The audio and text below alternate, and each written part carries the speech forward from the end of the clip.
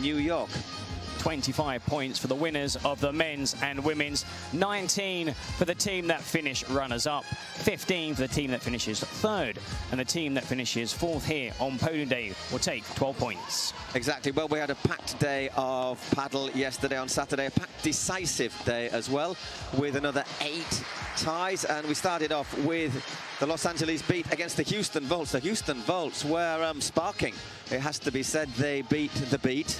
6-3, 6-3. Unfortunately, the beat well with another solid-ish performance from the beat, but they just can't get that opening win in this year's Pro Paddle League.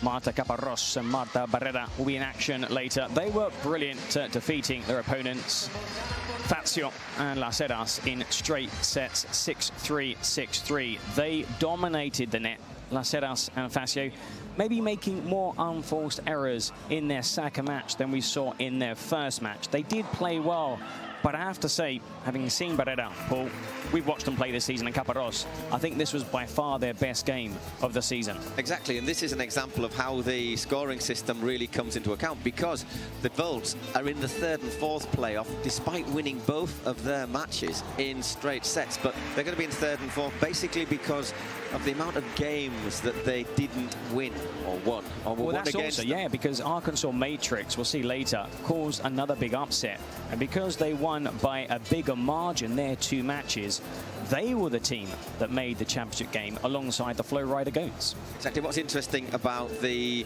Volts is Caparros and Barrera. Caparros is a really good server and a big hitter, and Barrera can also unleash one. She doesn't look that big, but she's powerful, so really dominant at the net. A bit like Lijo, who we saw alongside Torito Aguirre, and that first set just flew by. I mean, Garcia, Trabanco, they tried their best. They're on the back foot for much of their opening set. You can see there, 6-1. It was a tight second set. Yeah, but Lijo and Tolito were at their best today. Lijo coming in, didn't play in the opening match, and Tolito was a little bit hit and miss on Friday. Was a little bit more hit. He was here. He was really good, and a good performance because, you know, there are some, as I say, brotes verdes, green shoots for the beat. Both the women's and men's are starting to get better, and they need to improve if they want to make New York. Yeah, this win for the beat men might be decisive. Who knows when it comes to deciding who gets to the Cities Cup, although it's not enough to earn them a place here today on Podium Day. These were the first 2 games we had of 8 on day 3 of the competition. There you have the final score, 6-1, and Houston improved considerably in the second set, but not quite enough. That break right in the 12th game, giving it to Tolito and Lijo. I'm sure they can bounce back, the Volts and the beat. I mean, these are 2 teams hoping to qualify for New York mid-October. Okay, this was a marathon game, the San Diego Stingrays against the Toronto Polar Bears. Vastly improved first set from the Polar Bears. Still looking, another pair looking for their first win, Marina Guinart and Victoria Iglesias. They were facing Veronica Verceda and Claudia Jensen. First set went to a tiebreak, but the Stingrays took it 7-6. There are some key golden points in both sets. Now, here in the Pro Paddle League, there is a golden point. You get to juice. The next point wins the game. Now, if you look at the number of golden points won by one team and the other, had you reversed those numbers, it would actually have been a win for the Toronto Polar Bears. So they need to try to bounce back, Iglesias and Marina Guinart. Congratulations, though, to Veronica Verceda and Claudia Jensen. An impressive performance. Not enough to make it here today, but still good signs moving forward. Once again, an example of the scoring system, how sometimes you can just be unlucky. They won both of their matches. Just that, I think that's 7-6. They paid a heavy price for taking that game. They took the match, like you said. There were 5 teams that won both matches, 5 teams that lost both matches. Exactly. I don't think it's going to happen very often that you win both matches and still don't appear on Podium Day. In fact, in the men's, for example, there's one team that has won 1, lost 1. Shows how even the competition is. Okay, on to the men's, and Maxi Sanchez and Lucas Bergamini not just playing well, playing really, really well, and they will be in the final for first and second today. Fantastic win there. You see it's 6-1, 6-4 against the Polar Bears, against Mario Huerte and Pincho Fernandez, rolling through the first set 6-1, getting a break reasonably early in the second set, and then the points going with serve until they won it 6-4. There was a little time when we thought, ooh, those 4 games in the second set might still be a bit of a factor. Maxi Sanchez, former world #1, he was outstanding alongside the Dynamo Bergamini. He's one of the shortest players on the tour, but he is electric. Look at this winner here into the net. And Maxi Sanchez, now, he doesn't play every single game. He's a veteran, and he brings that experience. Now, he has played before alongside Jairo Bautista, though he's going to play alongside Bergamini in the final. Now, they won their match convincingly, but they had to wait until the evening session to find out if they were going to play the championship game or the 3rd and 4th playoff pool. Exactly. It wasn't until the last match of the night that they could start, well, I was going to say start celebrating, but because they knew they were in the final, it probably meant that they knew they had to have a nice early night and tuck themselves in, because there's more work to do. And we say they've kept Maxi in the team for today. They have played the Flow Rider Goats before, who they will play in the final, and they took them to a super tiebreak in Miami. Okay, moving on to our first match of yesterday's evening session, and it's the Miami Padel Club against the Las Vegas Smash. And the Smash, well, lived up to their name. Well, the Smash, one of these teams that have turned things around after that event in Miami. Former world #1, the youngest ever #1, Martita Ortega. She was just 22 when she took that on, alongside Sofia Arojo, the best player that Portugal has ever produced. And Castillo kind of struggled. Riera also struggled. We've not seen their best paddle. They lost 6-1, 6-1. Has to be said that Sofia Arojo had a really good performance in her first set. She was energetic, she was active, she was getting close to the net, she was hitting lots and lots of winners. As always, Marta Ortega, very, very reliable. And Miami had a disappointing competition. They just couldn't live with them, could they? And the score, I think, says it all. So Miami has come out with this empty-handed, no wins. Well, Miami, runners-up last year at the Cities Cup. But look at that, 6-1, 6-1. It's the joint biggest winning margin we've had at the PPL, which is always very competitive. We see games going down to the wire, and then we move on to the men's game. This was outstanding. I think this was the best game we've seen here in San Sebastián. And certainly make a case for it to being the biggest surprise of the tournament so far. The Las Vegas Smash winning 6-4, 6-7, 10-8 on a super tiebreak. That they started really strongly. Gustapia wasn't quite finding his rhythm.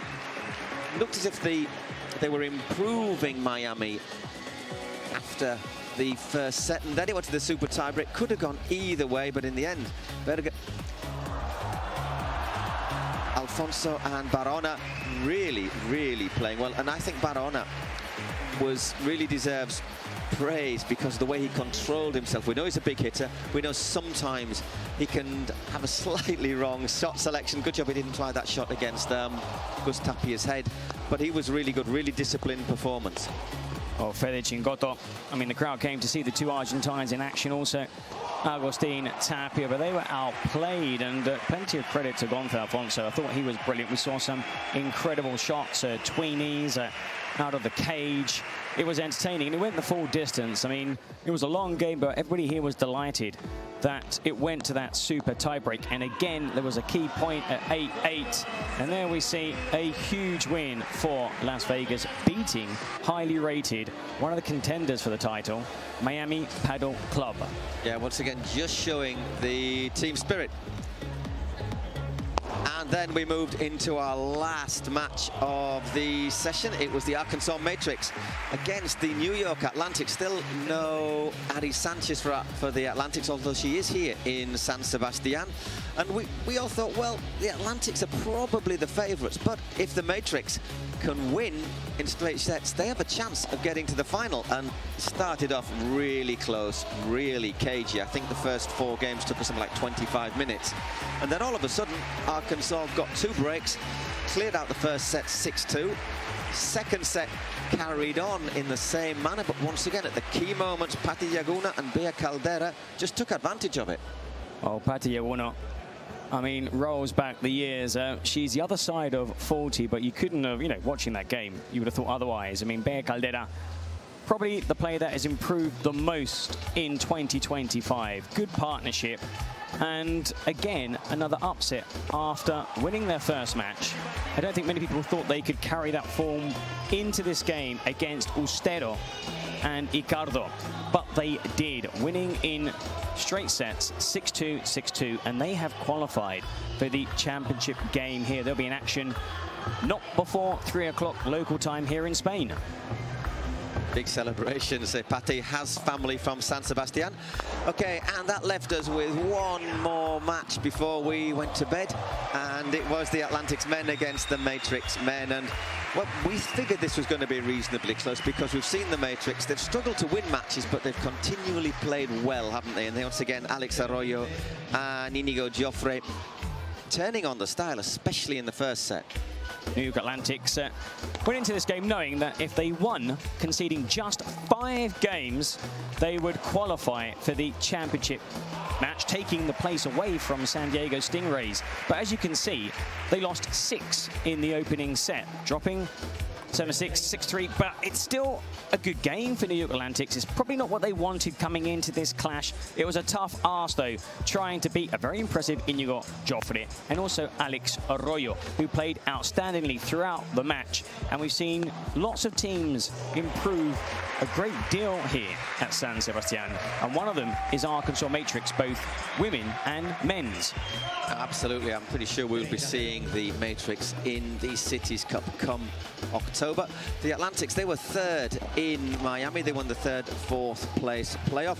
And I think it's the game that a lot of people are really looking forward to. It'll be our second match of the day today. It's going to be John Sanz and Juan Tello taking on Gus Tapia and Fede Chingoto. It's not a bad match at all for 3rd and 4th. Well, the crowd here are going to be delighted. You two at home, if you've been watching the Pro Padel League here in Spain, well, you would have seen at day 1, day 2, day 3 are the 3 group days. Every single match, every single game is important. Why? Because you get this women's division. The Flow Ride and Arkansas, the 2 teams that have made the final. Houston, Las Vegas will be in the semi-final, all the way down to Miami. That's a big upset. Miami have 0 points. Yeah, exactly. Just to point out that the scoring system, San Diego won both games. They are missing out today because their win percentage on games was 60%. Las Vegas have a 63% win percentage on games. That very, very fine difference means that we have the Las Vegas Smash against the Volts for 3rd place and the Matrix against the Flow Rider Goats for the championship. The Smash against the Volts, they will be first on court in just a few minutes. I have to feel for the Houston Volts. They were just pipped to that final spot by the Matrix. And here we are with the men's division. As you see, the Flow Rider Goats, they've been pretty unbeatable so far. 100% matches, 100% sets, winning 73% of their games. San Diego 2nd, once again 100% on games and sets, the same as New York. But the difference is that San Diego winning it on the game percentage, 69% of games won as opposed to 61%, and Miami just squeezing in ahead of the LA Beat. So that means our 3rd and 4th place is between the Miami Padel Club and the New York Atlantics. Stingrays against the Flow Rider Goats will battle it out for the championship. Well, 2 huge games that will start no earlier than 1500 hours Central European summertime. Midday, here it is in Spain, a bit earlier. Stateside, I know you're watching lots of people from the US and around the world. The PPL, the first ever time it has played in Europe. And now it's prediction time, Paul. Yeah, I think we agree. 3rd and 4th. I think we're going to go for the Las Vegas Smash. The Volts have been really good. Smash will win it. Once again, it's going to be close. Tapia. I think Tapia and Chingoto will win that. 3rd and 4th for men. Yeah, we're going to say Tapia. But Tapia and Chingoto will have to get off to a better start than they did yesterday. But we're going to go with Miami. Women's final, Eric, how do you fancy that? Sorry, word. I think Bear and Patty have been outstanding, but they're not going to beat Gemma Triay and Osorio. Yeah, I think we're both going with the GOATs for the women's final and for the men. Leo and Cardona have been brilliant. They've upped their game. They're my favourites. Yeah, I think so. I have to say that Stingrays took them to a super tiebreak in Miami. They've learned how to play them. But the fact is, Ausberger and Cardona, they have adapted the game here. They've not just relied on the big happies. We're going to go with the GOATs. So, thank you very much. We're going to take our seats to commentate. We'll be with you for Podium Day. See you later.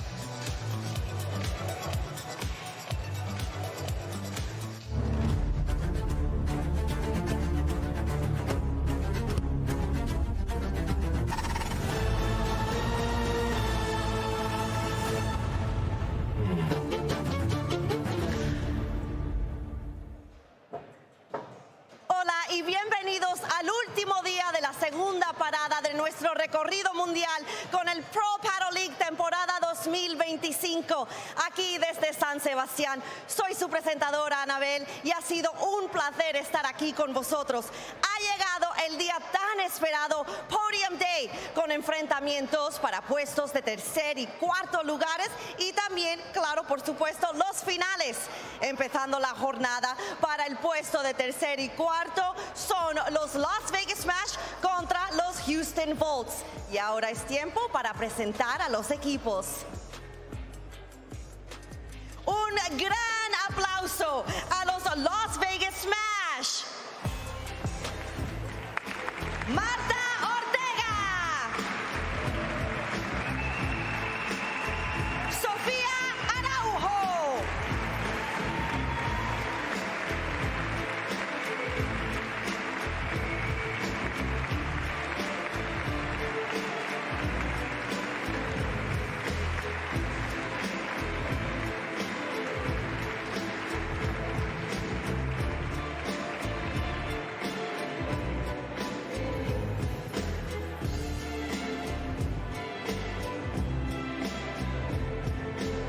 Enfrentándolos, un fuerte aplauso para los Houston Volts.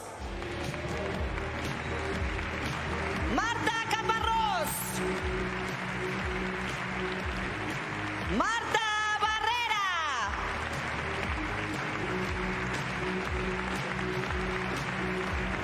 Disfruten de este partido. Hoy en día para Podium Day, el grupo femenino para tercer y cuarto puestos.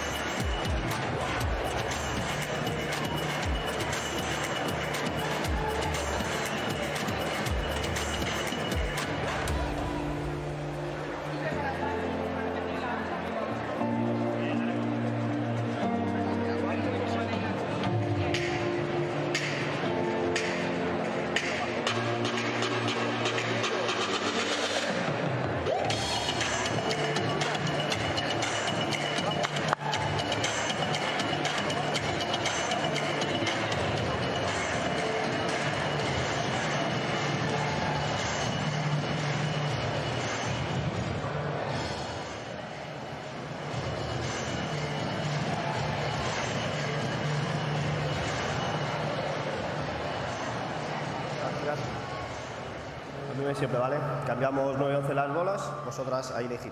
PPL o PPL. PPL.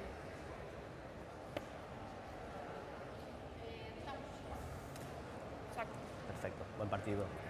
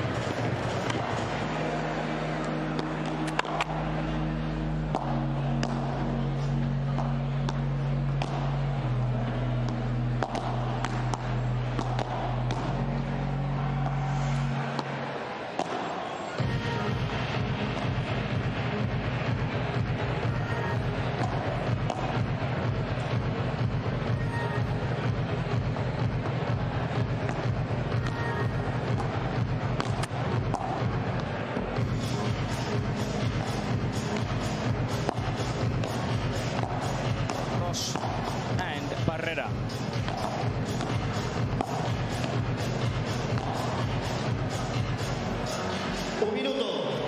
Well, 60 seconds until this third, fourth podium opening game starts. Ending up with a warm-up. Still a pleasant morning here in San Sebastián. Midday start here in the Royal Tennis Club.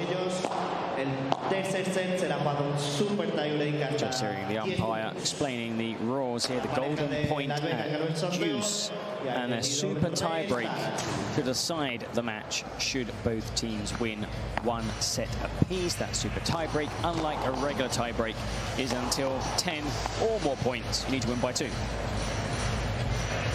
Something that some players like it more than others, but what it does do, it gives a lot of drama. We've had incidents, hasn't it, where it's been a break point, a set point, or even a break point and a match point on a golden point. I think the fans are... I think it's really popular with fans, with supporters. You go out and speak to people and they find it more entertaining. And of course, it's more dramatic. I suppose for the players, it's a bit more of a lottery as well. A miss-hit, a net call. But it adds a bit more drama. I think it works. It works really well here at the Pro Padel League. So we will be watching loads of golden points. And I'm sure today, in one of the 4 games, in at least one of the 4 games we've got lined up, there will be a super tie-break. Absolutely convinced of that.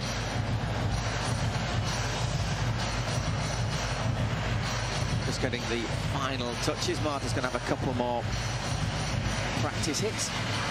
Vale, escucha, ¿globo por el medio o a Marta?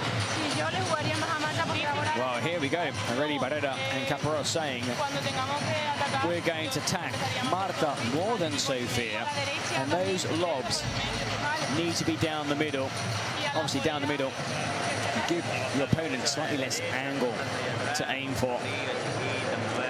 And probably, you know, looking at how Martita and Sofia have played here, maybe Sofia has edged it just a little. She's been outstanding, not saying that Marta's not been good, but Sofia has been outstanding. Yeah, and you just said, didn't you, that these two teams met each other in Miami. It was really tight. One of those really close ones, just to remind you, 6-4, 7-5 to Las Vegas. So I think that's a hint that we are going to take this one right to the wire. Oh, lots of expectation here. We had a full house yesterday for 8 games of world-class paddle.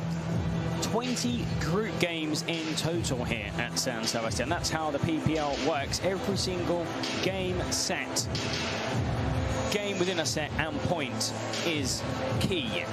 And now we have just 4 games remaining. We'll start off with the third full playoff for the women's, followed by the third full playoff for the men's. And then, Paul, it is title deciding time.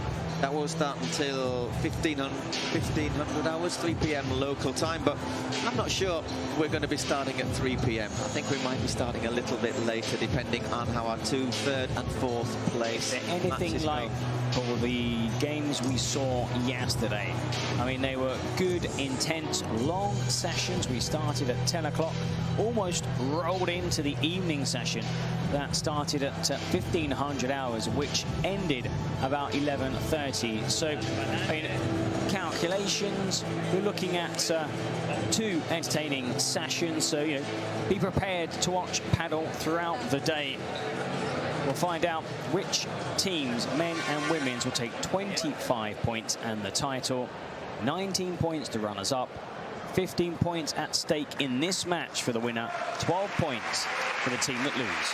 Exactly. I think at the end of the day, though, maybe it's the trophy, the plate that you get to lift. Maybe more important. Bit of pride as well. Yeah, bit of pride and honour. Than the points. Bragging rights too. Marta Caparrós to get us going. Once again, starting with a good deep serve.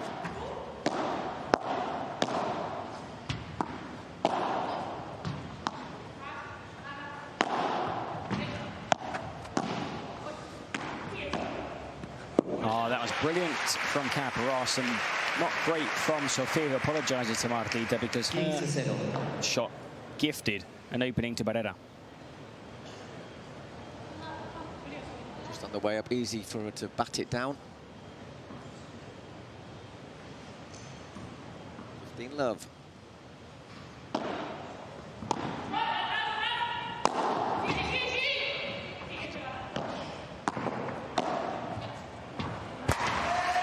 Look for an early big hit there. Marta didn't maybe get enough on it, but once again enough to win the point and the ball down the middle.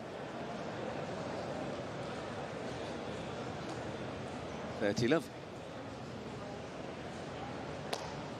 Sofia showing how well built our Adidas courts are. Planted into the back glass there.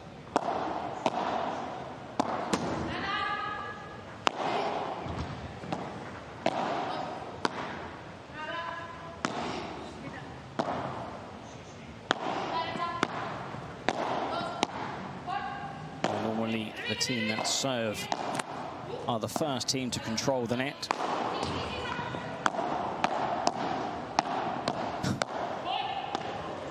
Lightning quick here before Sofia classes home the winner.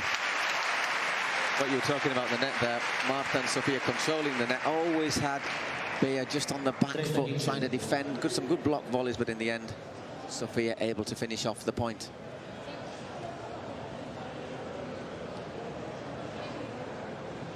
If you've been following the PPL from last season, the inaugural campaign that ended in New York, you would have seen that every single match is competitive. Even the ones that seem to finish 6-1, 6-1 have lots of golden points, long rallies, lots of it's back and forth. Straight away, Caparros and Barrera showing their intentions here in this opening game, 40-15. Every service, Caparros has had it right pegged to the line. I think she's probably the top server right now, which is understandable. She'll start serving.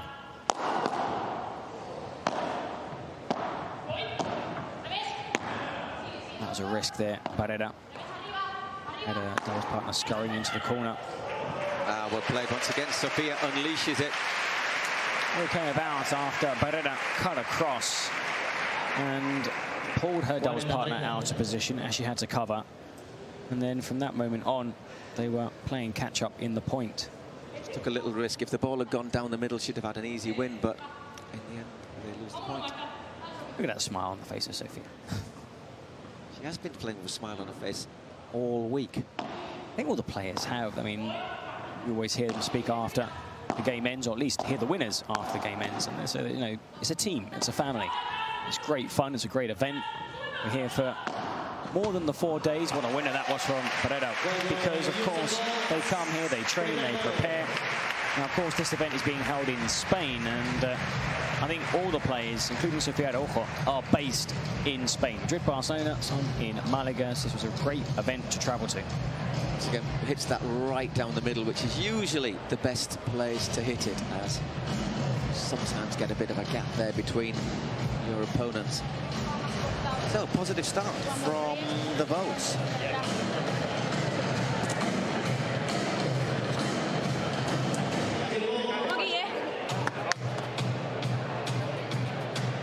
Quick turnaround. The only thing we heard was "estamos aquí," as in like we've made our mark. They know we're here. That was Marta. We just got a glimpse of the Concha beach, which is it's stunning. I mean, you took a little stroll along it this morning. I did. I was up nice and early. I grabbed my coffee, went for a. I didn't go for a swim though. I said I was going to go for a swim. You've let me down. Go for a swim. No, I didn't go. I didn't whip my feet, but I didn't go for a swim.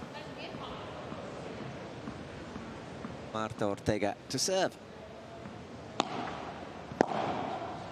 Good serve, pretty close to the glass.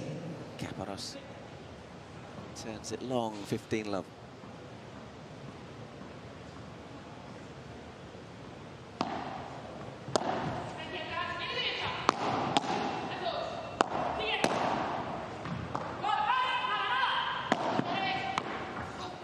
The lob, good lob there from Sofia, because it's one of the things about Marta Caparros. She isn't easy to lob because she's one of the tallest players in the women's circuit. It's also the height and reach, which you add to that height. Also, very decent player with those ground shots. Has improved a lot since playing alongside Marta Barrera. They complement each other pretty well, don't they?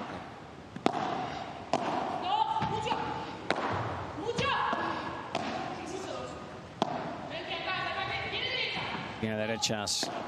Caparros taking a few steps forward. They send Barrera deep.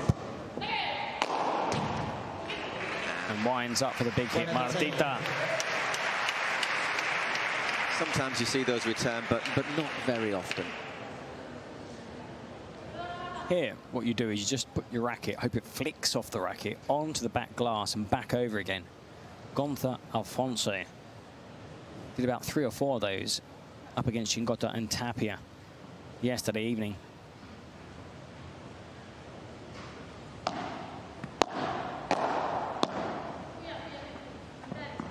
In again. Sophia looking just to dip that one down over the net. Not quite good enough on it. 40-15. She hit so many of those against Miami Padel Club on Saturday. Both of these teams did not play on the opening day of competition. So that unwritten rule that if you get a day's rest between or before is not the case, as they both played on Friday and Saturday. Anyhow, couldn't quite get to that one, Kaparos. It's a bit of a debate, really. Is it easier to play consecutively and just keep up your competitive rhythm, or are you better off having a day's rest? I suppose different players prefer different setups. Some prefer maybe a break between, a rest day, you know, a bit of practice, physio, or some just prefer to keep playing. A lot of athletes prefer competing to training. They're not keen on training, but they love playing games. I suppose you get here, and then it's Friday, Saturday, and Sunday for both the Las Vegas Smash and also Houston Volts today. See the effect of that maybe when in our 2 finals, because the Goats obviously didn't play on Saturday. Marta Barrera 7, 15 love.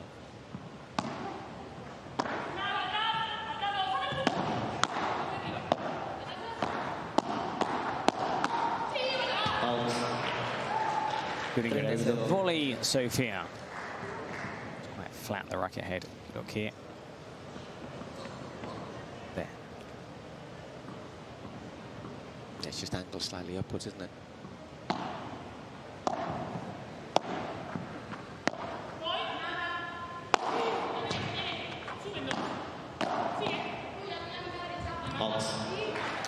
It's gone a wee bit long, so 30-15.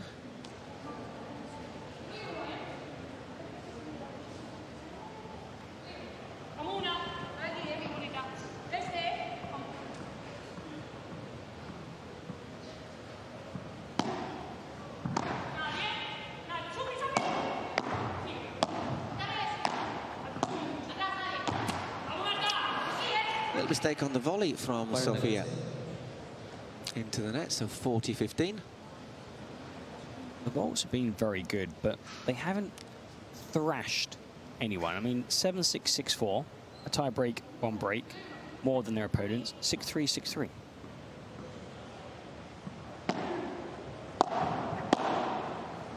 Just got the decisive breaks when it's mattered.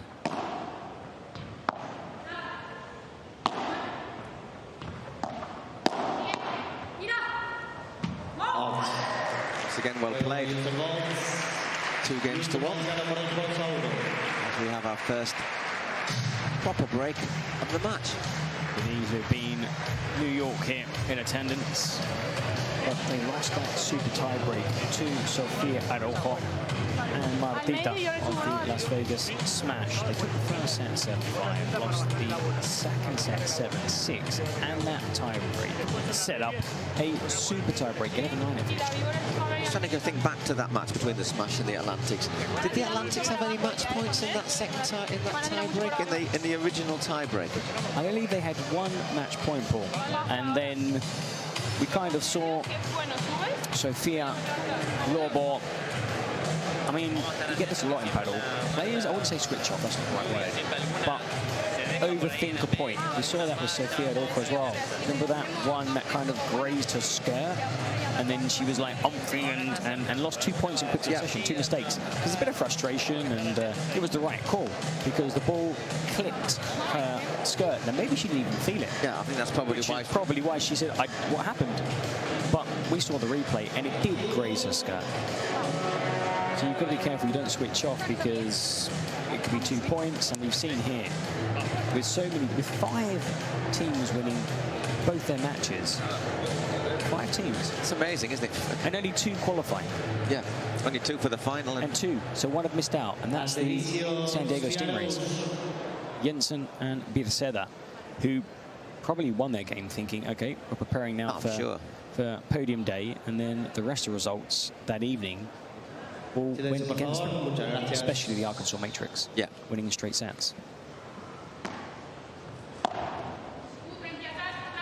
Okay, Sofia Araujo serving. Martita puts that one into the net.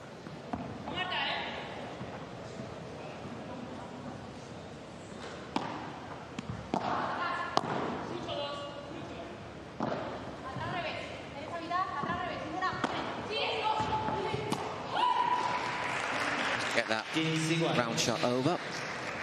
15 all.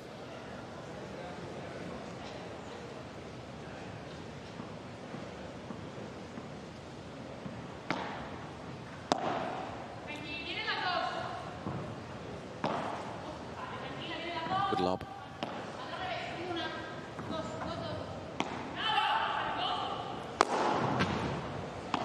Brilliant there from Martita. Read the intentions of her opponents over that 3-meter sidewall. Look at the angle. Clears it by quite a long way, doesn't it? You've got to get your timing absolutely right on those because it's coming across you as well, isn't it? And also, if you hit that too near the other fence, it won't clear the fence. It's got to be down, almost at a 45-degree angle, and then over the fence. Second serve.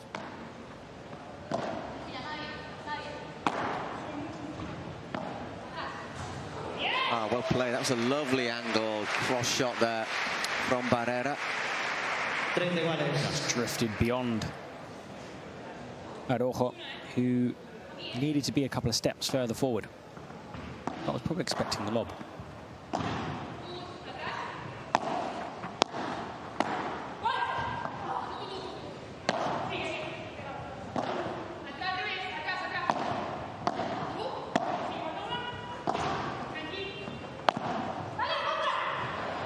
Clever play, parallel shot testing Barrera, and then unable to get across in time. Caparrós.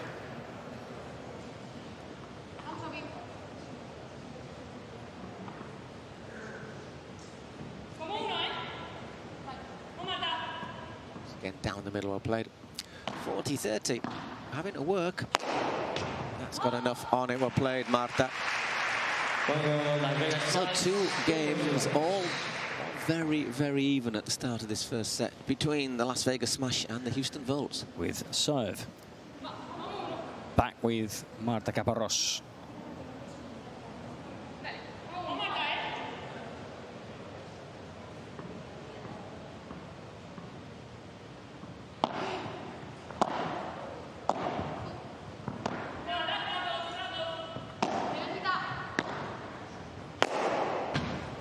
A big hit. Whoa. And the way it went up, I thought just for a fraction of it, well, so did they. I thought Marta or Sofia had a chance to get onto that one. It was one of those ones that's just always traveling slightly faster than you. They're going to get there, and in the end, both players into the net.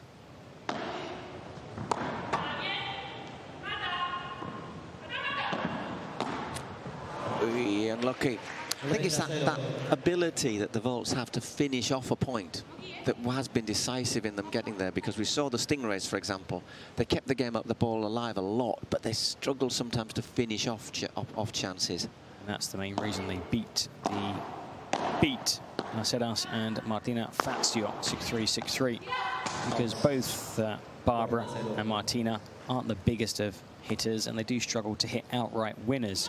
And so, you know, in those long rallies, in the vast majority of those rallies, Volts came out on top.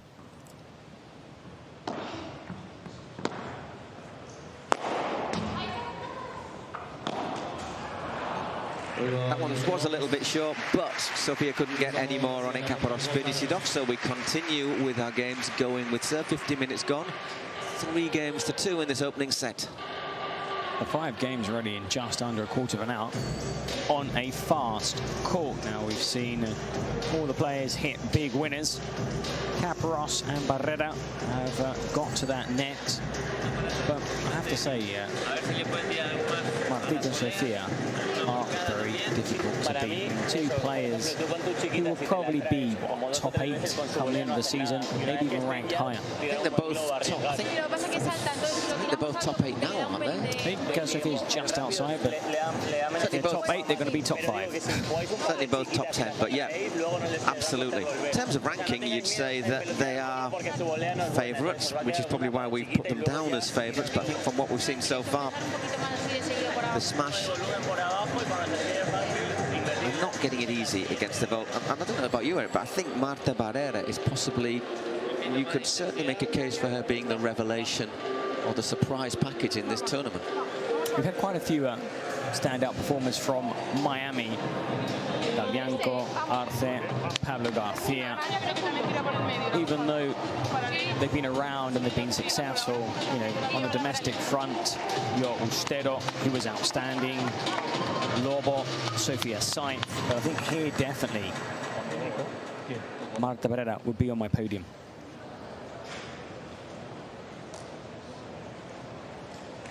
Okay, Marta Ortega it is to serve now.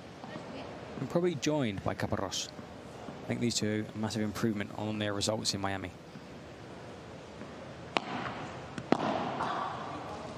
Just gone a wee bit long. 15 love. This is when Barrera needs to do that work with Caparrós, who gets frustrated quite easily.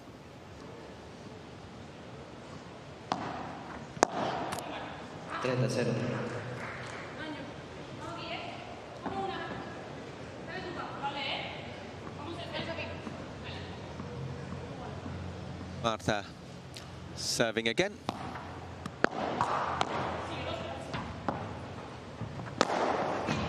Goes for that one, Marta, well defended.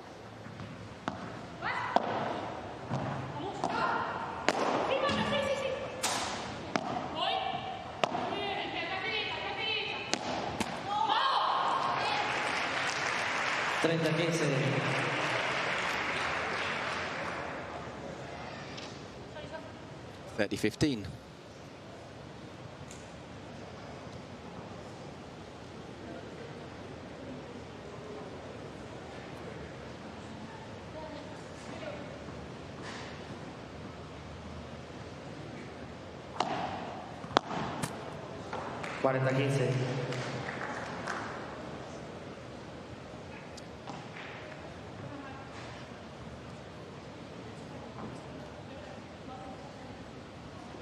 Okay.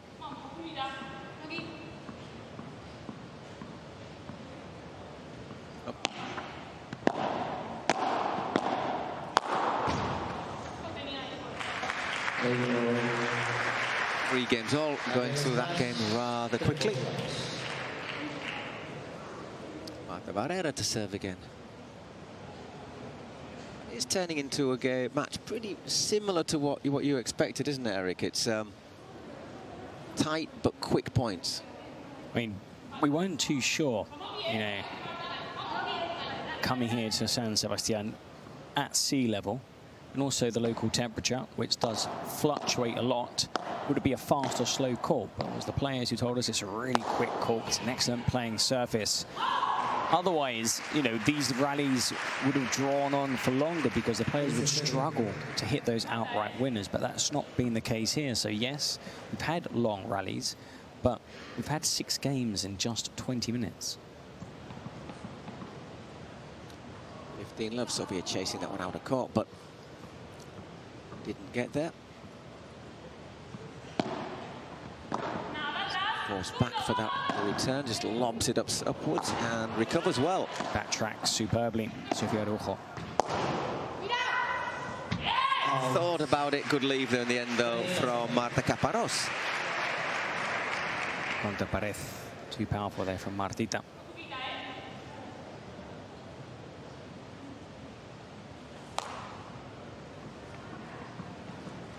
Difficult one to control. I think that is one of the shots that distinguishes a very top-level player from somebody who plays in the patio. Yeah, that would probably hit me in my own head. We've seen that once, a player go up against the glass. It's difficult because you're racing in the opposite direction. Oh, yeah. The angle's going to be right, and also it's not just about getting the ball into play, it's hitting a good return.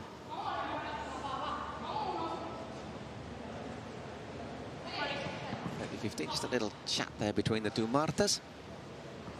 Marta Barrera serves. Puts it down the middle this time.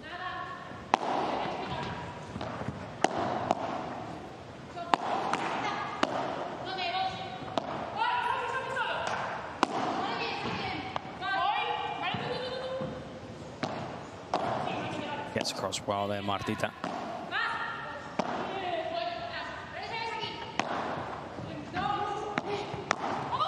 Ready for that shot down the line. Araujo. That's another one that's gone long. Waves it out there. Sofia. 30 all. Well, nothing to choose between the vaults and smash in this opening set. Tied in games and points. Serves have been pretty much on top so far, but if we've got a little possibility of a threat in this serve. A big point coming up now.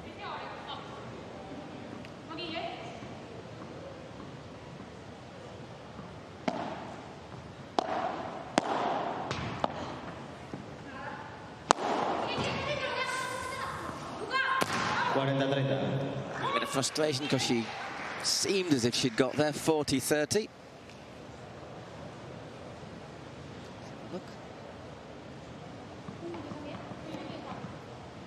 It's one of those ones as well where sometimes you lose sight of the net, and she kind of stayed back, could have taken an extra step, and with that extra step she could maybe kept the rally alive.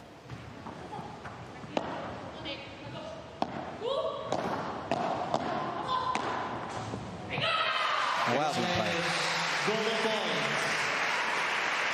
Golden point, our first break point in this set and in this match.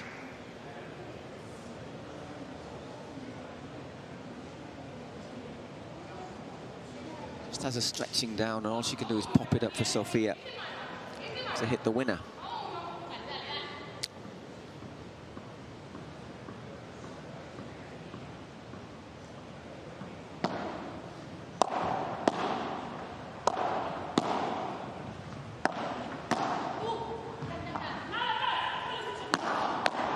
Takes the gamble to come forward, and it's long from Sofia. She took the gamble to attack the net. And she throws her racket down in, I think, disgust at that mistake in a golden point. Well, big point for Sofia. By the way, are you superstitious, Eric? Because Marta Ortega is. Pues mira, sí que tengo una que trato de sentarme en el banquillo. I always try to sit down en el que ha ganado la pareja on the anterior, ¿no? En el bench banquillo where ganador. the team that played me prior to ayuda a me tener una buena vibra. Decir, won. bueno, aquí I think you hay get hora de good campeón. vibes if you're on that bench. Well, funny enough, she sat on the bench where San Sebastián, the New York Atlantics, won their game, and after seeing that, that's the bench that she sat on. It's interesting. One of the things we have talked about in superstitions is how players like to use, if they win a point with the ball, they'll use the same ball again and again. If they lose a point, they'll try and change it. Not heard anything about anyone sitting on the bench, however. That's a new one to me. I wonder if also she starts moving all the stickers off the seats. Because on the bench now, for example, there are stickers. On one side it says the smash, on the other the vaults. I can just picture Martita going, I'm going to sit here, and start taking all the stickers out and changing them from one side to another.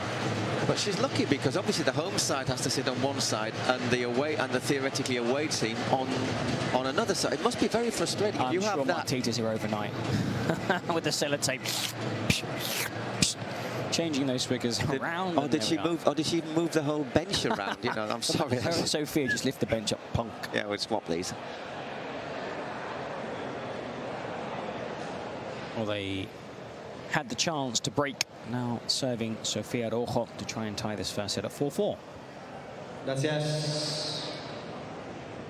8th game of the set. We do see a lot of breaks sometimes in the 8th game. They had a chance. The smash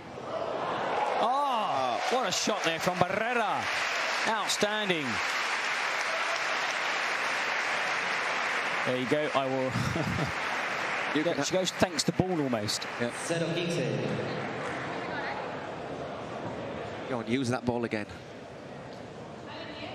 Wow, the bounce that it takes it back over the net is... Backspin, side spin from the backhand side. Tough shot to master. Executed superbly by Marta Barrera. It's a tough shot to master under the best of circumstances, but going out of the court, making sure not to hit the net and still doing it. And also, Sofia was where she needed to be. She was like a racket length away from the net, ready for what is normally, I wouldn't say a whack, but you know, where you win the point, you're drilling it low into the net on the other side of the court. And that was crafty from Barrera. Marta Ortega putting that last one out, as she has done previously. Out. She hit the net. 15-30. Wonder if our 15-30. Bit lost with that last point, or the penultimate point there. Fault. Arteta must have touched the net. Second serve.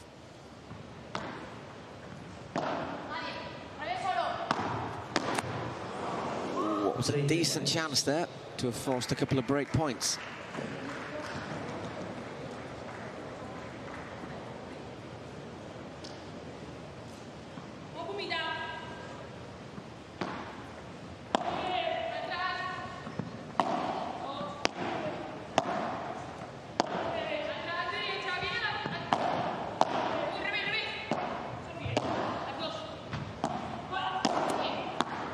Slips the net, doesn't take that much. And That's a tremendous hit.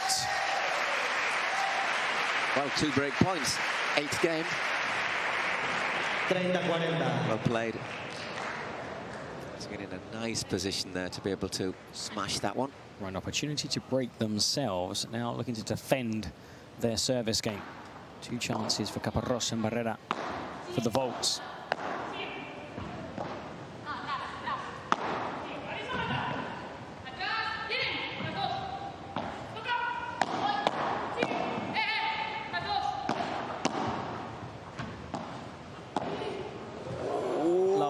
Covered. Scurries forward. Martita then has to avoid the shot as it comes back over the net.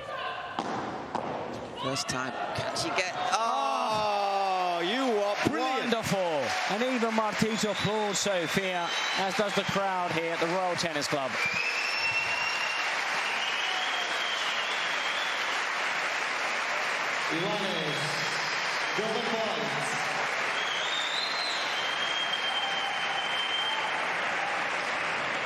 Well, golden point, Paul, but what a shot. It's unbelievable. I think that last time I saw that much backspin on a ball, it was hit by a 9-iron. Incredible. Because if it had just been a normal shot, she'd have got there, Barrera. It's a golden point.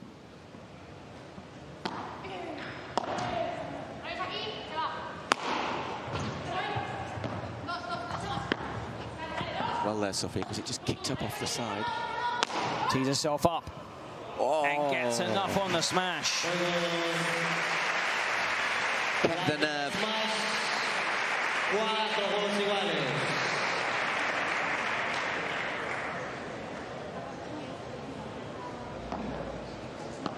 Big winner there from Sofia. So 4 games all.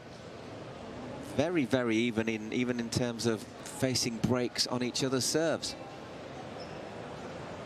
So important. Otherwise, Caparrós would have been serving for the first set. Important to hold on to their service game, Las Vegas smash.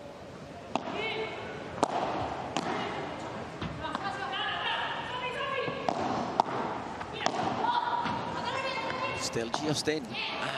Then good ball down to feet that she couldn't quite dig out.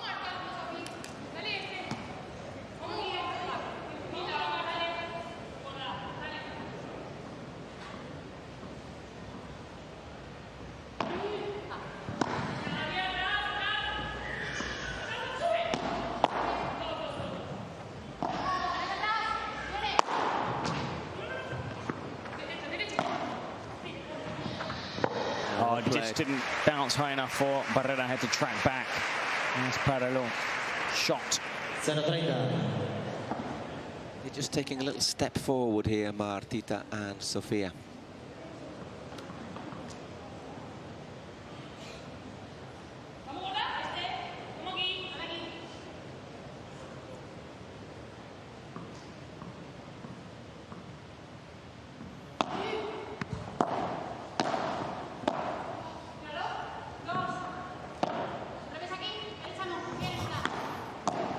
Floodlight at the top of the ceiling here. You've seen one ball. One, yeah, there's one. But not a lob, but it wasn't a lob. No, there's a miss hit that kind of flew into the roof here, which is very high. 15-30. 15-30.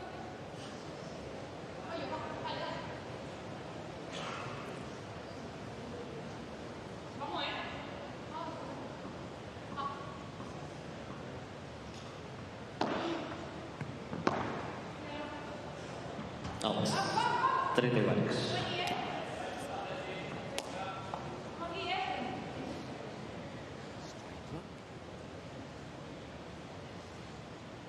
Oh, it was 3-3.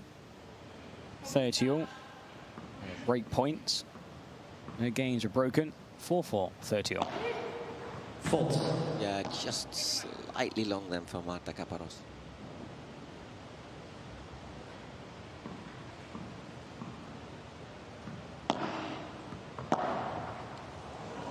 A little bit disappointed with that, I think, Marta.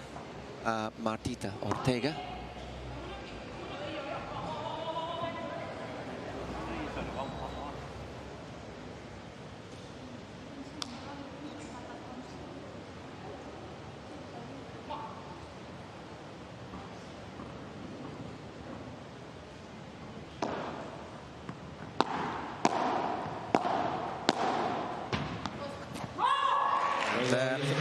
They've held, so 5 games to 4 as we go into our next break. It'll be Marta Ortega serving to stay in the set.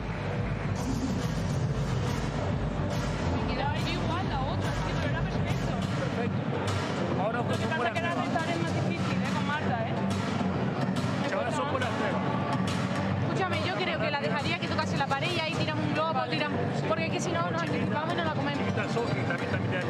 Pero al resto no.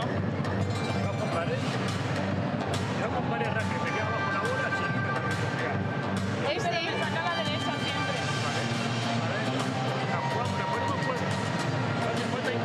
Ya que nos la gane ella, va.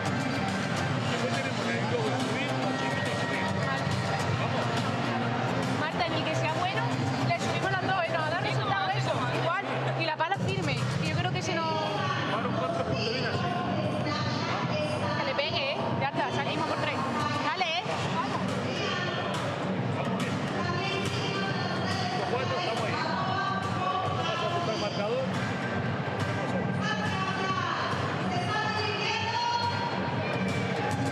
Ahora, vamos, vamos. Lo doy yo, vamos, dale, dale, dale. Vamos a meter una bola más, una bola más. Tira la manito ahí. Dale, ponte manito ahí.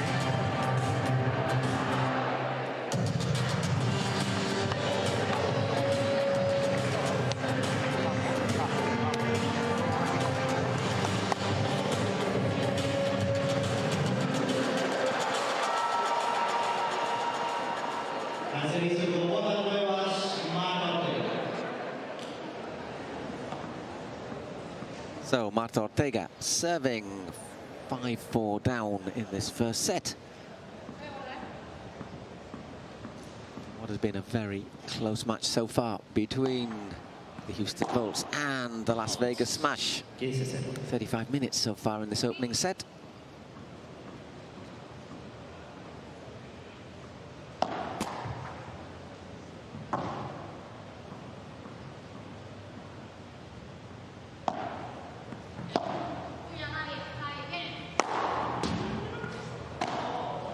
Now once again, Marta Barrera 15 iguales. gets out of court this time. Straight into the net, no way that's going back. 15-all.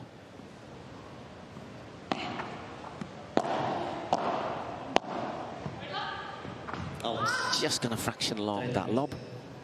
30-15.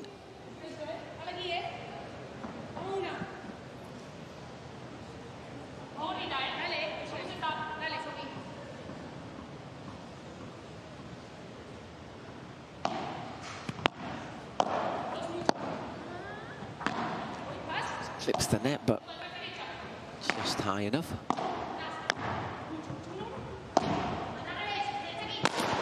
Hey, Sofia. 30-all.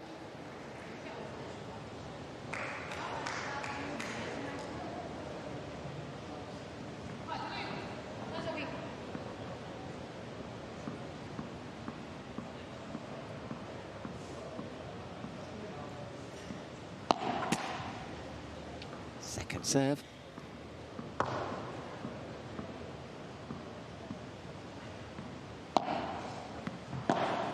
It's a really, really high lob again.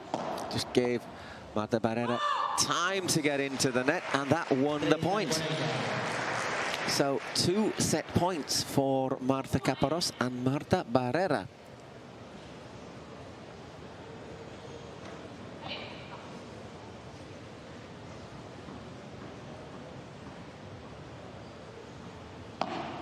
Ooh, and second serve just to add a little bit more pressure. This will be the 4th break point Caparrós and Barrera have had, and it's the most important one. And the first one is defended. Well played. Couldn't dig that one out, Caparrós. A golden point. El resto, Marta Barrera. Marta Barrera to receive the serve.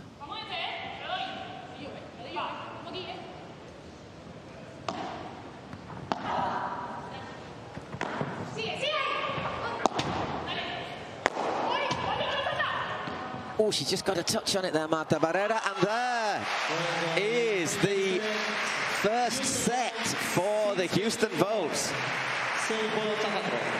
6 games to 4. Well, that was the 4th break point that they've had. And in the end, they've taken it. Contra pared of the back wall. Just gets that little touch. And then it died on Marta Ortega. First set goes to the Vols.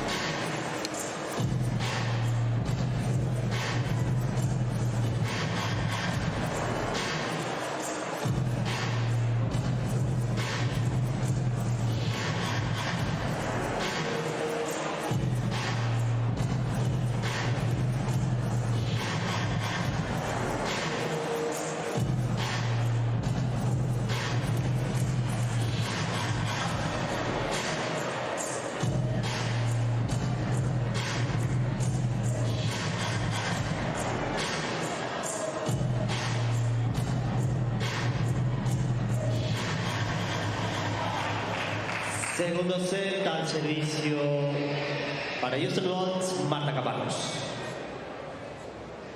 Okay, we're back with you. First set going in 40 minutes to the Houston Vaults. It'll be Marta Caparros to get us underway in the second set, and they are 1 set to the good, playing really well. The Vaults. It's been a lot of problems of Martita Ortega and Sofia Araujo.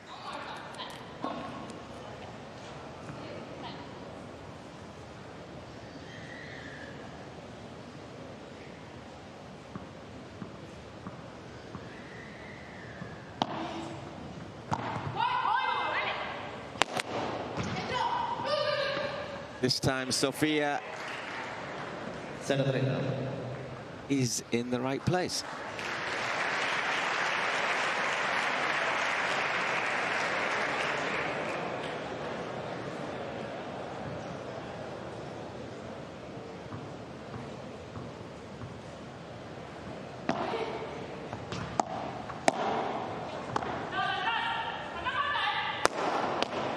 So, love 30. 15-30 now. We'll play it. Big hit there. Just when it was needed.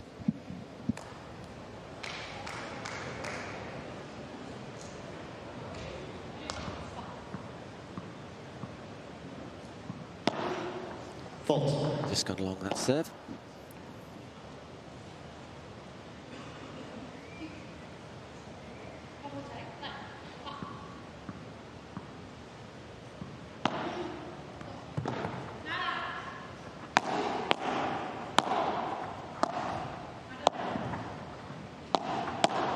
Leans into that one, Marta, and stretching for that going backwards. 15-40, so right at the start of the second set. We have 3 break points against the Vaults.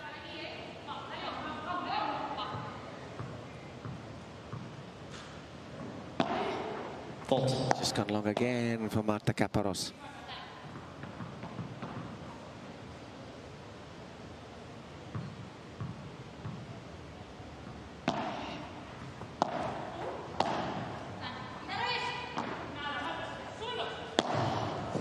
Nicely played just down the middle, but Marta Ortega recovers. Barrera doesn't finish it. So we start the second serve with a break. The smash hitting the right back.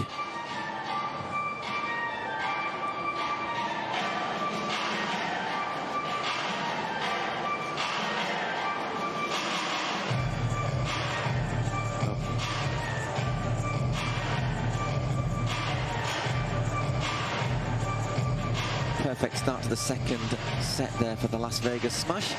There is the heat map for Barrera and Caparros for the winners. Just quite closely, clearly where they have been in the third closest to the net. Also quite willing to play deep if needed. Al servicio para Las Vegas Smash, Marta Ortega. Marta Ortega.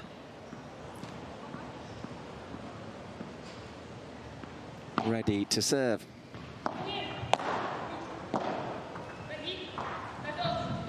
Just gone a little long. Well,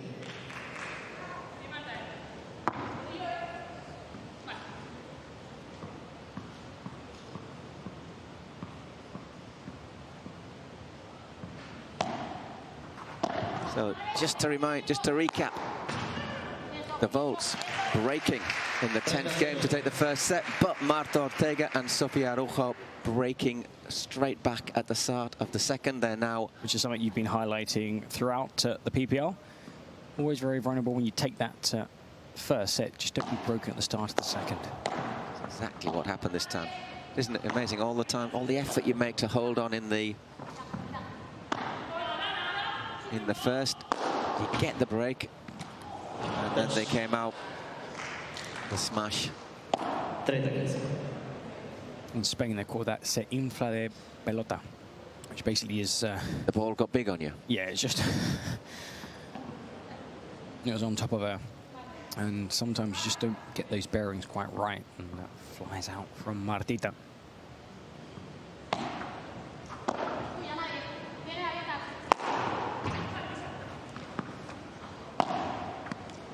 lovely. Didn't have much to aim for, did she? But down the line. Her best shots have been those parallel, those paralelos, catching out Marta Barrera. It's not a shot you see too often in paddle. Of course, the longest distance on a court is diagonal, and that's why a lot of the rallies are diagonal, lobs are diagonal, but further to travel up and down. Well played. I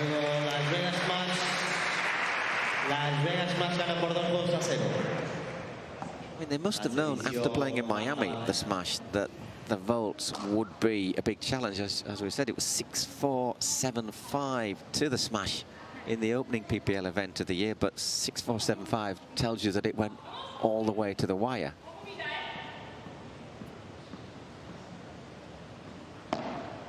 Faults. Serve for Marta Barrera.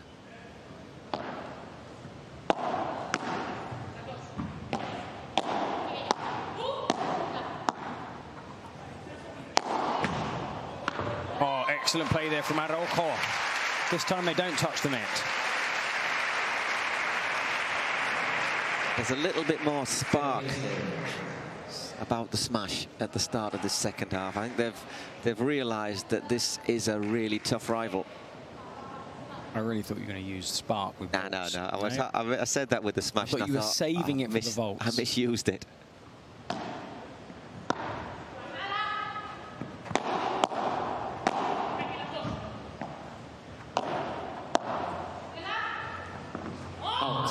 Just long.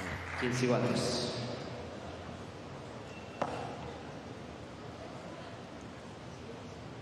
Marta Ortega and Sofia Rojo trying to do what Cancun and Beat couldn't do here in San Sebastián, which is take a set off Caparrós and Barrera.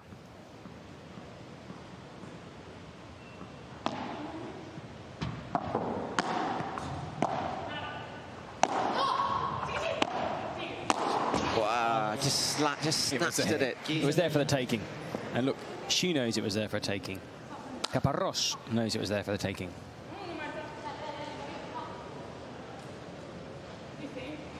$15-30.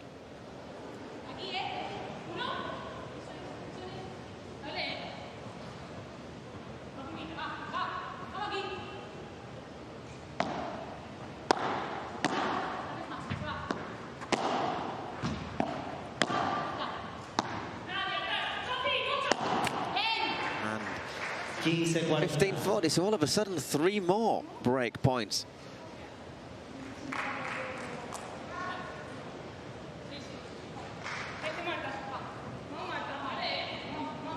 Remember, the third set would be a super tiebreak up to 10 points if it comes to that. Still a long way to go in this second set, however, but a lot of pressure on Marta Barrera now, whilst they're going 3-love down and 2 breaks down. That's a lovely shot. Excellent. Martita was really, really deep. Well spotted by Caparrós. 30-40.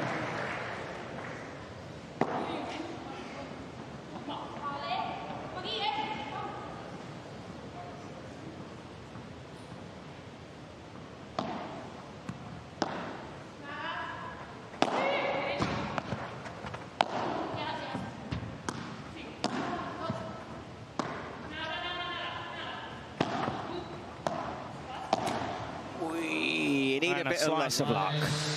Golden point. And a golden point. Oof. That was lucky because it didn't hit the very top of the net of the court, did it? Over the net.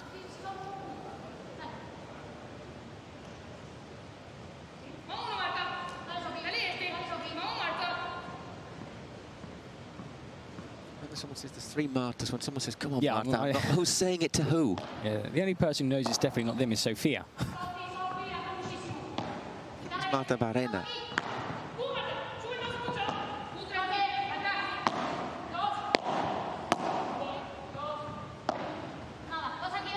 Good lob.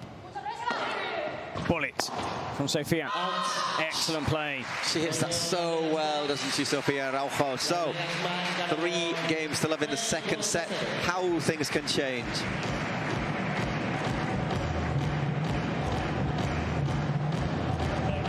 Siempre las haces daño con el globo rápido. Chiquita, entras, sales, exacto. O tiras el globo, amagas que sube, tal. Si estáis estáticas atrás, ellos juegan. Si no, no pueden hacer un punto. Muy bien la pegada paralela, ¿eh? La rubia del globo alto. Sí, o la rápida. La más rápida. La rubia del globo alto tira muy fuerte. Puedes tocarle alguna porque no sube tampoco. Se vuelve tan rápido que hay mucho hueco adelante, pero viene jodida, no viene fácil.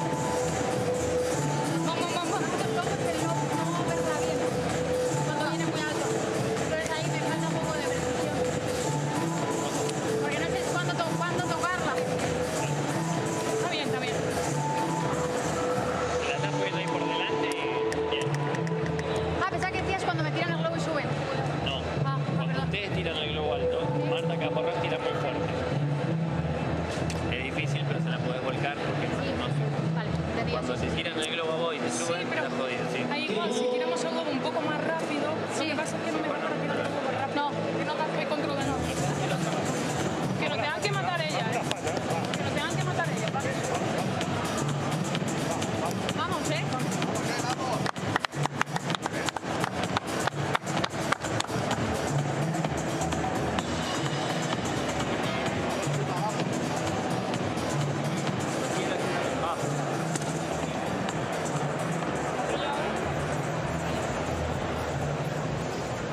Al servicio, Sviarovich.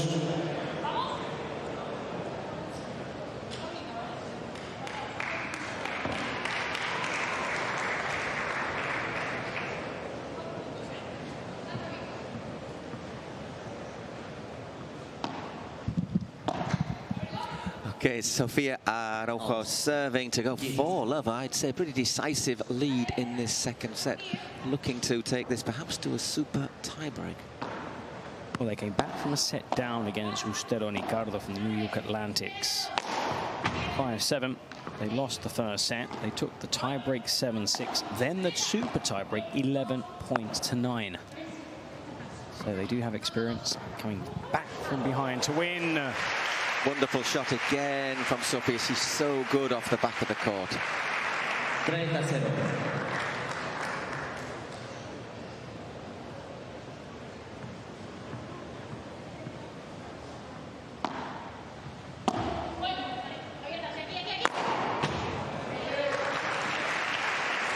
Love.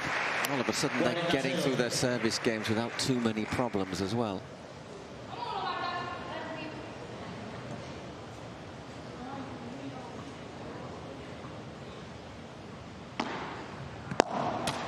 And 4 games to love. So after 30, nearly 40 minutes for the first set, we've had 4 games. Second set's taken about, well, considerably less than 20 so far.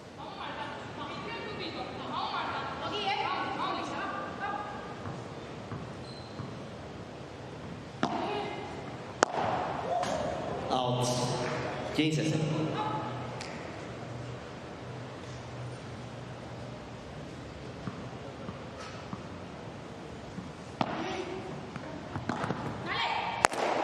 Oh, that massive disappointment. Caparrós just buries it into the bottom of the net.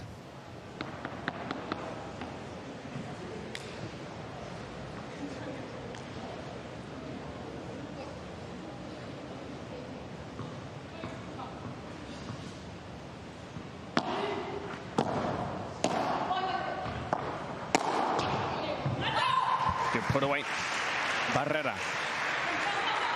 Still need to hold on to their serve. The vaults. Break their opponents, hold on to their serve, break their opponents, and hold on to their serve again. The Houston Vaults.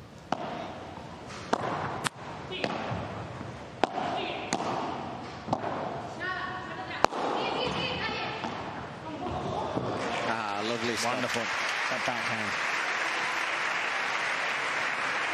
Barrera scurrying in a full circle.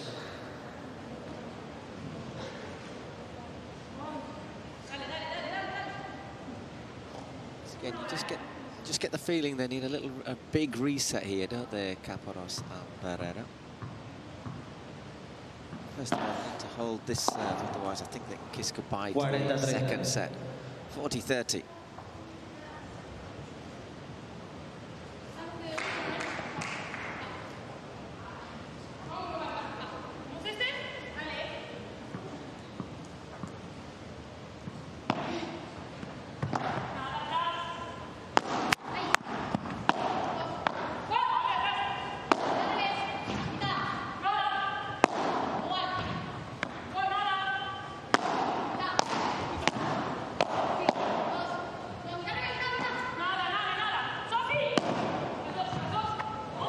Bad bounce there. Las Vegas Smash ganan por 4 gols a 1.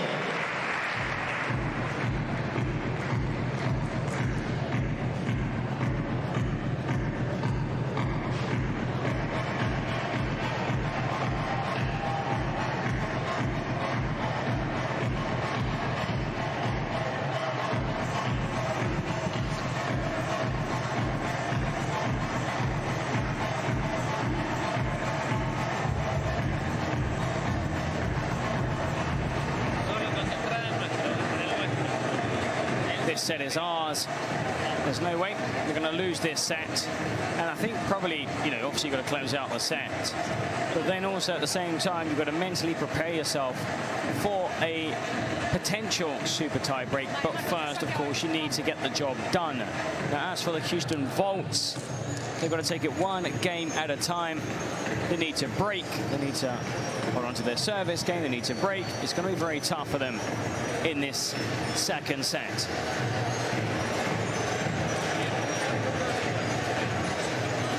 Once again, just there you see people strolling around the Concha, taking advantage of the, I was going to say the morning sunshine, but actually it's, what time is it here? Local time, it is 11 minutes past 1.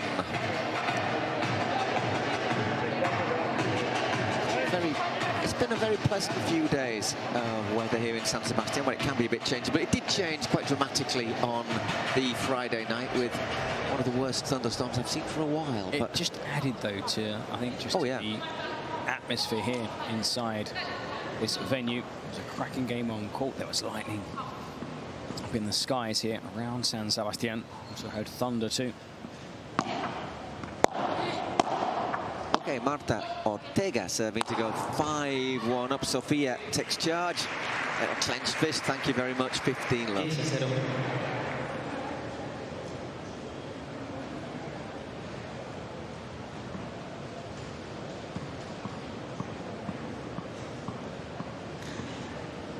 Eight winners so far. 30-0. That stat from our man Peter. No, look at me. Oh, yeah. 1, 2, 3, 4, 5, 6, 7. Very detailed. You can show those notes to the camera afterwards.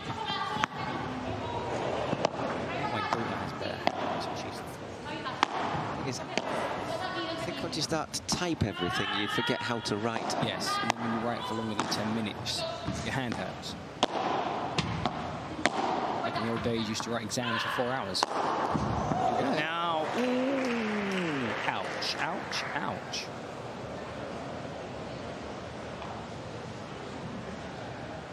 Comes across Marta just to check on her opponent.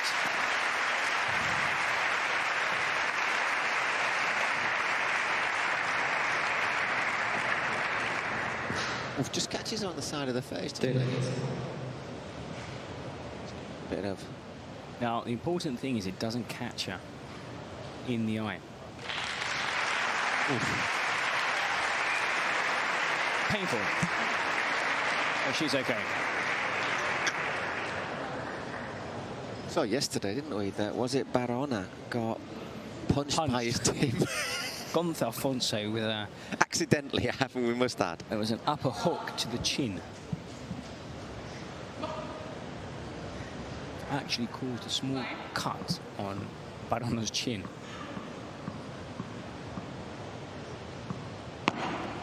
False.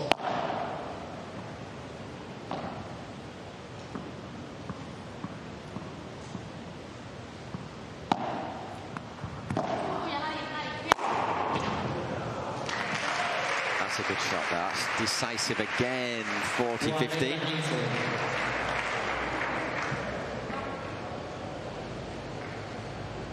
Just remind viewers that we have 2 games in this early session and the championship games in the afternoon session, which would start and which would only start at 3 o'clock local time should these 2 early games finish before. Otherwise, they'll just run into each other, so which I think might well be the case, given in mind we've got to finish this one. Then we have a fantastic 3rd and 4th men's match. Gus Tapie and Fede Chingotto, John Sanz and Juan Tello. Also, Tello and Chingotto spent many, many years playing together as double partners. I think that's going to be a really good atmosphere, that game as well. I mean, Sanz is always entertaining, doesn't hide his emotions. Chingotto always has a smile on his face.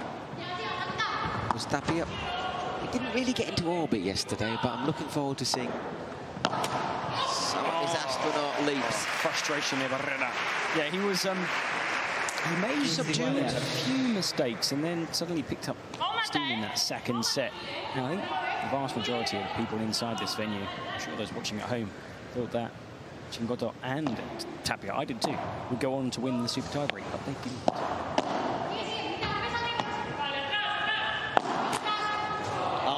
That's unlucky. We'll pass the hour mark in this match. 1 hour, 3 minutes.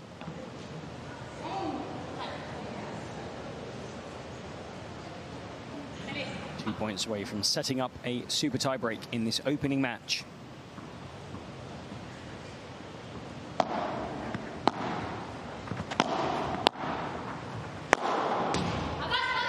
We just lost the bearings.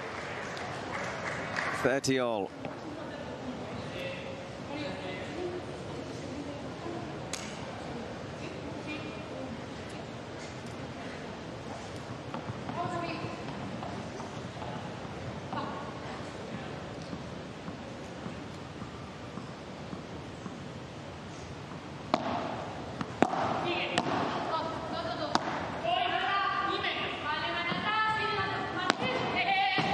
Out. 30-40. 30-40, so 2 set points. Are the Volts going to drop their first set here at San Sebastián? It would be the first short circuit.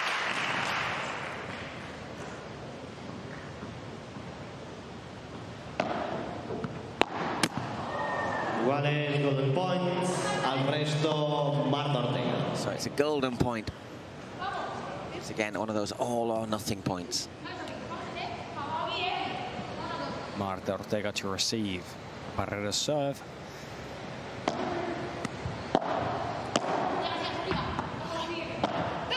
Oh, lovely, keeping calm, just dinking it over. Wonderful shot. Calm, collected, composed. The Volts. Not just a big hitter. Look at this deft touch from Caparrós. A cushion volley.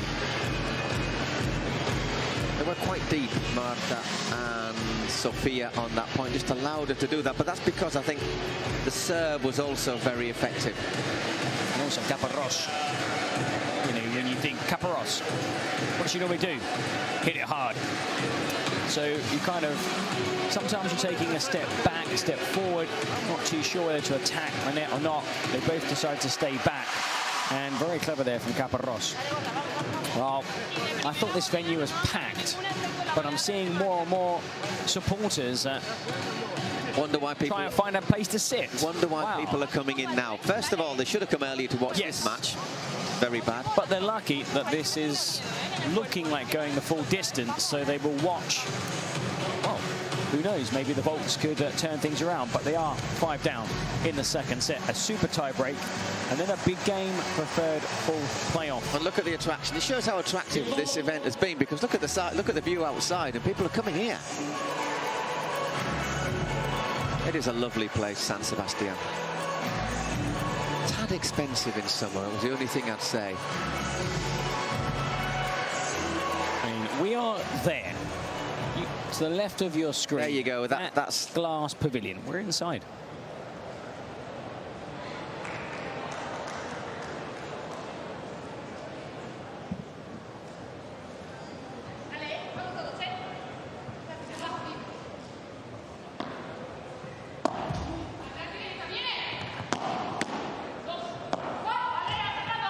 Sofia Araujo serving for the second set to force a super tiebreak. That one a wee bit long.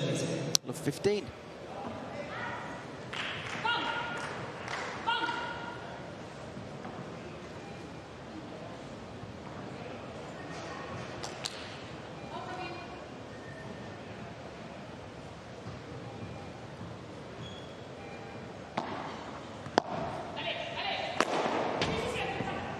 We love 30. Love 30. 0-30.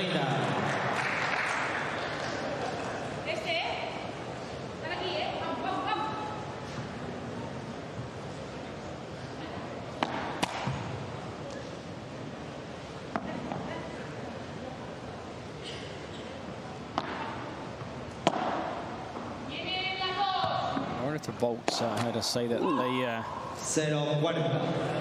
wouldn't say we're about to head to super tie break. Putting up. And they've got other ideas. Good on them. Love 40. They break Sofia. They hold on to their service game. 5-4. Puts lots and lots of pressure on, doesn't it?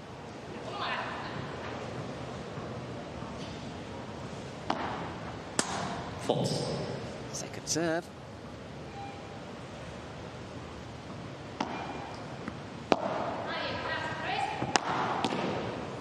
Oh, didn't quite go over. 15-40.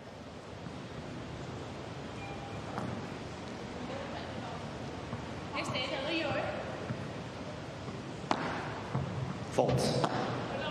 Second serve again.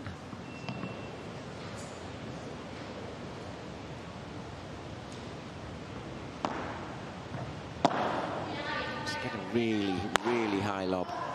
30-40. Barrera looks to attack that smash. Well, they were 2 points away from the set in the previous service game. Again, they found themselves 2 points away from taking this second set.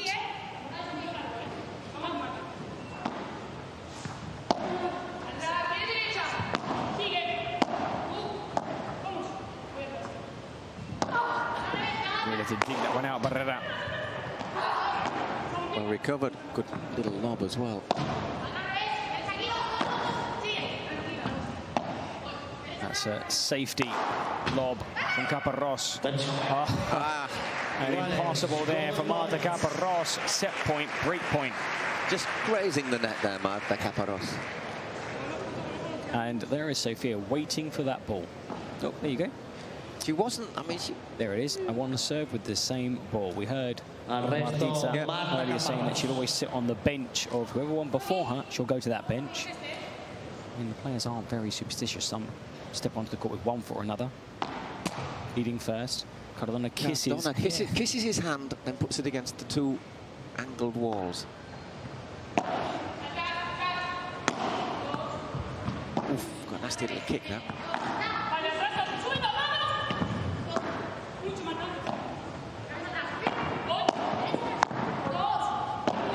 Another safety lob.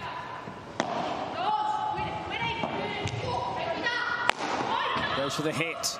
Barrera clears the fence. And not enough power on the smash there from Araujo. She takes a look at the scoreboard for a second. Hands on hips, shakes her head. She's looking at the shot that she played. I think she was a little bit deeper than that last one that was a winner.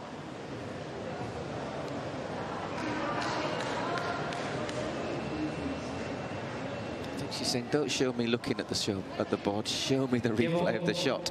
Well, they survive a set point. Houston Volts are now serving to inch even closer to the Las Vegas smash.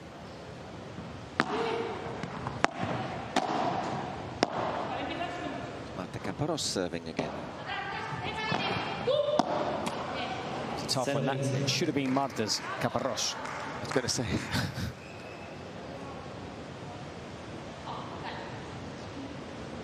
Just over an hour and 10 minutes of this first match.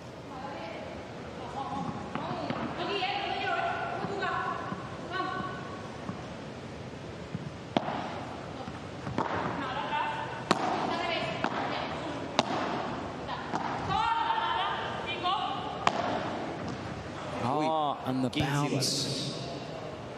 She was there, Martita. Just took her eye off the ball.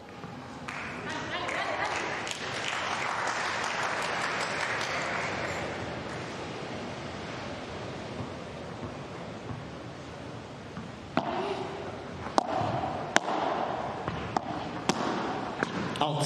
Just long for Marta Barrera. 15-30.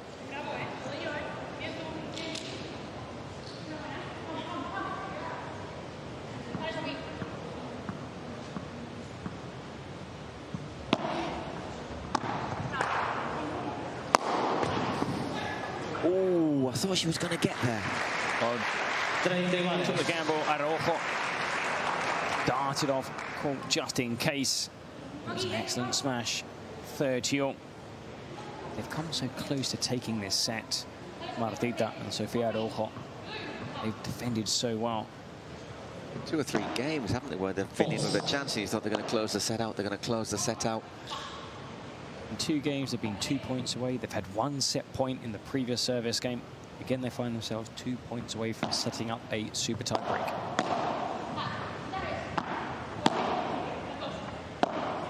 Ooh, just has the legs to get over. Pushing Sofia up against the glass. Got a bit of space perhaps down the middle. I don't know, aims for, but she's sent back deep. What a shot there from Sofia. Can she finish it? Yes. Oh, no. No. Yes. Well, 2 more set points. Well, that was a wicked spin off the fence because she had it covered. Yeah, Caparrós.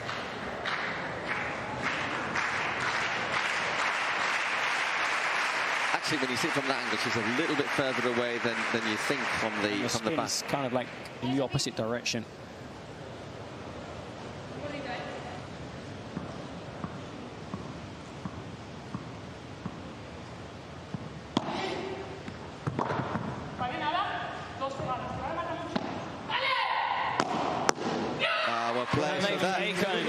At the second attempt, Paul. Well, exactly. Had to work a lot harder for it than we thought, so we go to a super tiebreak. Well, they've been excellent, Sofia and Martita, taking that second set. The first time that the Volts have lost a set. Now, Marta, how do you approach a super tiebreak? Es una muy buena pregunta. Un super tiebreak, creo que lo primero que tenemos todos en la cabeza es que el tiempo apremia, que tienes que tratar de empezar muy bien. Y bueno, pues si ha sido los que hemos ganado el segundo set, tratar de seguir con la misma táctica. Y creo que eso es lo que tenemos en la cabeza, ¿no? Como repetir, ser un poco conservador en ese sentido. Y si hemos perdido el segundo set, pues sería todo lo contrario. Meterle mucha intensidad, mucha actividad física para intentar de demostrarle al de enfrente que gana el segundo set, pero el tiebreak rápido le va a costar.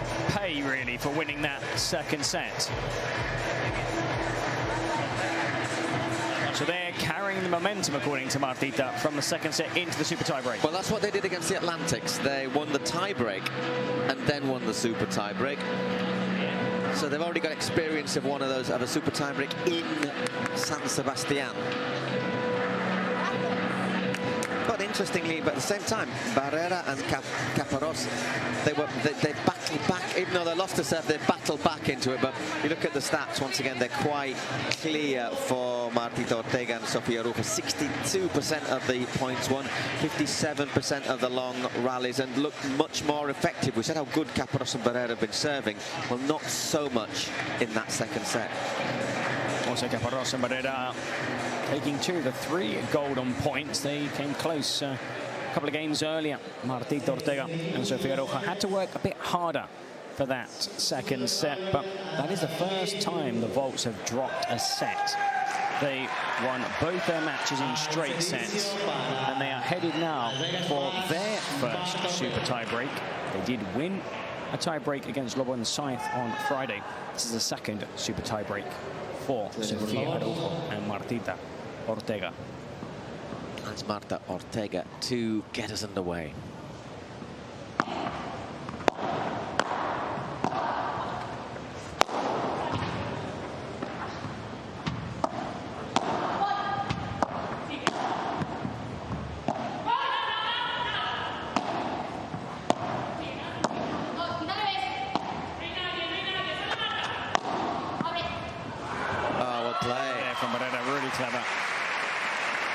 Just lost pace and dipped after hitting that sidewall.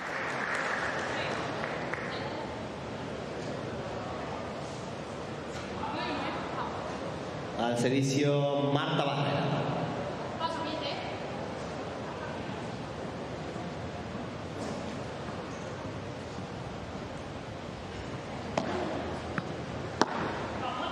Good serve close to the glass, meant she couldn't do much with the return. Sofia did well.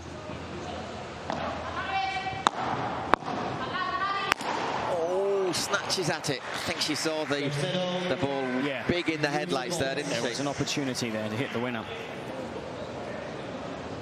If Marta Caparrós and Marta Barrera, look at the bigger picture, continue like this, they're going to shoot up the standings. One is just outside the top 30, the other just inside. And they're playing against two players who are 7th and 8th ranked in the world.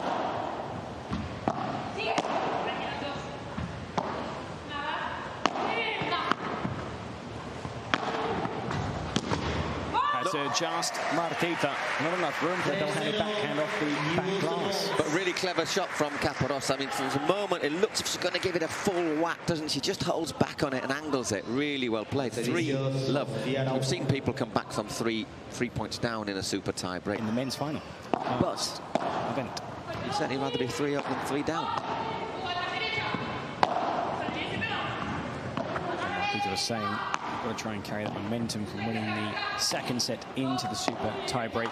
It looks like the vaults have changed the mindset.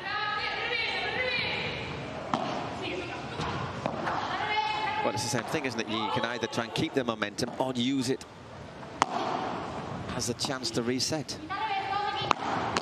Ooh, don't you need it? That was a tough one to call, but if you're not too sure, you take the shot on because you're at the net. You're in a good position, because if you leave it and then you're tracking back and it's in, you probably end up losing a point. It was like it was going out. The instinct's always to go for it, isn't it? If there's any doubt, take that shot.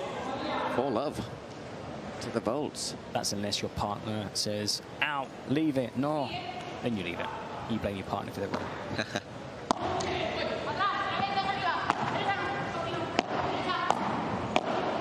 Oh, what a winner there from Caparrós. Right down the middle. 5-love. Once again, not insurmountable, but you're really chasing it now. 1 point, and then teams will change ends. Just taking a breather. Sofia Rojo lacing up her sneakers.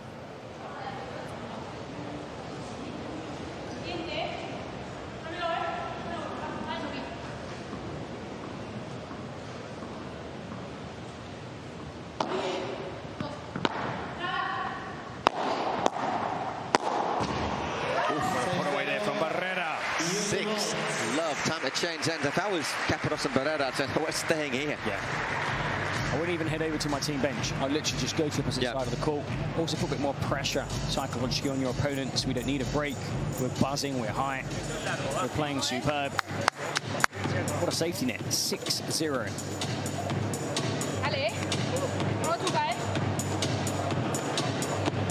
Should have changed my mind, Paul. Saying at the start. With my head and not my gut. I'm going to be honest. You should always go with the head.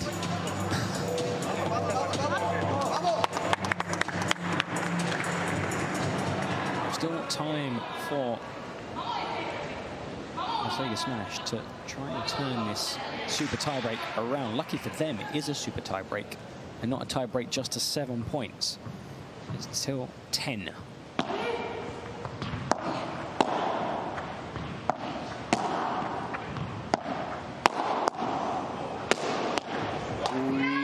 Gone 7. Does there come a moment in a tiebreak or a super tiebreak when you're so far behind you just think we haven't got a chance now, or do you just have to keep on believing, don't you?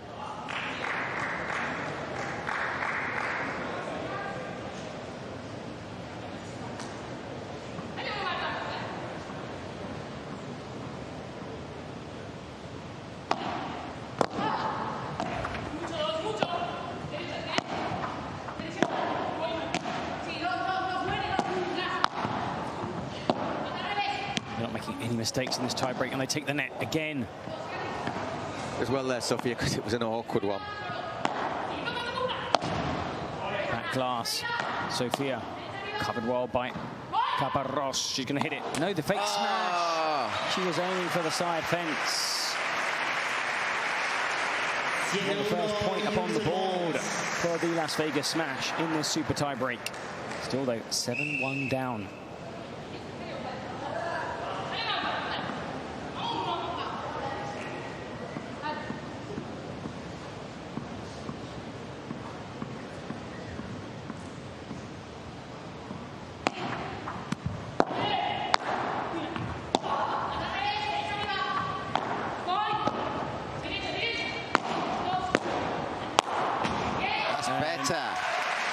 Back-to-back points.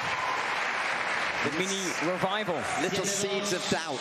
7-2, Marta Barrera to serve. I mean, easier said than done, but just hold on to your serve. You've got a massive cushion here. 5 points, Barrera to serve. Has 2 serves, win them both. And you're 1 point away from taking 15 for the team.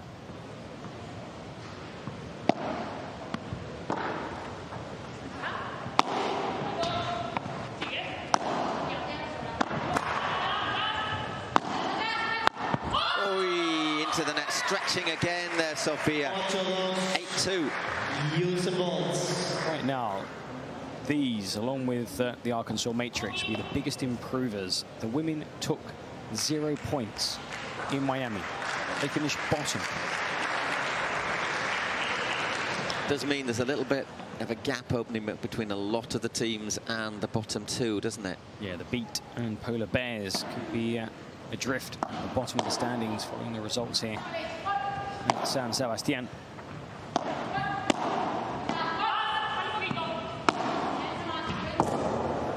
We should be. It is 9-2. So that is 5 points.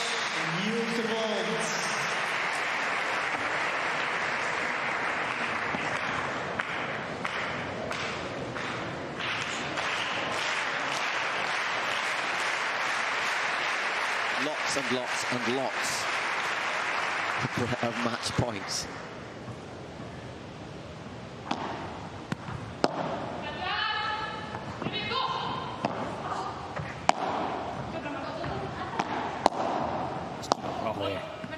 What a game she's had, and Caparros also.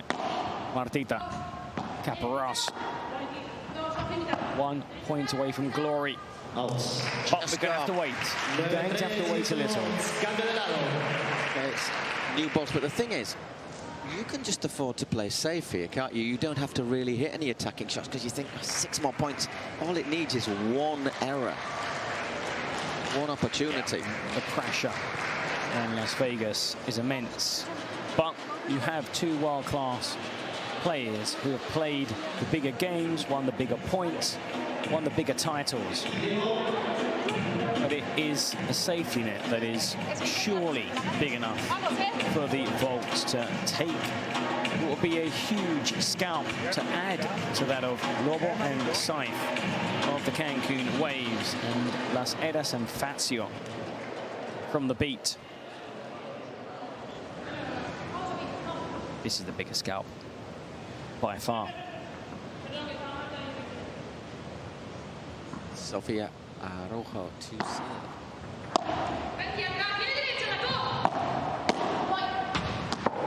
And there it is. Well, 6-4, 3-6, 10-3. Third place here in Donostia. San Sebastián goes to the Houston Volts. They've kept their energy up all competition. Well, Caparros and Barrera dropped their only set here in this third-fourth playoff. They were brilliant in their 2 matches on Friday and Saturday. They saw off Cancun, they saw off the Beat, and now they denied their opponents 15 points. Las Vegas took 15 points in Miami. They'll have to settle for 12. And for the Houston Volts, from no points at the inaugural event held in Florida to finishing 3rd here in San Sebastián. Congratulations. Absolutely. Once again, it's always good to see the team celebrations here in this tournament. It's something I think that makes the Pro Padel League different from others, isn't it? Normally, it's just pairs. Here, it's the whole team that celebrates. So, congratulations to the Volts. Well, they receive third place, the Volts. Now, the whole team will benefit from these points. Moreno Rufo, Marta Caparrós, Marta Barrera, Pablo Garcia, Ivancho Ramirez, Pepe Aliaga, and Alberto Garcia. Because this is a team event. Obviously, these regular season events see the teams separately qualify for Podium Day, but the combined points of men and women are added up, totaled up, for the Cities Cup to be held in New York from the 16th to 19th of October. And I think that the points that Houston have picked up today have them virtually there. Absolutely. Great celebrations. Fantastic to see. But I say one thing as well, you wouldn't say there's one player of those two has carried the other, except in that celebration. Really playing a great team performance. Let's go and hear from Javi and the winners. La tercera plaza ya es para las Martas, para Caparrós y para Barrera. On the podium, Marta Caparrós and Marta Barrera. Congratulations. Enhorabuena, Marta Barrera, Marta Caparrós. Bueno, chicas, tercer día consecutivo consiguiendo la victoria. Nada más, San Sebastián, me imagino que no lo vais a olvidar. Enhorabuena, Marta. Muchas gracias. Nada, de nuevo, gracias a todos por venir. Es un placer jugar aquí en España. Lo echamos mucho de menos, como dijo ayer Marta. Gracias a Checo por confiar en nosotros una vez más. Here in San Sebastián, delighted to be here. I'd like to congratulate my partner too. Enfrente teníamos a dos grandes rivales. Marta, we beat two great opponents today, and now it's time to celebrate. Enhorabuena, Marta. Congratulations. La otra Martita, Caparrós. Marta Caparrós. Nada mal el partidazo que habéis hecho. El primer set ha sido increíble. El segundo es verdad que habéis sufrido, pero el super tiebreak arrasando. Set, and then of course, you know, that second set, but bouncing back to win the super tiebreak. Muchísimas gracias. Thank you. La verdad que nada, contenta de darle el tercer puesto a los Houston. Well, delighted to dedicate this third place finish to Houston. Hemos jugado un buen partido, creo que no hemos dejado de creer y nada, we never stop believing. Muy felices. Dijimos que esta victoria se la íbamos a dedicar a los fisios, así que muchas gracias por we wanted to dedicate this win to the physios, those who work backstage. Congratulations to Marta Caparrós, Marta Barrera, winners of the fourth playoff, beating Las Vegas Smash, taking that third spot on the podium.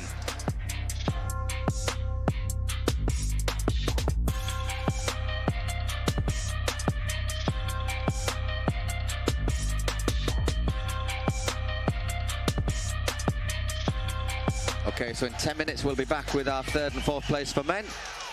Miami against New York Atlantic's Gustapia Ferichingoto, John Sanz and Juan Tello.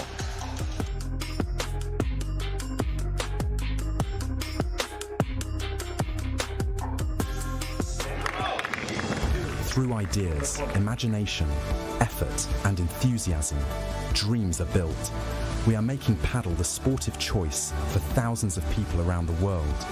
Each court built is a match won, and so, court by court, match by match, we are creating a limitless playing territory so that the unbeatable passion that padel creates can be spread throughout the 5 continents.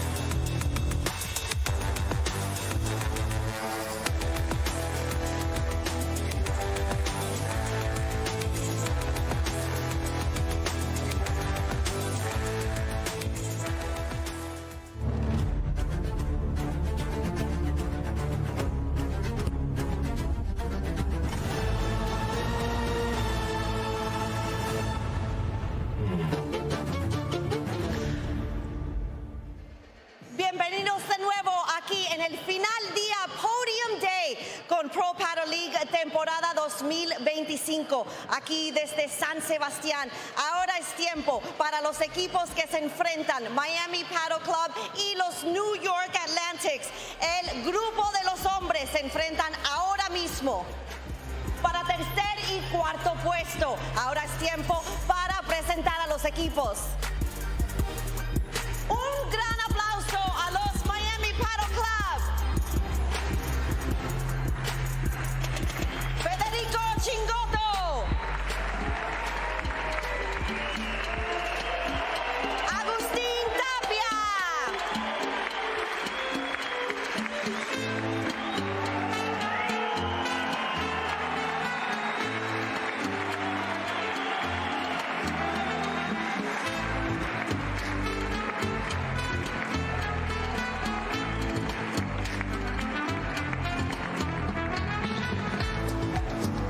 Enfrentándolos con mucho ánimo, un fuerte aplauso a los New York Atlantics. Juan Tello.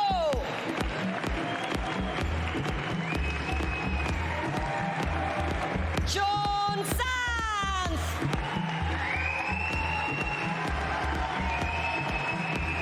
Esos son los equipos para tercer y cuarto puesto de los hombres.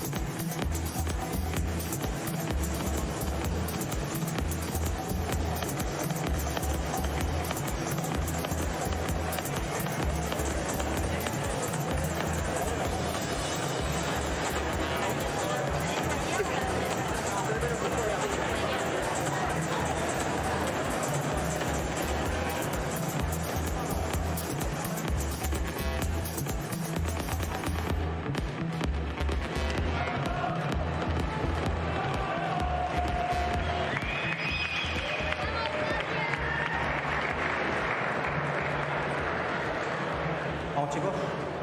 ¿Alguna duda antes de empezar? Todo claro, ¿no? Seguimos jugando con punto de oro. 0-0. ¿De acuerdo? Moneda con PPL o Pro Padel League. Pro Padel League. Eligen ellos. Sacamos. Diego, estamos perdiendo, ¿eh? ¿Sacáis? Suerte.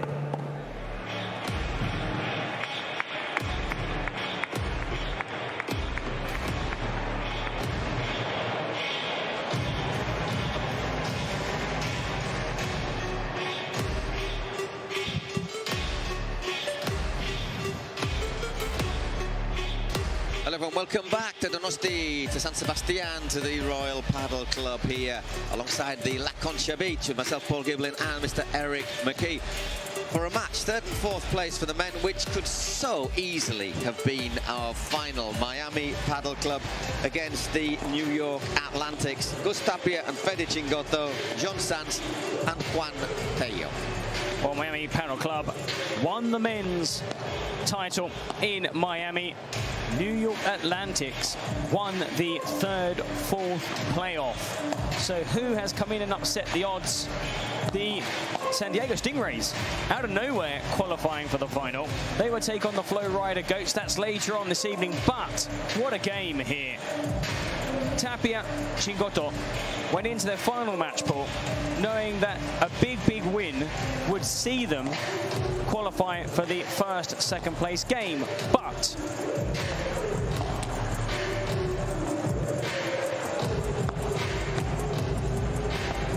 didn't happen, did it? It didn't happen. Well, in fact, both of the teams were in very similar situations. The Miami Padel Club knew they couldn't drop more than 5 games in their match. They had to win in 2 sets. And obviously they ended up losing.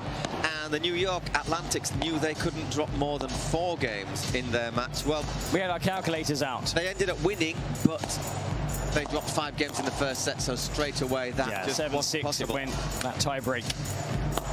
No Campagnolo, he was here in Miami.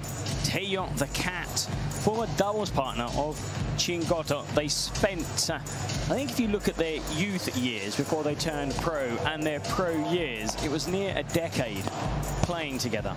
Yeah, and I think, and John Sands obviously, you know, quite a complete player, a big hitter when he wants to. Also got that nice little forehand, subtle. It's going to be, I think Padel fans could have a Trivial Pursuit question in the future, Eric, is when did John Sands' backside not bring bad luck to Martita Ortega? Yes, because Marta was saying she'd always sit on the bench of the team that won straight before. Well, maybe because she was first out on call.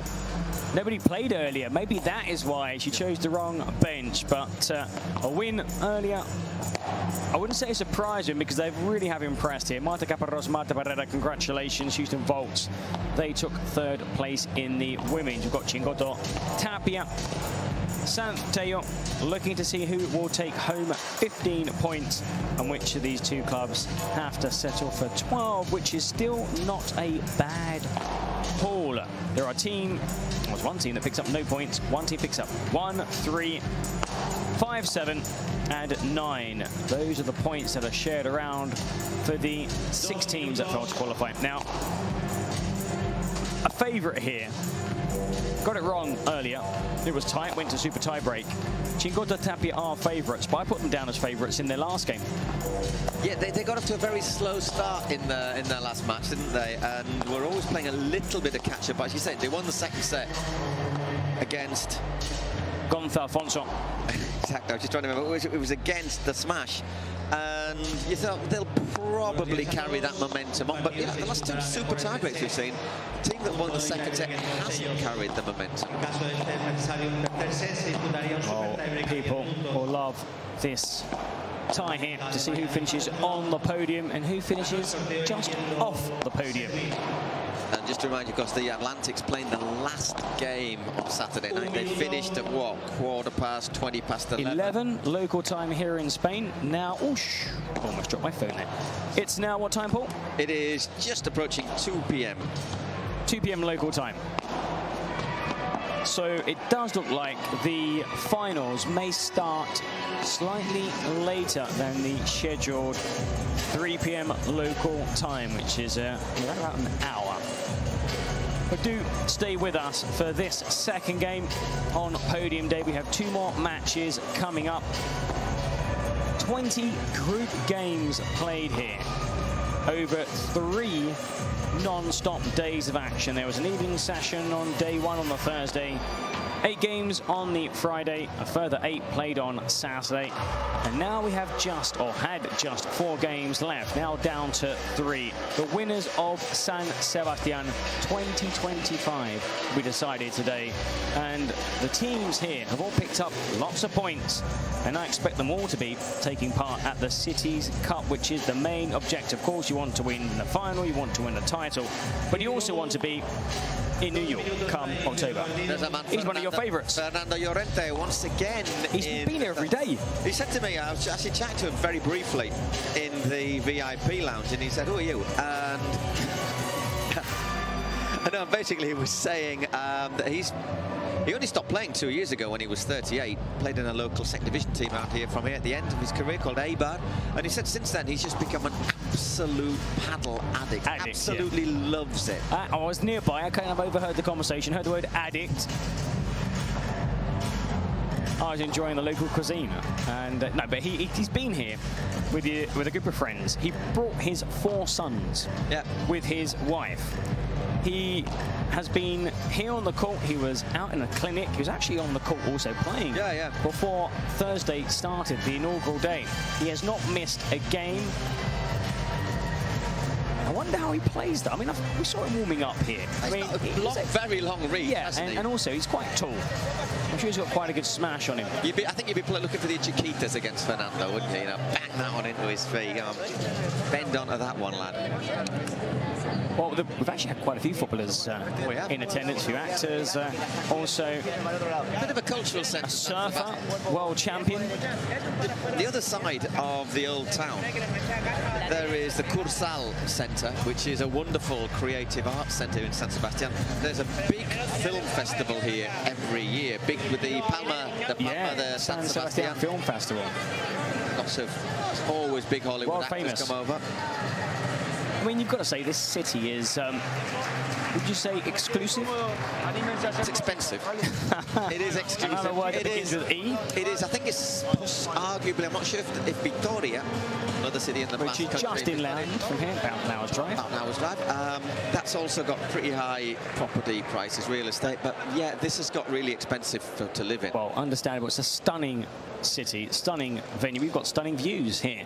We're actually standing up right now. We can see out onto the Concha beach in the distance, the old quarter, which point I'll be visiting once these finals end. But first we have the fourth podium game, Miami Atlantics. Fede Chingotto to get us underway. I'm just intrigued to see how Miami will start this first set.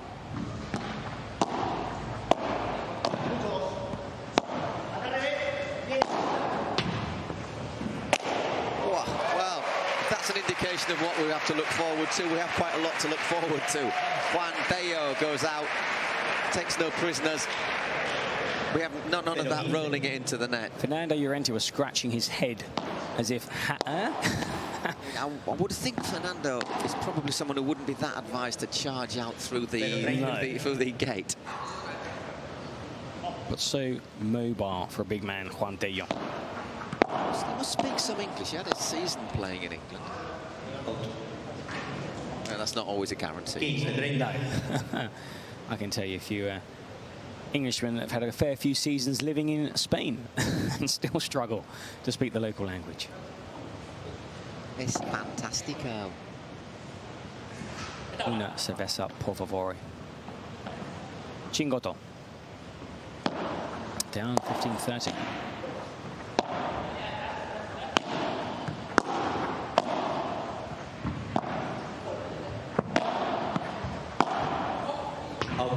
Yol. 30 iguales.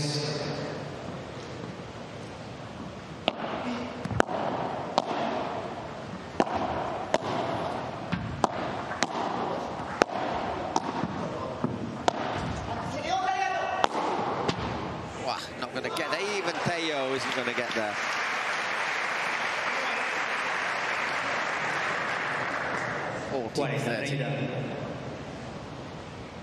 Think about Chingotto, though, with somebody who's just busy, keeps the ball alive, moves it around, changes the angles. Can also unleash them. So, Unleash, sorry, was it? I've had quite a few of those balls, so I think that's probably just your first one. I just stopped talking through points just in case. Oh, he's so good at smashing. Bang into the net. Goal point. He has got a surprisingly powerful smash. Mala. Ui. Remember, Teo and Chingotto were partners. Yeah, I mean, they're great friends also. Didn't end the relationship on a bad note. No. They were just down having a chat to one side because there's a little player entrance to our left. And the players have a conversation and they were like chatting away. Tapia was there poking Tay with his racket in the ribs.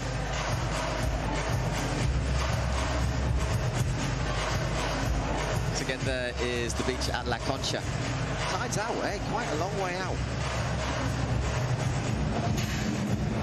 The water in the Bay of Biscay is usually pretty chilly. And you've got the tourist bus. So we've got tourist bus and what's this mountain called again? Igueldo. Igueldo. Which is very green. There's a funicular railway takes you right to the top, and if you ever come to San Sebastian, that is a must-do, because you can then sort of get a view not just of the bay, of the city. If you look the other way, all the way down the coast, you can see all the way into France on a good day. Just go to maps, look for the Royal Tennis Club here in San Sebastian. It's like encrusted between the sea and the mountain. 1904. That's when this club was founded. Same as Hull City. Who? The Tigers. My hometown. The Tigers. 30 love for her. Juan Teo and John Sand. 40 love. If you're going to use Hull City, I'm just going to say that Leighton Orient was founded in 1888. Very impressive. Second oldest club in London, only behind Fulham. Por New York, un juego iguales.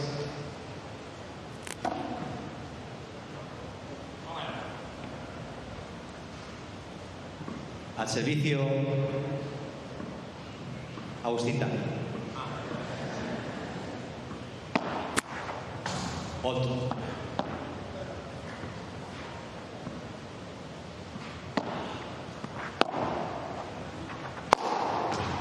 Wow. Tremendous smash.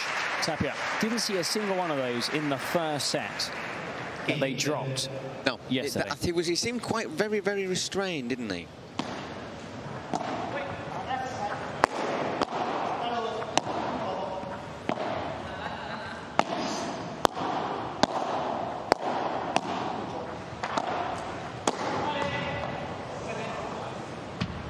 Slightly too on there from Sant.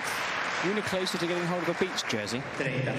Well, now it's funny you should mention that. I bumped into one of the people who relate into the beach, the staff as opposed to the players, because we chat to them quite a bit. And he said they were going to bring up a lot of shirts to the next event. A lot of merchandise. Which brings us nicely into the next event after this middle of August, starting on the 14th of August in Guadalajara, Mexico. So I am hopeful that I shall come back from Mexico with a nice LA Beat t-shirt and a San Diego Stingrays tracksuit. Oh, well, that would be asking a lot. You can get the gear, by the way. Go to the Pro Padel League website. Clubs also have their Instagram pages and websites. Get yourself kitted out. With the kits of your favourite players. 2-1, Tapia Chingotta lead with serve in this first set. And it's not disappointing us so far. Definitely New York's is my favourite. And I'm not too sure if I like the coach's outfit or the player's outfit more.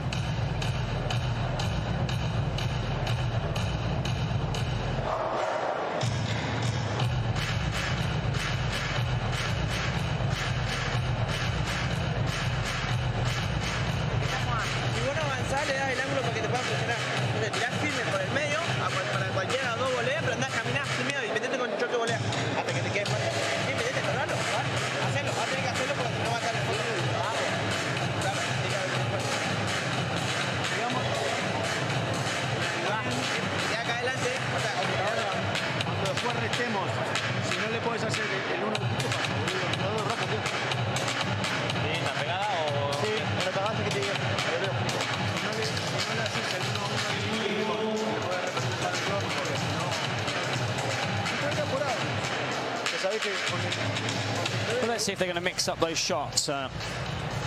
Looking at Chingotta, low, high, low, high, low, high. Tomen asiento, por favor. Still a few empty seats being filled by this great crowd in San Sebastián. Al servicio, we've been thoroughly entertained throughout these 4 days.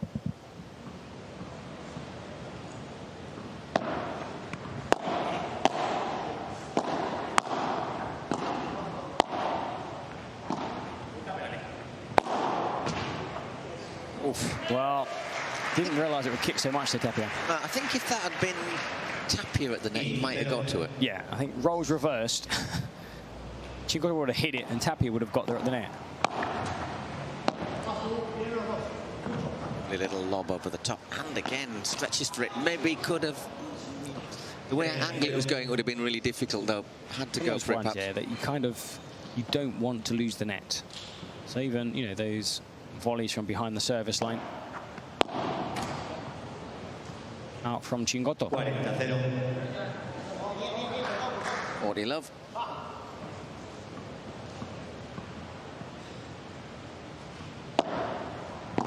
Deep serve.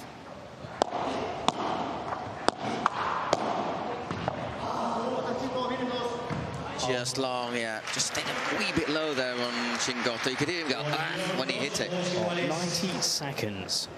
That service game took just 4 points. It's 2-2.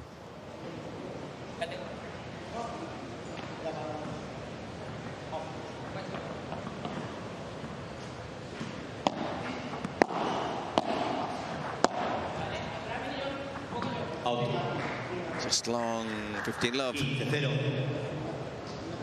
There are two teams who like to play at a quick pace as well, not just the points themselves, but between points. Very busy. It's gone long again from John Sands, 30 love. 30-0.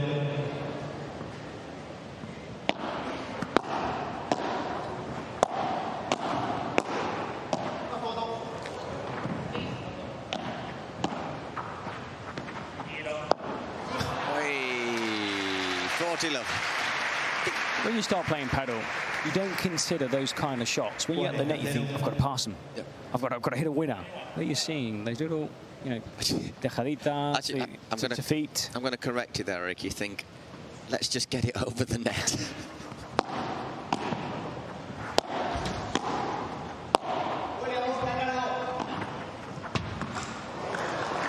And another game served out in double quick time.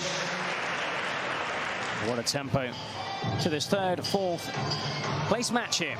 Podium day in the Pro Padel League. The first time this event has travelled to Europe. San Sebastián hosting this second event of the calendar year 2025, seeing the PPL go global, and we're going to see the PPL, join Paul and myself, also in Mexico.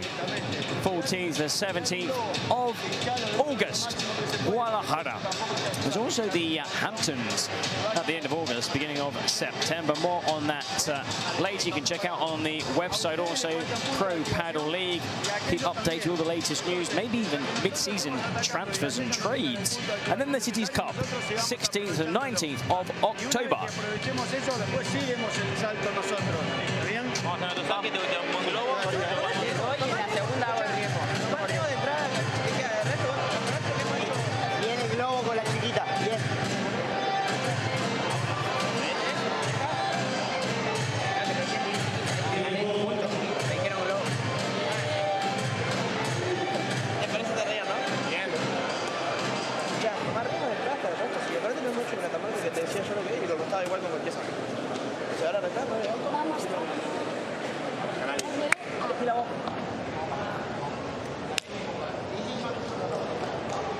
Por el silencio, por favor. Gracias. With serve in this opening set, Juan Tello to former partner Chingoto.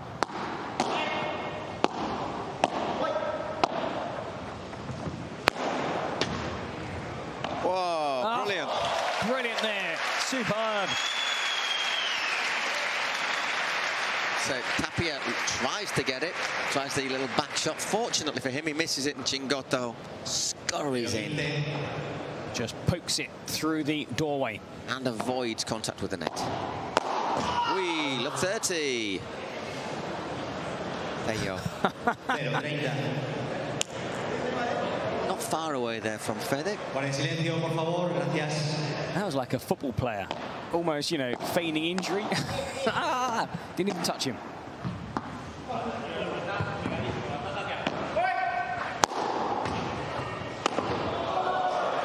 Very play there by Teo, and there you can see Tapia going through the motions again of what he would have done.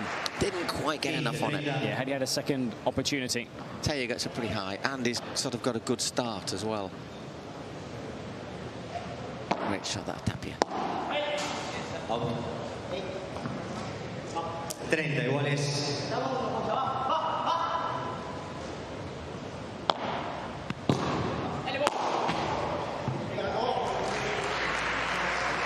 $40-30. 40-30.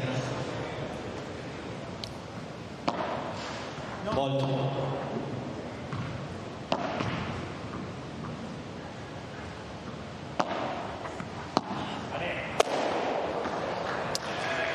Finished off by Jean Sanz. There's 6 games played, 3 all, 13 minutes on the clock.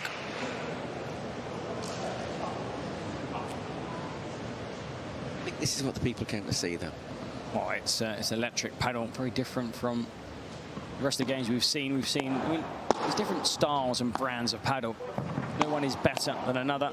Sometimes you have to counter, big hitters with more ground shots. Might see that in the championship game. Bergamini, Maxi Sanchez against Leo Arnsberger and Pablo Cardona. 3 of the biggest hitters you can find in world paddle right now against a very tactical player in Bergamini and a very experienced Maxi Sanchez. I think perhaps if you're a starter, it's probably, obviously you want to watch this for the entertainment value, but I think if you want to learn, this might not be the best thing to learn from. Maybe you'd be better off watching some women's matches, which is technically really, really good. Patti Yeguno, for example. That would be the one player I would watch. Patti Yeguno. Just how she plays the game, the shot she uses. She's in action later in the women's final. Whoa, that's still travelling. Off the toe of his racket. That would have ended up in the sea. Actually, might well have done. 30-15. 30-15.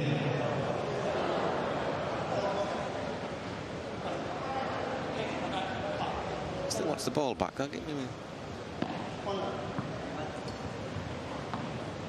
Clearly not superstitious.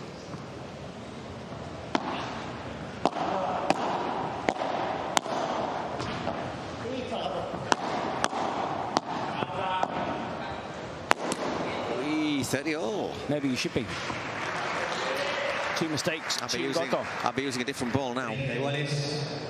Maybe you're like, no, it won't happen 3 times in a row. If we lost 2 points on this ball, we won't be losing a 3rd. And it is, though. 30-40, that Spanish saying there is no hay dos sin tres. There's no through with 2 without 3. 30 love up. Suddenly 3 mistakes in facing it. 3 points. Boom, boom, boom. Break point. Still a break point though, and the golden point. Golden point. Al resto John Sanz. John Sanz to receive.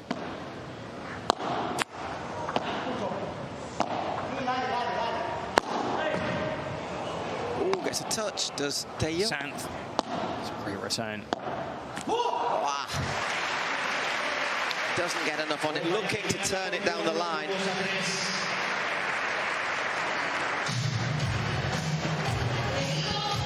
See what he's trying to do there. He's trying to put it down close to the side of the court, but just doesn't get enough on it.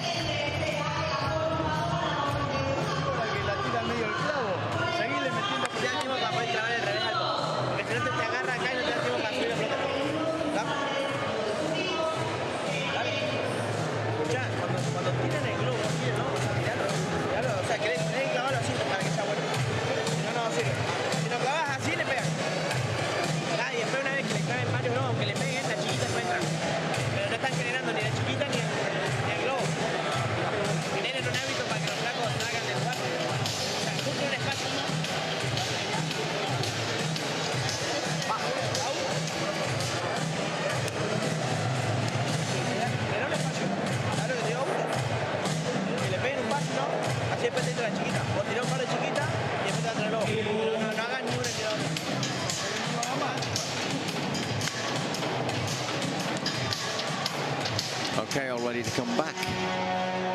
Just having a break point there, the Atlantics. Couldn't take it. So they trail 4 games to 3, but everything going with serve in this lightning fast first set. 17 minutes gone, 7 games played, and that's counting the breaks. It's speeding by. Atlantics need to pick themselves up after winning those 3 straight points to set themselves up with potential break. And now they have to hold on to their serve, otherwise Miami would be serving for the first set. That's the advantage, isn't it, I think, of serving first. Yeah, if you can get to that 4-3, there's immense pressure on your opponents. Also, of course, at 5-4. Unlucky. But the fact he even tries these sort of things, I think, is one of the things that endears him. Wasn't there, from Chingoto, off that clever little flick from Juan Tello, the cat.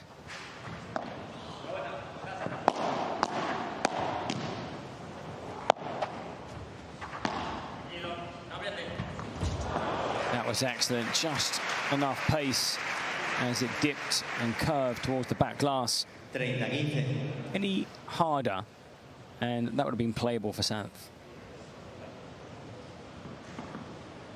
30-15, John Santh serving.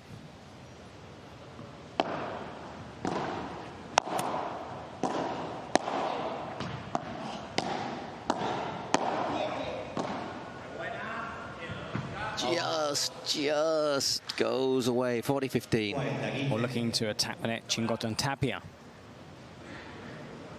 Lob, too long.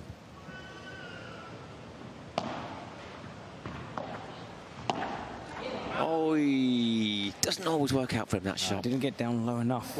John Santh looking for that little dink over the net, cross court. One of those ones that bounce and bounces back onto your side of the court. Someone in the crowd just took advantage of that little pause to go Chingoto, and he has a little, yeah. Yeah, that's me.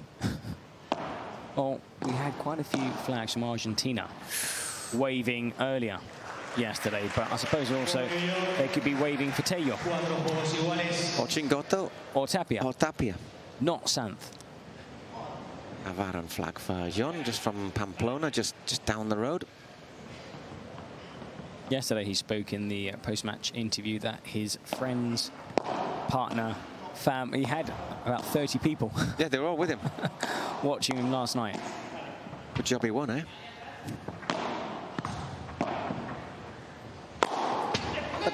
It flicks off Santh.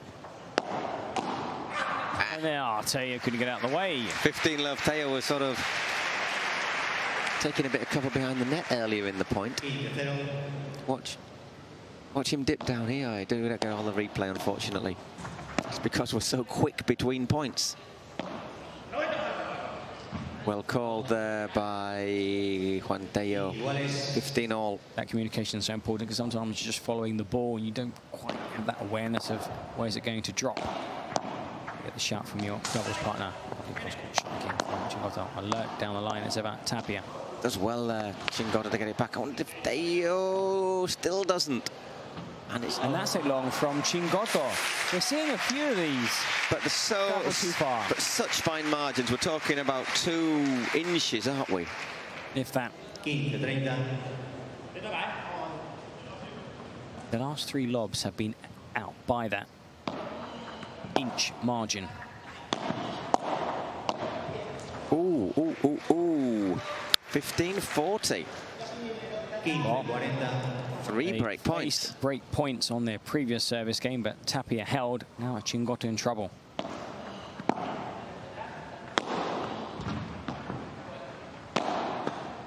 And it's gone, so break a serve. Wow. When we come back, it will be Juan Tello to serve for the first set.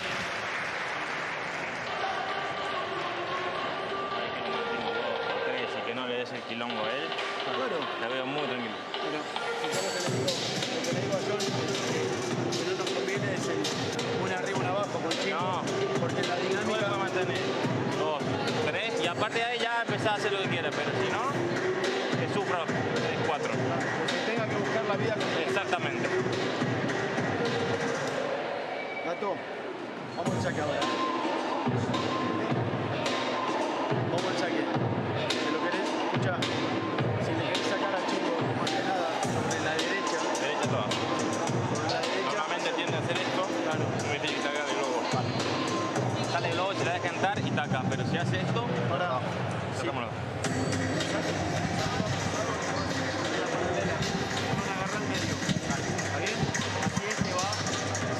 Para sacar y presionar con la volea de revés. Si vos intentás presionar con la derecha, vale, está muy bien la volea, tú ves. Vale, tu macho.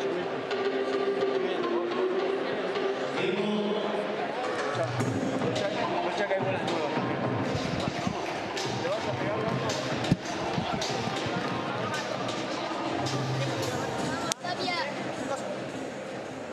Okay, so another serious-looking Gustapia comes out. He and Fede Chingotto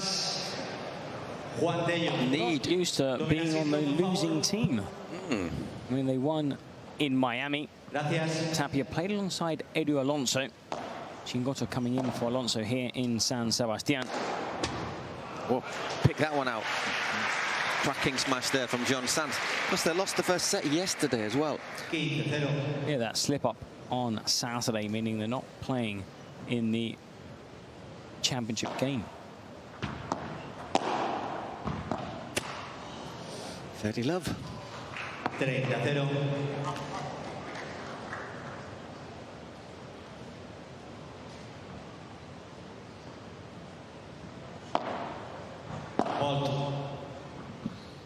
Just called it long.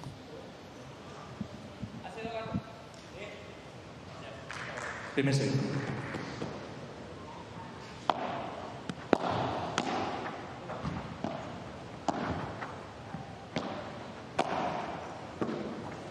A play, John. Wow. Anticipating that one, though, didn't he? Very, very well. 40 love. So, 4 set points.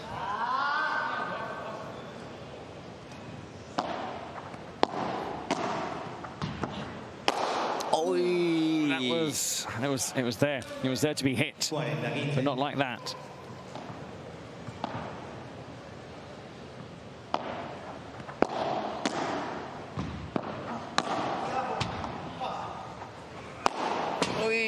Second one goes long. We've got Ari Sanchez sat behind the bench with Ustero, and Tamara Ricardo has been like a coach. When she's not playing, she sits alongside the coach on the bench.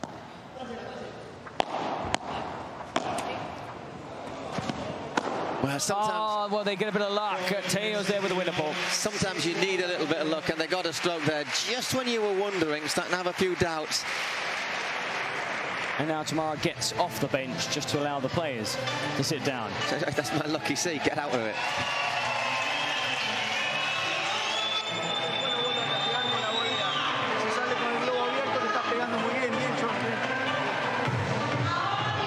Acuérdense que el quiebre viene porque ustedes dan un pasito más adelante, porque vos estás vivo en subir a último momento a bloquear, porque vos también lo trabajás y le colgás 2 seguidas. Escuchá el globo cuando lo tirés, no le des tiempo para que doy cliente al país. Gracias más rápido. Estoy un toque parado, perdón. ¿Por qué? Pasa que no, me vienen todos misiles, afuera se ven como que no pueden entrar por ningún lado. Ojo, ya te ayudo,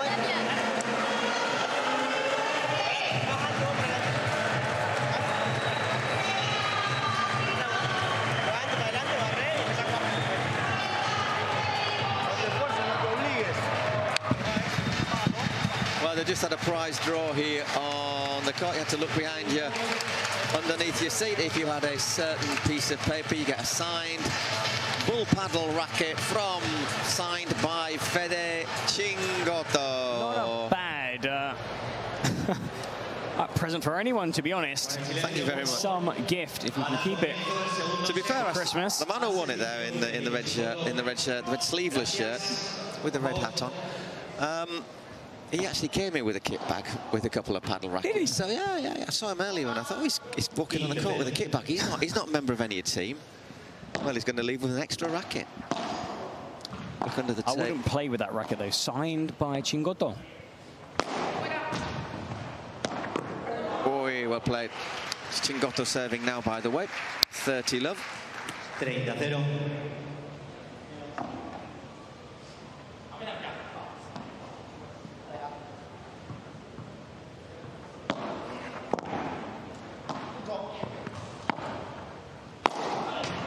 Oh. Had to wheel out the way there, Sant. He's all right. Don't think the good news is he went straight back, I think, rather than twisting anything. He's a bit like Rubio, isn't he, of Arkansas Matrix. You'll see him tumble and roll and dive at least 3 or 4 times in each match. So that first set, we've had the first game of the second set. We have had 28 minutes, so it was quick. Super tie break in the opening game here on Podium Day. I wouldn't bet against a super tie break in this second match in these 3rd and 4th playoffs. Well, they lost the first set yesterday, 6-4, did Gus Tapia and Fede Chingotta there. You think the water's deep, but then she stands up and you realise it's only about thigh high. 5 degrees higher than normal, the water in La Concha at the moment. A servicio Juan Tello.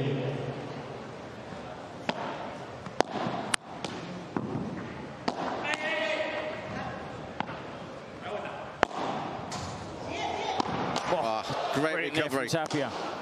Tapia again. And almost gets a racket on it. Well played, Tello. Great applause. Yeah, Tello took them both on, didn't he? 15-0.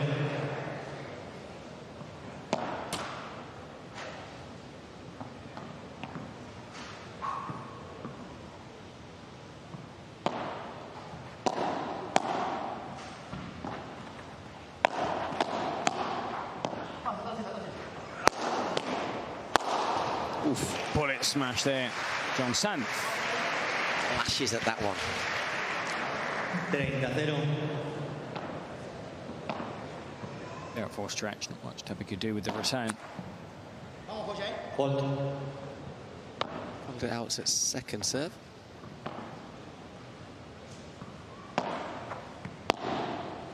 Well judged once again. 40-0. 40 love.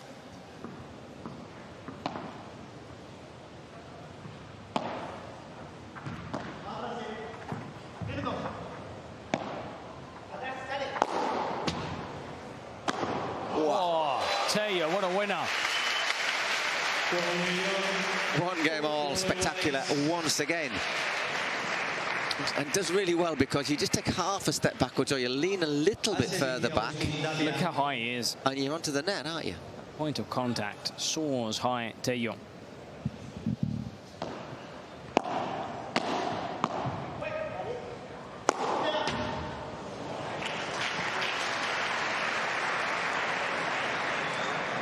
De 0.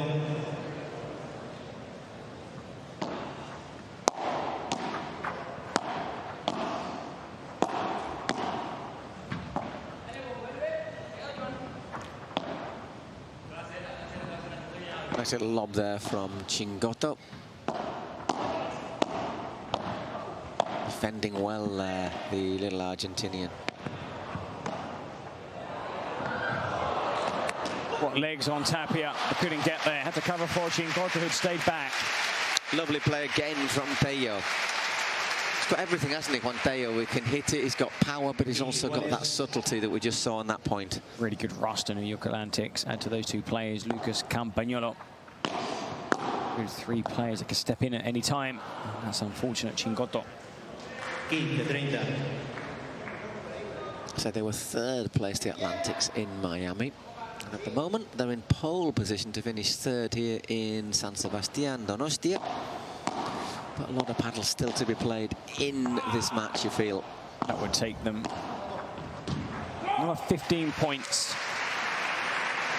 The women took 25 in Miami. They started this competition with 40 points. They were actually top of the ranking, but it doesn't look like the Flow Rider Goats, with 2 teams in the finals, will overtake them in that standings. It's not been a good tournament for the women, surprisingly.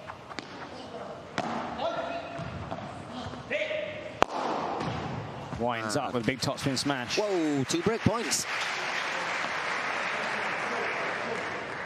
30-40.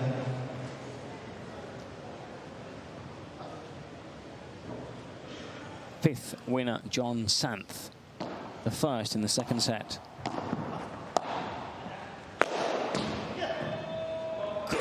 quite get there, so golden point. Brings it back, Fede Cingotto. Golden point. Al resto, John Sanz. John Sanz again to receive.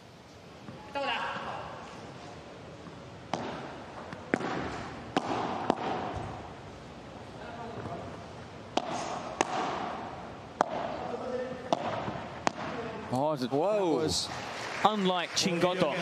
Well, he's indeed just clips that one into the net.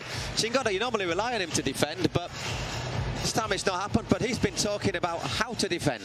Bueno, yo creo que es fundamental lo que siempre por ahí decimos la mayoría, ¿no? Que es dar una más, como sea, ¿no? Pasar la pelota. What you've got to do is just try and keep that ball in play. Pero bueno, la defensa yo creo que se basa mucho también en una buena posición de espera ya para prevenir bastante de todo. Yo creo que si tenés una buena base ahí atrás, una buena posición, lo digo en cuanto a la postura para saber de qué dirección viene la pelota y poder leer mejor las paredes, yo creo que eso ayuda. I think that all helps. ¿No? Obviamente, pero then the shot, of course, is key. But I think first you've got to work on your placement, positioning. Que es difícil ganar los puntos de ahí. But it's quite difficult to win points if you're defending. Okay, there we have our heat map, or at least where the points were won by John Sanz and Fede Cingotto. Once again, it shows that they're not scared of hitting it from reasonably far back in the corner. It's difficult to get right into the net against Cingotto and Tapia. So far, however, it's working out very nice for them. They lead 2-1 in the second set with a break of serve after winning the first set 6-4. Well, an upset on the cards here in this third place match with Juan Tello and John Sanz taking that first set, breaking late and breaking early though in this second set, and Sanz will be serving for a 3-1 lead. Yeah. So if they can hold their serves, they will win, but if is a big word in this game, as Fede Cingotto shows wise with that lovely passing return right down the line.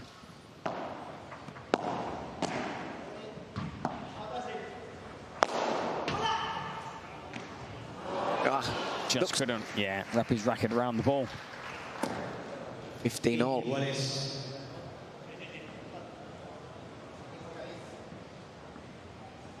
He hits the... I couldn't quite see what happened. I thought for a second it actually hit Sanz from where I was sat.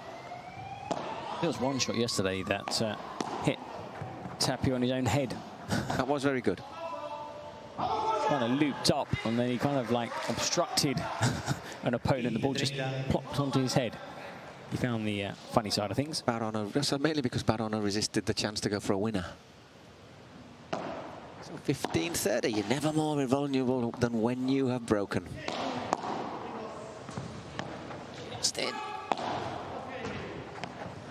What a shot that was from Tello. Gets down so low for a big man.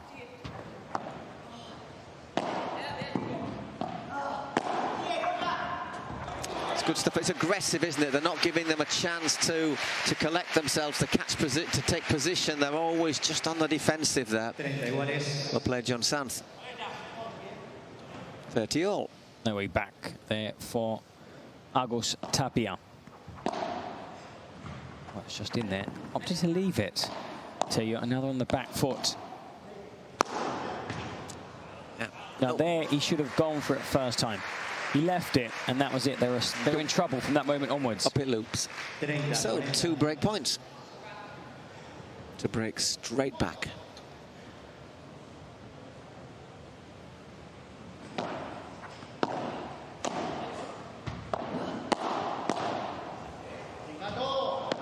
Gold point. Oh, golden point, 2-1. Golden point. Al resto, Agustín Tapia.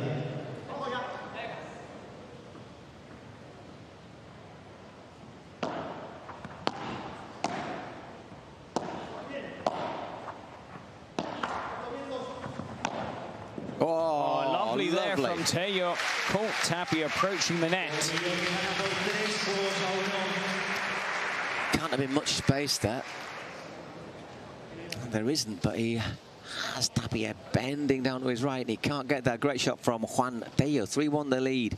Fede Cingotto serving. What do you think is the big difference Chingoto playing alongside Tapia. They've yet to click because alongside Edu Alonso, they were brilliant in Miami.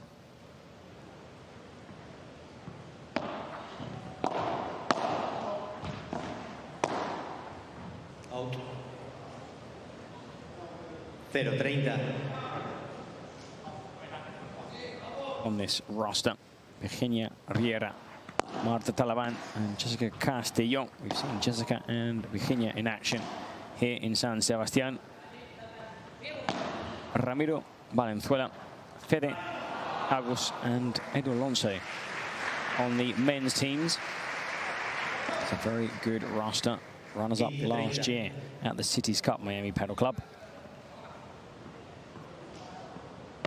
Ari Sanchez sitting and watching New York against their former team. And John Sands playing against this team. An excellent roster as well. Were they involved in that transfer, that trade? Yeah. Something we should have pointed out, but that John Sands and Ari Sanchez were former Miami players.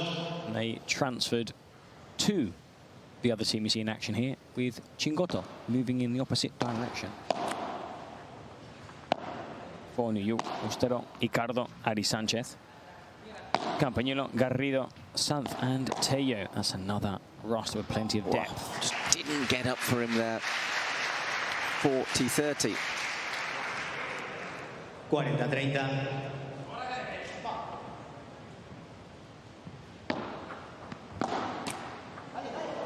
Ooh, golden point again. Big slice of luck there for Tello. That's another break point there. You make your own luck.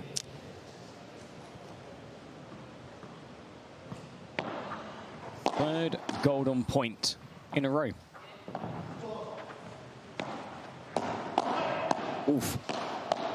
Oh, great reflexes, Chingoto. And that's out. It's out from Chingoto. Unbelievable miss at the net. Well, amazing. I actually thought John Sands was going to smash the first one and win the point. But Chingoto putting that one out is even bigger surprise. So 4 games to 1 to the Atlantics. 2 breaks to the good. Did so well, Tello. Down here, just goes to show. And we heard earlier, funny enough, from Chingoto, when you're defending, just get the ball back over the net. Obviously look for the better shot, but just try and keep that point alive, because opponents can make mistakes. And we've just seen a massive mistake there by Chingoto, who sends that volley. He was standing over the net. He had time, he had space, he had options. Maybe he was up against Sant. He thought, okay, I've got to push it out a bit wider because Sant will get it there. He covers nearly every blade of grass, you would say, if you're playing on a grass court. And there he was, up against the fence and too wide. In this case, of course, it's every blade of that excellent Adidas surface. Which, by the way, if you are watching from the UK, there are going to be over 110 new Adidas courts built over 2025. Now, even more in the Netherlands, Belgium, France is the best court you can play on. This Adidas high competition court. We saw it last season. It was the first season. We got the premiere, secret premiere, San Diego, then the Cities Cup, and then, just like the PPL, the court went global at the Padel Summit held in Barcelona, the ribbon cutting ceremony. You enjoyed that, didn't you? I did. Everybody now is snapping up these wonderful Adidas courts. Okay, it's Tello serving 4-1 to the good. 2 breaks. You've got to say, if they can hold serve here, you would really be fancying them to close it out, perhaps, in the next couple of games. 15 love. And by the way, if you've got a club thinking about getting a new court, it is manufactured by AFP Courts 1.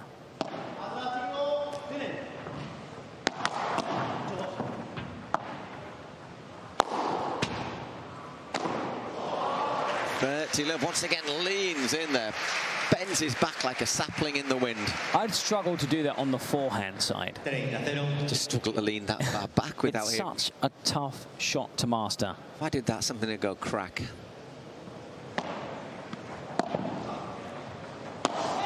Oh yeah, that one goes a wee bit long, 30-15. There you go, I held back and refrained. Just, you know, not saying, well, he's been smashing perfectly. There you go, I kind of saw that one coming.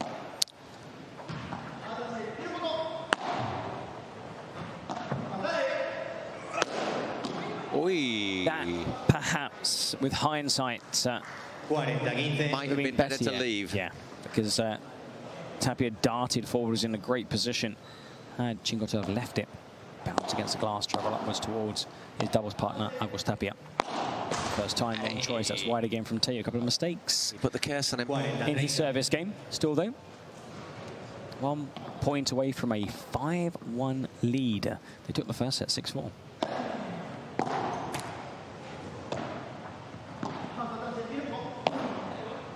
That is excellent again. Those backhand slices have sliced open Miami time and time again. Thank you. 1-0.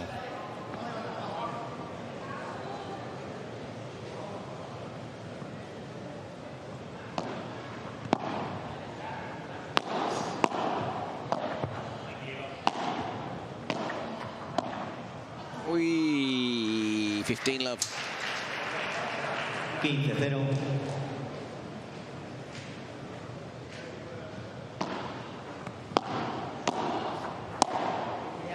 Love. Oh, they've got a huge cushion, the New York Atlantics.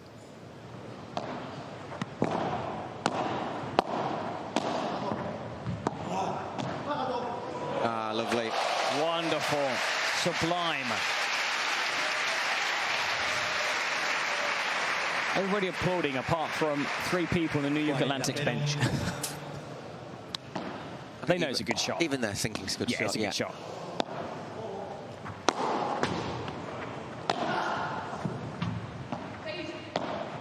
Again, that angle. Brilliant there from Teo. Oh, it doesn't carry, though, from Chingoto. Maybe too clever. Great stuff from Teo, though. Let's say credit where it is very much indeed due. I think he's just stretching to get there. He just can't quite get enough on it.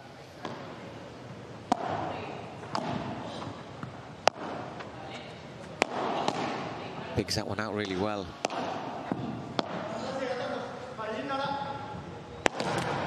Ooh, well, why not? So 5-2, our next break, and it will be John Sanz serving for the match. And normally Teo teams up with Martin Deneno, but having seen John Sanz and Teo play together, they've been excellent here at San Sebastián. You never know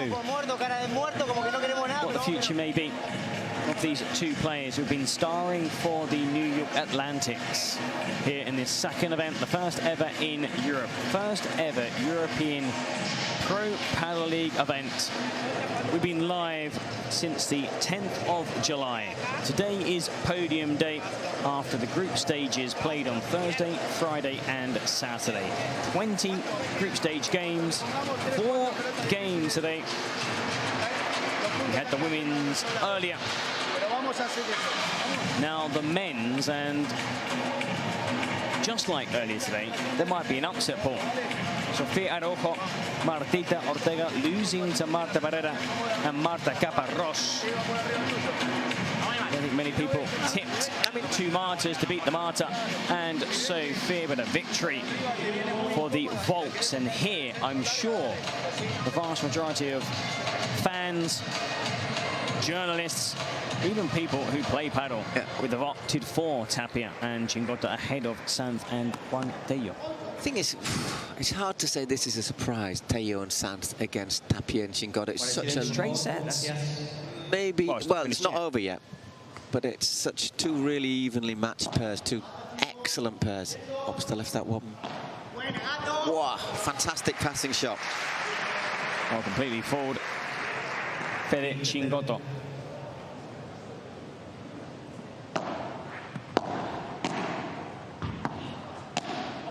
Oh, loose one.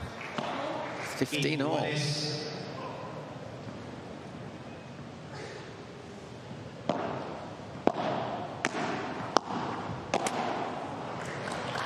15-30.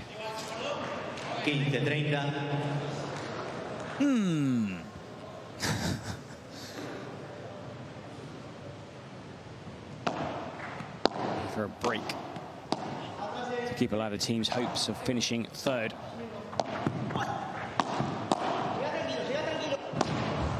Gets it back into play, Tapia. Smash. Just gets... falls the wrong side. Chingoto. Very quickly, just to sort of, you're talking about Martin de Neno, there's a couple of stories in the press yesterday. Yeah, there might be some movement. Pablo Cardona, Leo Ausberger, possibly separated. Yep.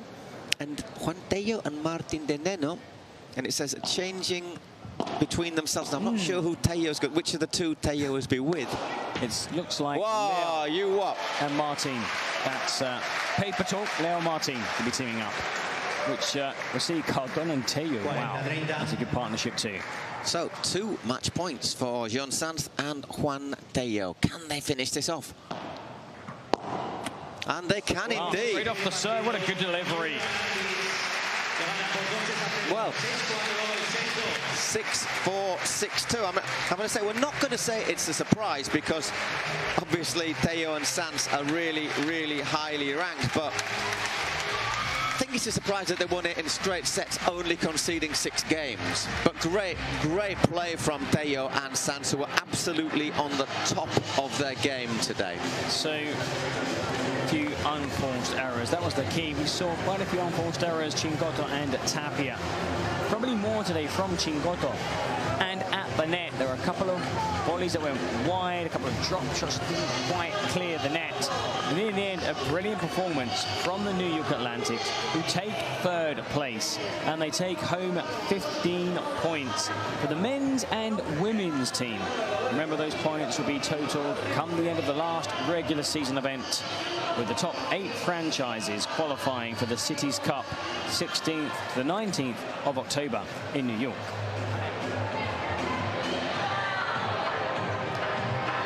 I'm sure John was just throwing something into the crowd. That was like a sweatband. Do you know, I had some friends in the crowd and they got a sweatband. I'm not sure I want a used sweatband. Oh, you keep it. It's not as good as the racket that was signed, because the racket that was signed was really good. No, I think I'd rather... I wouldn't want him to chuck a racket at me, however. Anyhow, brilliant win for Tapia. Sorry, for John Sanz and Juan Tello. Well, coming up now, we're going to hear... We'll hear from them in a moment. The winners of this third full playoff. Second interview in, what, 15 hours with Javi. Well, let's hear from Javi and the winners. Ya tiene la tercera plaza. Aquí está bailando Podium finish. Enhorabuena para John, enhorabuena para Juan. Un aplauso enorme para los chicos. Tello and Sanz. Se hacen con el tercer puesto. John, taking 3rd spot. Jugando cerquita de casa. Well, brilliant. Not playing too far from home. Juan, John Sanz. Juan, you must be delighted. What a performance. Right now, you could beat any players. Bueno, muchas gracias. Thank you. Lo primero, quiero agradeceros a todos vosotros por venir. I'd like to thank everyone here for coming to San Sebastián. This would be impossible without you. I feel like I was playing in my own backyard.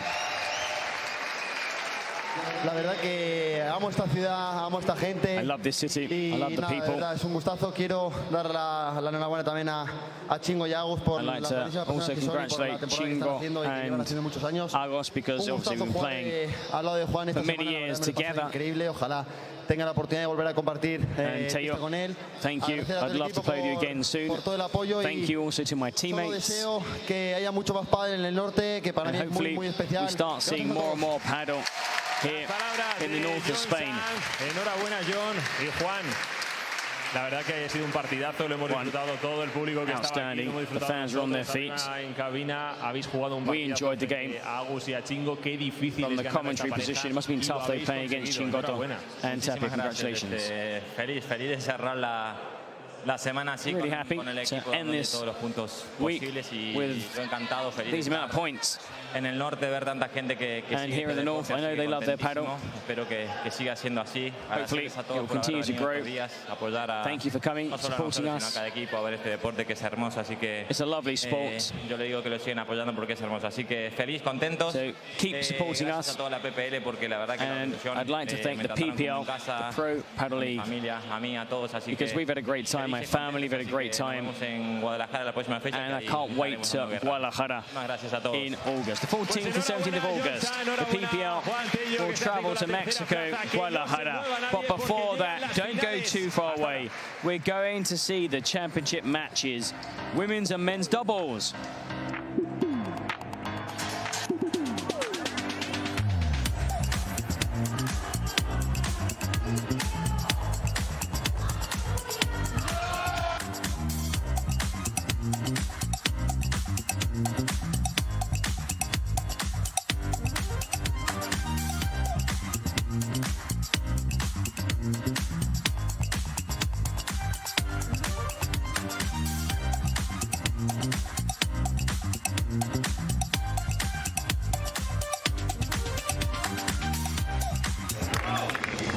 Through ideas, imagination, effort, and enthusiasm, dreams are built. We are making Padel the sportive choice for thousands of people around the world. Each court built is a match won, and so, court by court, match by match, we are creating a limitless playing territory so that the unbeatable passion that Padel creates can be spread throughout the 5 continents.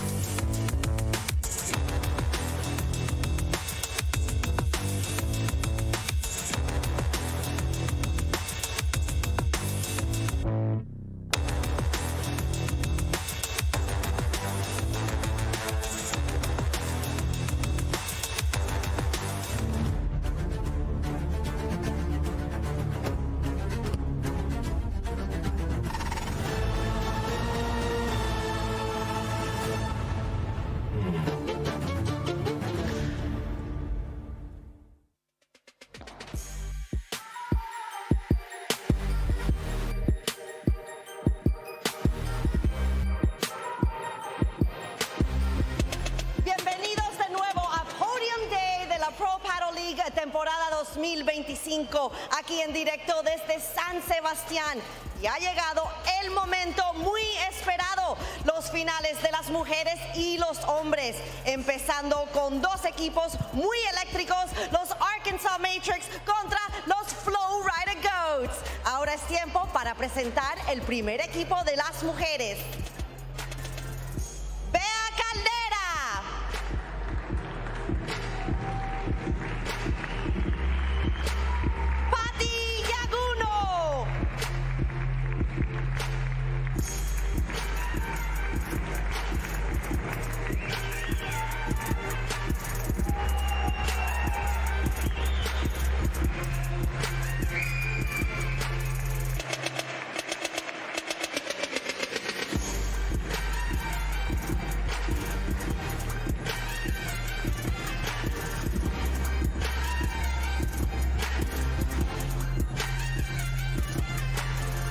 Fuerte aplauso para los Flow Rider Goats.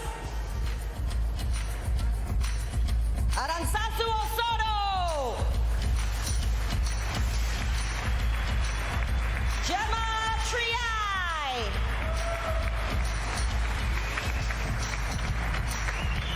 Esos son los equipos para los finales de las mujeres. Un fuerte aplauso y diviértanse de este partido.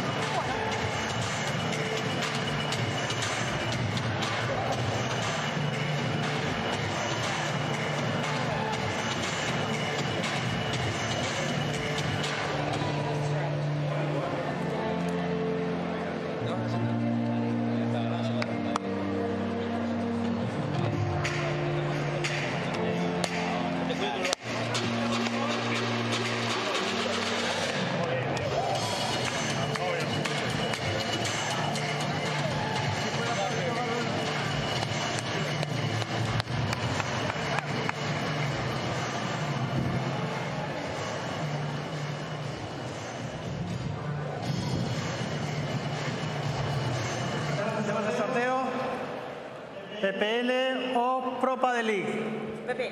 PPL, Pro Padel League, ahí va. Pro Padel League. Restamos. Restan. Buen partido y mucha suerte.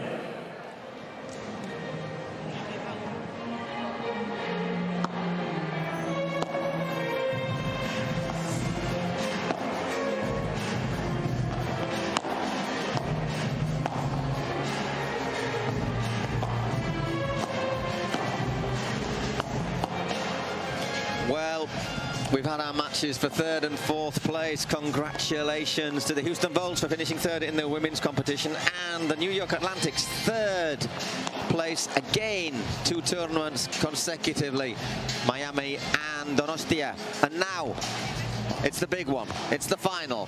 Who will be the women's champion in the Pro Padel Tour here in San Sebastián 2025? Will it be the Flow Rider Goats, or will it be the big surprise of this tournament, the Arkansas Matrix? Bea Caldera and Patti Laguna surprised us all, it has to be said. They've won both of their matches, and they've won them not conceding many games. They play the Goats. The Goats have been outstanding. They really have been dominant. Arantzazu and Gemma Triay. We've got the Goats favourites, haven't we, Eric? But we've got them favourites, Paul, but Patti Laguna there on your screen, the veteran alongside a superb Bea Caldera. She's been outstanding throughout the 4 days here. This their 3rd day of competition. All teams have rested 1 day. They played 3 matches, including the one here. Now, who will come out on top? Flow Rider Goats, losing finalists. In Miami, they were beaten by New York Atlantics in a super tiebreak. As for their opponents, they weren't even on the map. They certainly weren't among the favourites to get to the final. Maybe for podium day, but outstanding. Really, really good. And their performance yesterday against Miami, 6-1, 6-1. Sorry, I'm getting mixed up. I'm getting my matches mixed up. 6-2, 6-3 against, yeah, it was against the Atlantics. It was against the Atlantics. Looking at the wrong place on my page. It's been a long 4 days, Eric. This is our 23rd match. 23rd match, looking forward to 23 and 24. Now, the Cancun Waves and New York Atlantics are the 2 women's teams who qualify for podium day in Miami, but have missed out here in San Sebastián. The Volts joining the Flow Rider Goats, Arkansas Matrix on this title-winning day. Now, the Volts were excellent. Caparrós and Barrera, congratulations. They beat Las Vegas Smash, Martita Ortega and Sofia Araujo. A little bit of an upset when you look at the rankings, but maybe not if you look at the performances here in Sebastián. And the same here. You look at the rankings, and you've got the world #1 and Osoro, who has been excellent. Delphi is also on this roster. Delphi Brea is currently injured, but she was here watching their previous game for the Flow Rider Goats. They are everyone's favourites, but we have seen so many upsets in this second event and this season, Paul. Although I do think we both, and I think the Spanish commentators too, have the Flow Rider Goats down as favourites. Yeah, they went close in Miami. 7-6. 3-6, 10-7. The Atlantics just pipping the Flow Rider Goats to those 25 points and, of course, the title.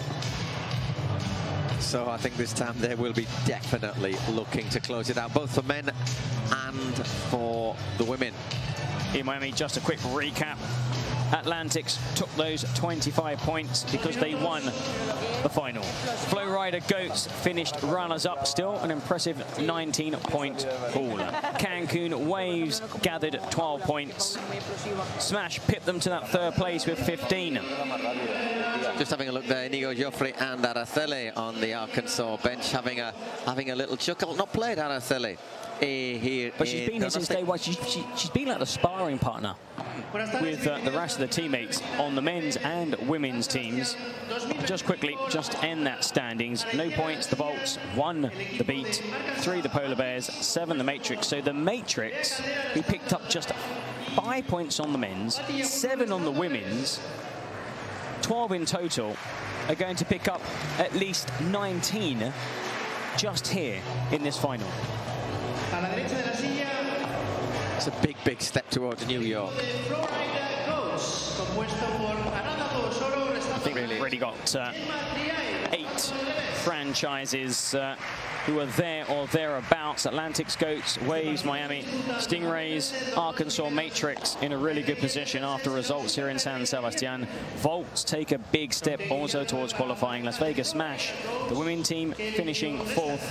The Beat and Polar Bears are not out of the running just yet, but they have it all to do in our next event in Guadalajara from the 14th to the 17th of August. But we're here for the first of 2 finals on podium day.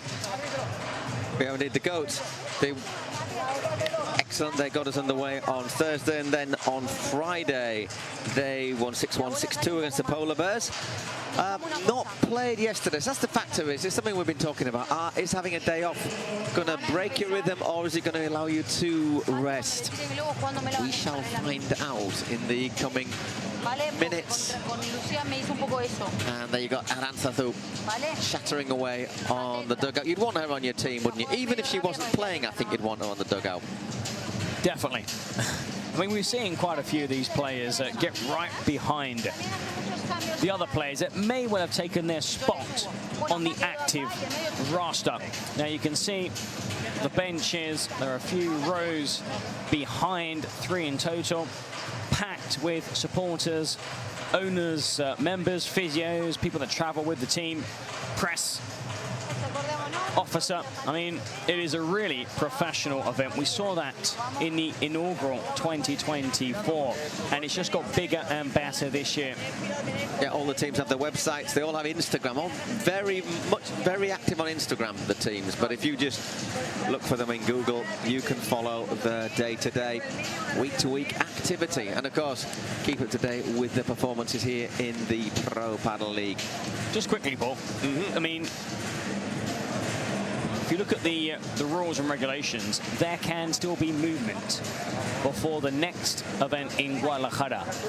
You look at your roster, you look at your teams. I don't want to put you on the spot, but do you think there'll be some teams maybe looking to strengthen their rosters, perhaps? Possibly, or maybe just add a little bit more depth. I'm not going to use this to criticise either of the two players. If I was the Cancun Waves, I'd want another woman player. Some teams have 2 and 2. Only got 2 players really, Sofia Sainz and Marina Lobo. Maybe another one just to give you the option to rotate, so you could have 2 players one day and a different player the next day. There, Arantzazu, also another player with her every player has their superstitions. I don't think there's many who have Martita Ortega, however. She wants to sit on the bench of the player who won the previous match. So if you've not watched the previous match, you have to ask someone. Who won? Who won, and where do they sit? Oh, Martita and Sofia beaten by Marta Caparrós and Marta Barrera earlier in the first women's game here on this centre court at the Royal Tennis Club in San Sebastián. We've had the 3rd and 4th playoffs, men's and women's, now the first title championship game. Okay, 30 love. Good start by Caldera to get us underway serving.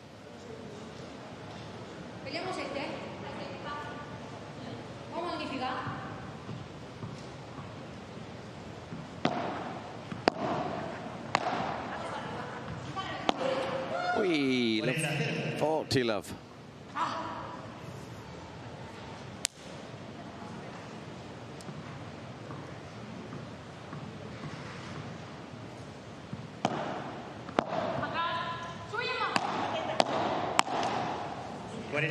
Body 15 as Bear puts that one into the net. Snatches slightly at that volley, Bear Caldera. Plays alongside another young, talented player. But I've been hugely impressed with how she plays when she's partnered with Patti Yabuna. Of course, plays with the very experienced and talented Lucia Sainz.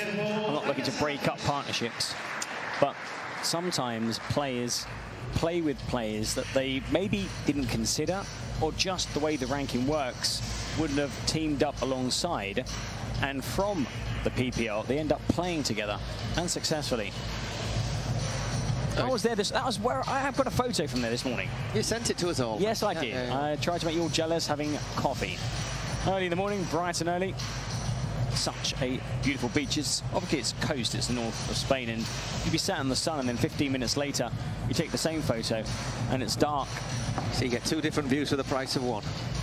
But it's we've been lucky here with the weather. Wouldn't have mattered though, because with one minor biblical thunderstorm on a Friday night, which freshened things up, which was actually very nice. Well, the temperature oscillates here between about 17 and 37. Low 30, yeah. Low 30s, because of course it's a coastal town, which changes the speed of the ball from the first session to the midday, early afternoon session to the late night session. That's why I think players sometimes take a couple of games to get underway, to get the feel of the court here. I mean, the court is the same. It's this excellent Adidas court. But of course, the climate changes, the bounce changes, the speed also changes. Can't wait to see how fast that ball will fly in Guadalajara, Paul. What, 1,500 meters above sea level? It will zip across the net, or into the net. Or over the net. And over that 4-meter back fence. 30 love. That was a much better shot. 30-0. Arantza getting into the groove.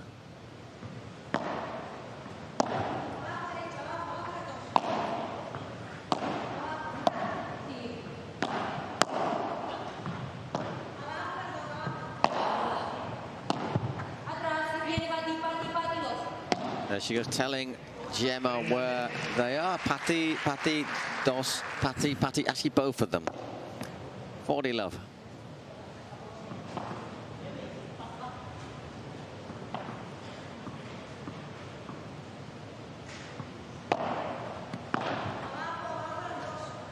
And it is one game each. I think when we get our first little break in this, we'll see the stands fill up considerably after people have taken a little... It's not just the players who need a refreshment break, is it? Well, the food is great here, so any excuse to head over to the hospitality. Everyone's been spot here. This Pro Padel League event. Heard from John Santh, quite emotional John Santh, saying, you know, how great it is that the best padel in the world is back here on the north coast of Spain. Yeah, because I mean, I think about it, and there's not really anything. It's been the first big tournament that's been in San Sebastián for a while. Doesn't even have a decent football team, does it, Paul? Oh, they're not a bad team. But just not as good as the one from Bilbao, according to Paul. Not as good as the one from Bilbao, Athletic Club Bilbao. Not a big, I mean, big Bilbao as well. Another city, you know, basically in the greater metropolitan area, it's about 1 million inhabitants. Not got a paddle tournament either. You know, you think places like Valladolid and smaller places in Spain have got them. This is the first ever European event at the Royal Tennis Club of San Sebastián. You're watching the Pro Padel League live. Started on July the 10th. Think about Bilbao. They've just recent years they've had the departure, the Grand Depart, the start of the Tour de France, which can sometimes be a little bit liberal with its definition of France. They had the Europa League final this year. They've had the Rugby World Cup final. They had the Women's Champions League final. So it's a city that really knows how to organise events. Making loads of friends in San Sebastián. Here you are, Paul.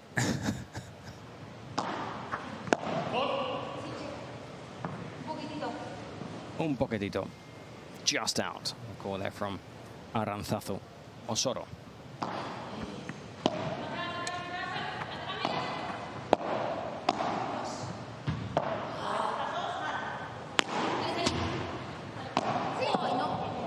Well played. Lovely there. Tucks it away. Patti Yaguno.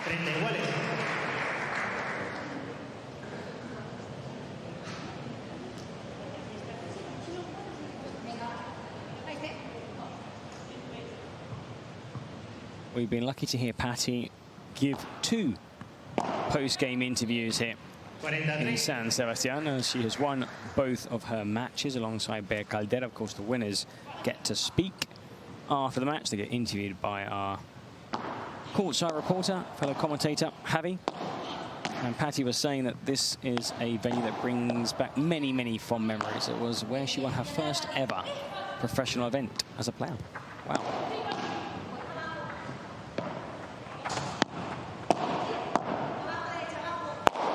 We went for it. Sensitive bit long. 2-1. The start of our women's final. So far, everything going with serve.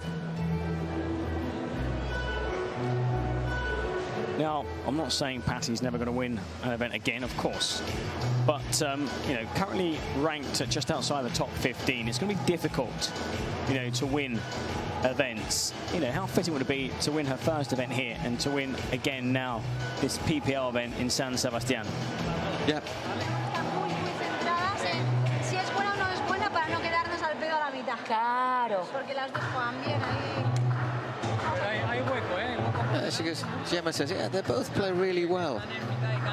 Well, if she would have watched them play their first two games, they played well throughout this Pro Padel League event in San Sebastián. I mean, you think, how many times will Gemma have played against Patti Jaruno in her career? And Patti against Gemma, well, the same amount, obviously. But, I mean, they must have played each other hundreds of times. But not that many against Bea Caldera. Yeah. Because she's lower in the rankings, and it is tough to break into the top 24 or top 50. Top 24, top 16, top 8. You don't see much movement. You get a lot of players that can spend, like Gemma Triay, over a decade. If you're not number 1, you're number 2, you're number 3, you're number 4. She was number 1 at the end of 2020, 21, 22, and is currently the world number 1 now. The problem about the difficulty of getting up the ranking is in most tournaments, of course, once you get to the round of 16 or 13, you are going to play one of the very top pairs, and it makes it, sometimes it's a bit of a glass ceiling, isn't it? It's hard to get past. 64th, you play against top seeds. Yeah, which makes it really hard to therefore win matches to get the points. Anyhow, it is Gemma serving. As well there, Patti. It was right against the side. Oof. Just died there.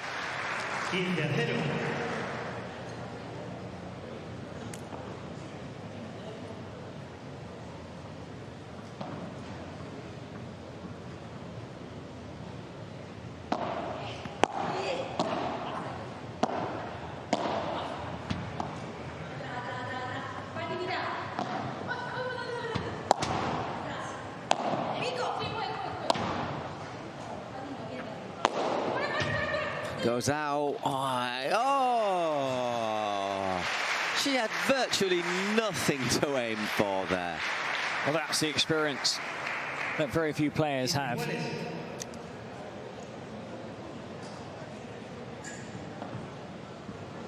That is a tremendous shot. She has so little to aim for.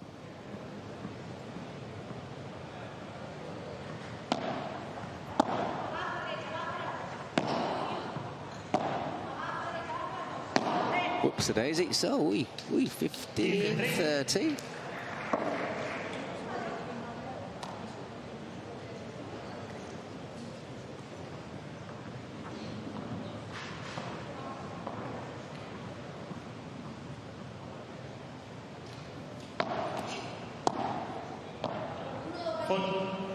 Second serve. What he said, first serve there. And yeah, it doesn't really matter because the next one's in.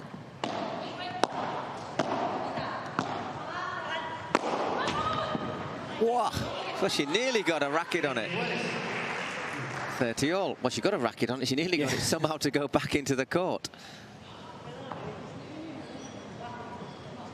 Liking what we're seeing from the Arkansas Matrix.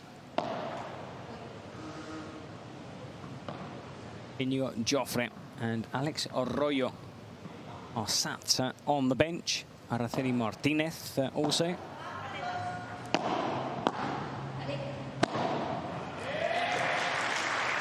(40-30).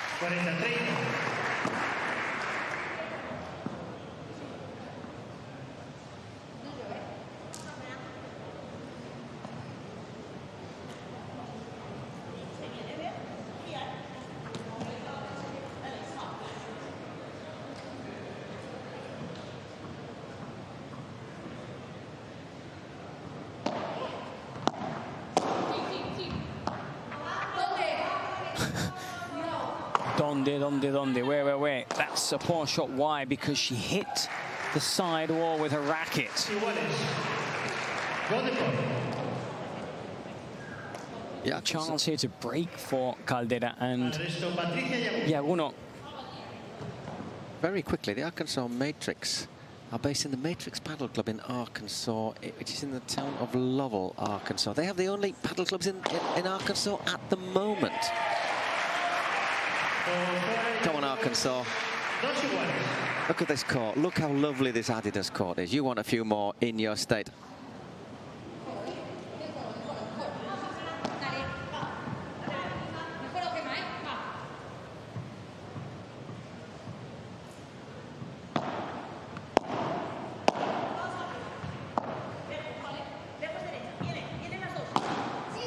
Nice shot from Bayer. Couldn't do anything with it, Aranzazú.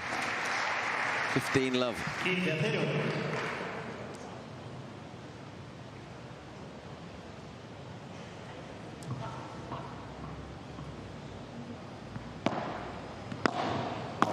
Cardona and Leo Alsberger will punch in the air early with that smash. They also sat on that Flow Rider Goats bench, but unlike Arroyo and Joffre for Arkansas Matrix, they will be in action later. Exactly. In the final against the San Diego Stingrays. We've seen Joffre and also Gonzalo Rubio both helping with the coaching work for their team. Just wrong foot, Aranzazú. 40 love.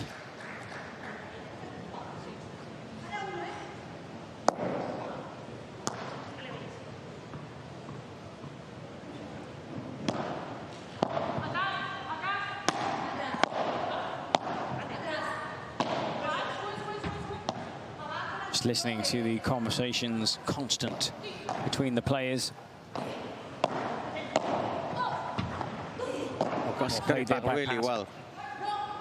Good lob too. And that was excellent from Aranzazú Osorio. Yeah, asked for that, didn't she? Backed away into it. Says thank you. Windmills her arm over. 40-15. I mean, Bea Calder is getting a masterclass there from Padel. Be good for her. She'll be learning. You do often see veteran players in, I'd say in their, I wouldn't say final few years, but when they turn a certain age, normally team up with the younger players.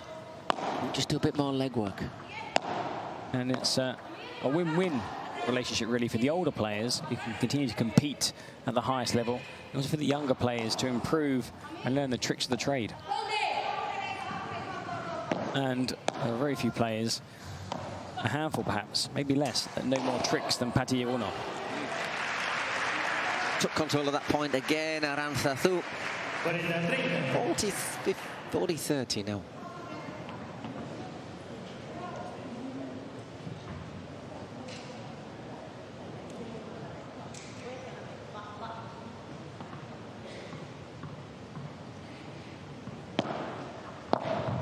It's gone. Yep, it's gone long from Gemma. 3 games to 2 as we go into our next little break. Well, we caught up with Gemma Triay. She's won many of these in the past. But let's find out what is the best way to win a golden point in Padel. Bueno, realmente intento vivir mucho el presente, no estar pensando en tengo que hacer este punto. I don't normally focus too much on the importance of the point. Of course, I know it's a winner-takes-all scenario because you might be breaking, hold on to your serve. I don't give it too much thought about what could happen or what happened in the past, what I need to do. I basically just focus on the point and try and play as well as possible.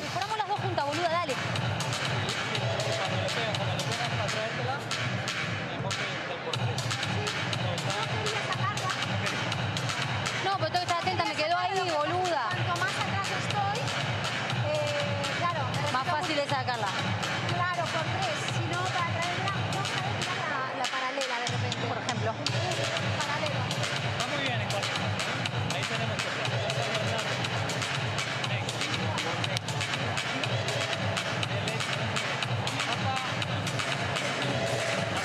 Sí, porque es que de derecha está rezando bien. De momento estamos zafando, pero de vez en cuando nos da 2 retos muy buenos que nos quita la iniciativa desde la primer gol. Venga, vamos a ver. Vamos para aquí.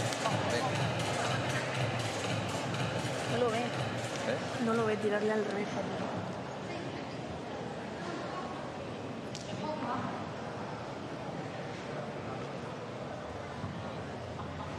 Silencio, por favor, gracias.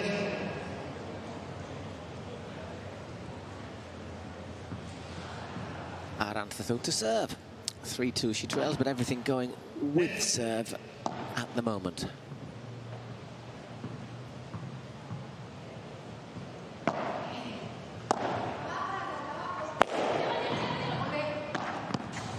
Well played, Patty. Up 15.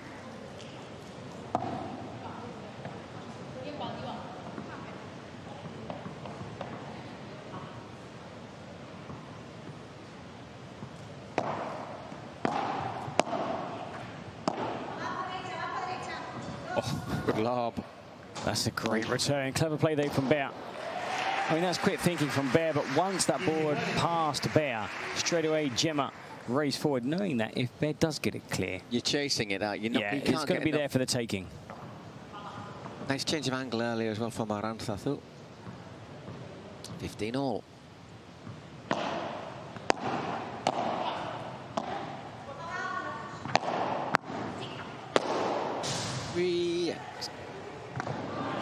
Just held up, but too much for Bear. He was a little bit unlucky, maybe, that it didn't bounce back in the court after hitting the cage. 30-15.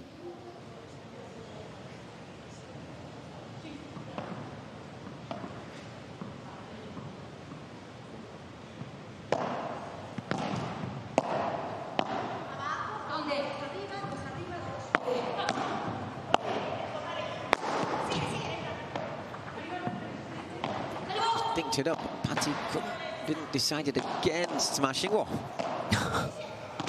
I'm just walking past him and I'll just stick my racket out. Put up brilliantly there. And again, Bear. What a fighter she is. The fourth, Donde. Oh, and that's lovely there from Arantxa Sosoro. Really well played, that point from Arantxa, from the Argentinian.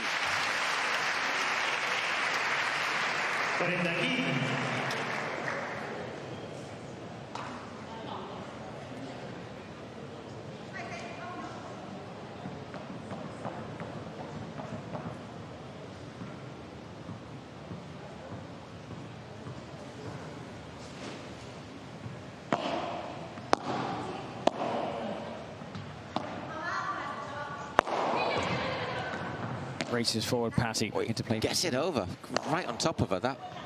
Having a lot of running to do here, Bear. And Gemma looked for the spot, hit the winner. 3 games all, everything still going with serve.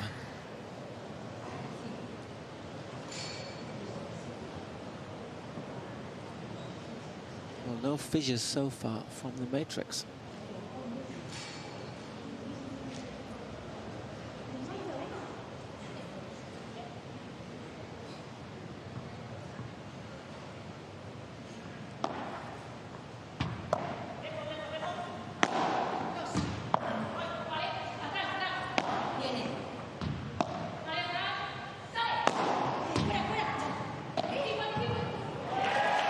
And again, Gemma starting to warm up the Flow Rider goats.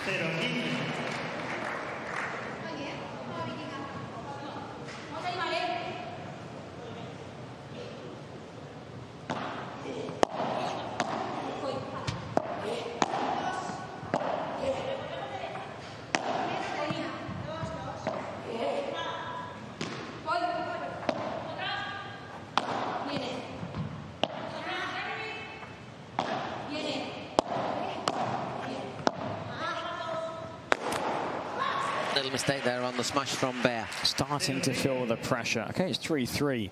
But we're starting to see now the Flow Rider goats dominate each and every point. They're just not making any mistakes, are they? They're not giving any gifts, which means the matrix just have to work for everything.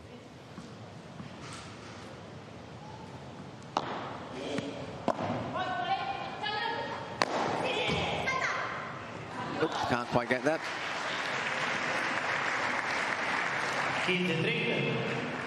15-30, has a little chuckle with the bench.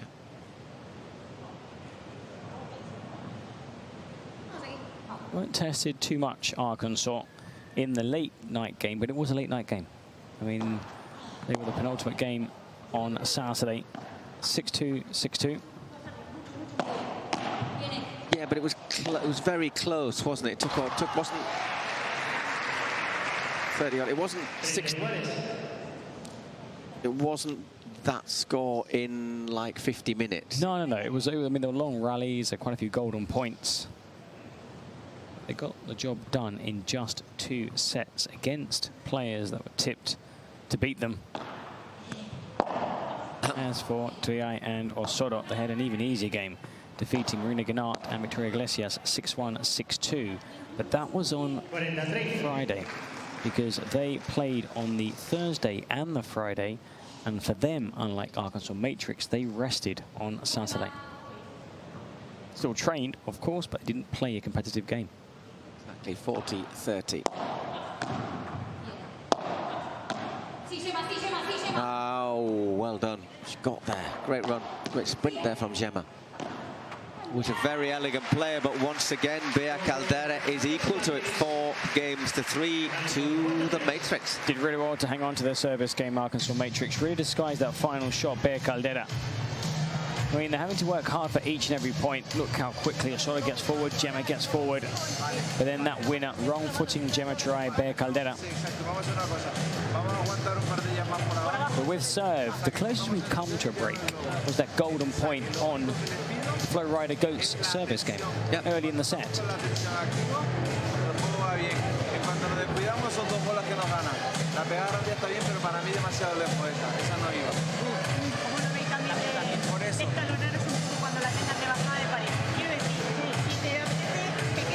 Quite a few people working their way back to the court here.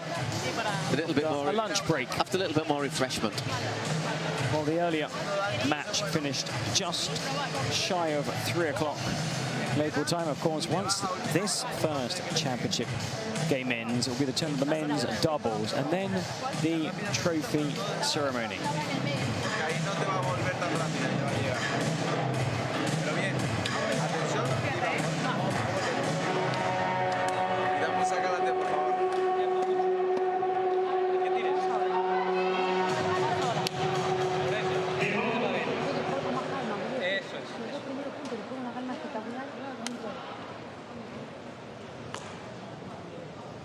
Okay, we're back out again. It'll be Gemma to serve. 4-3 down. You're going to get a nice temple. Not a bad way to start your holiday. You're off, aren't you? It won't be. I am indeed. Tomorrow morning. I think everyone here deserves a little rest. It's been a very entertaining, but also slightly very intense 4 days. It's been excellent paddle. And will the Flow Rider Goats be going for a rest, having won both the men's and women's titles? Well, they got close, didn't they, in Miami, and their owners are here again, sat behind the team. I think they want to see a win this time.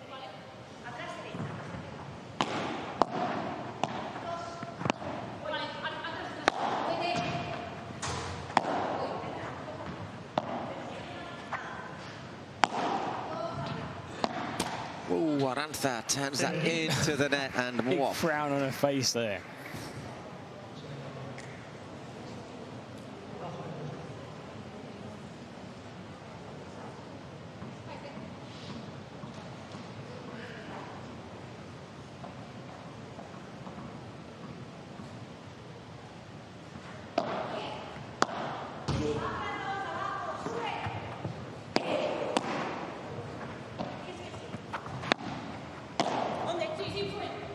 Yeah, uno contra pared. Looking back, Bea. Again, they've got a lot of running to do. They get lucky there. Didn't go, did it? They smashed, gone. And that's gone. So, love 30. And they would have put that smash away, Gemma Try. She'd be disappointed with that effort. In the end, struggling Osorio to keep that rally alive. Massive, massive point for the Flow Rider Goats.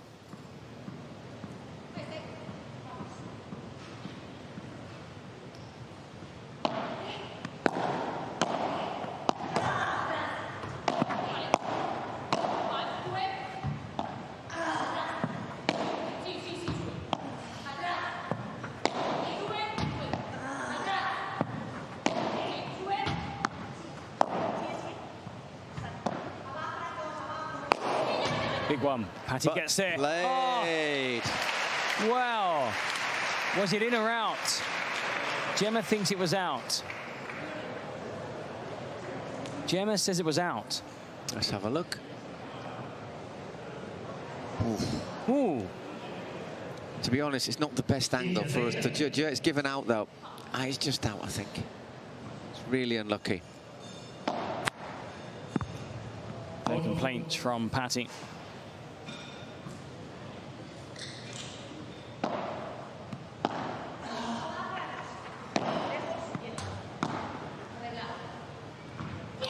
That's a simple shot.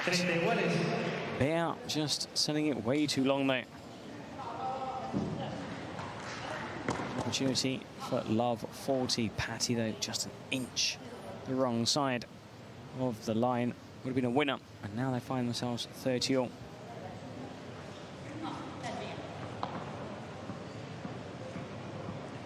Still work to do for Gemma.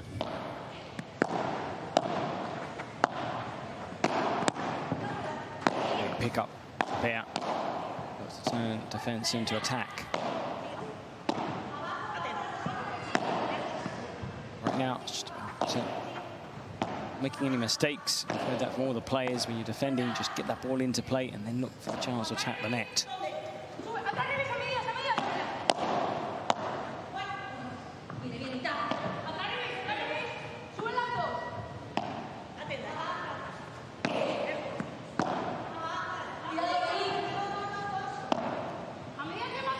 Couples having to, those pairs have to keep their nerve here. Well played again, Bear. I think Patty is the most intelligent player I've ever seen.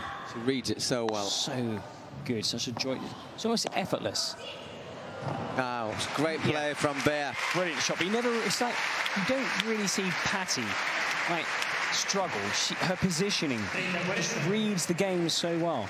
Well, 2 break points here for Patty Jaguno and Beatriz Caldera, which, if they take them, would leave them serving for the set.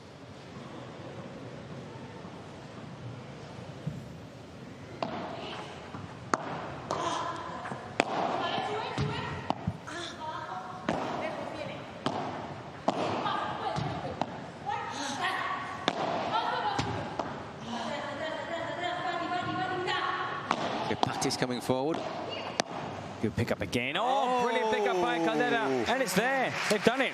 A little break of serve. It'll be Bea Caldera to serve now for the opening set of the women's final here in San Sebastián. And they deserve to be ahead. Yep. They had options early in the set to break. They missed out on a golden point. 2 break points here. They've taken one of them. And they lead 5-3. Caldera serving for the first set.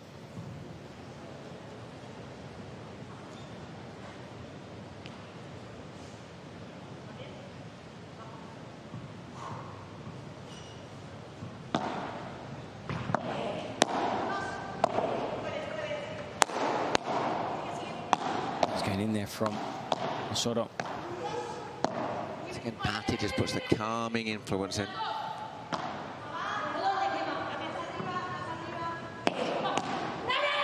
That's a good bajada there from Osorio. Yeah, well played.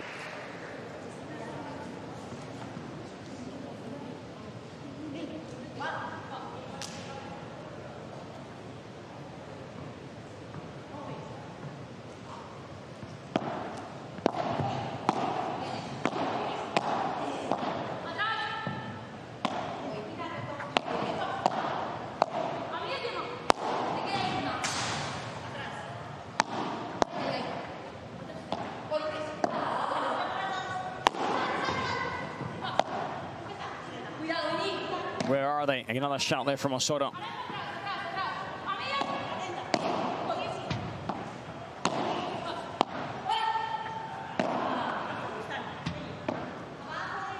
We'll battle this point.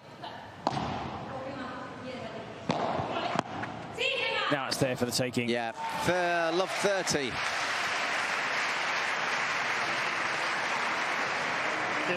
Well, looking for the counter break, the Flow Rider Goats. That shot on the feet of Patty. A return. leaving it at a great height for Gemma.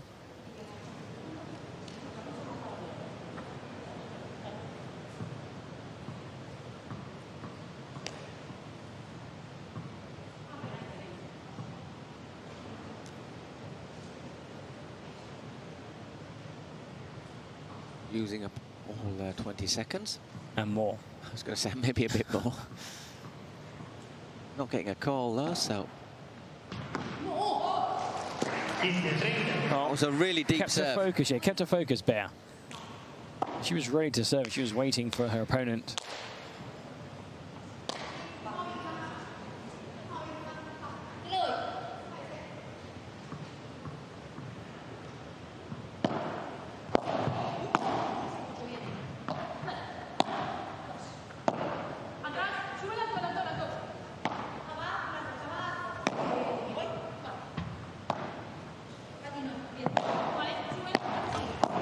Clever there from Padel, just switching things around, attacking our shoulder down low.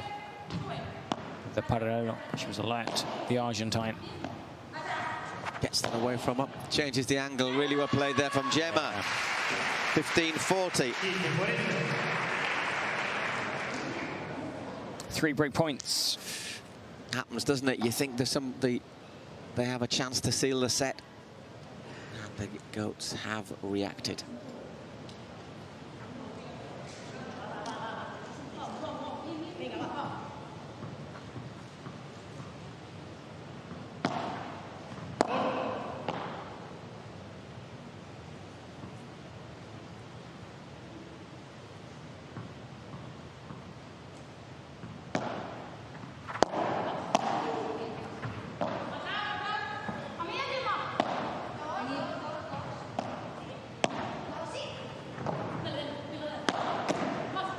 Parries the volley over the net.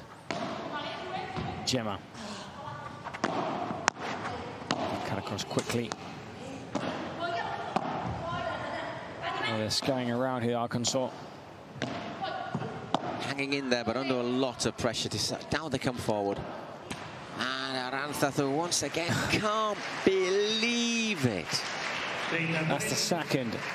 Well, one of her specialities, isn't it? It's the bajada backhand down the middle.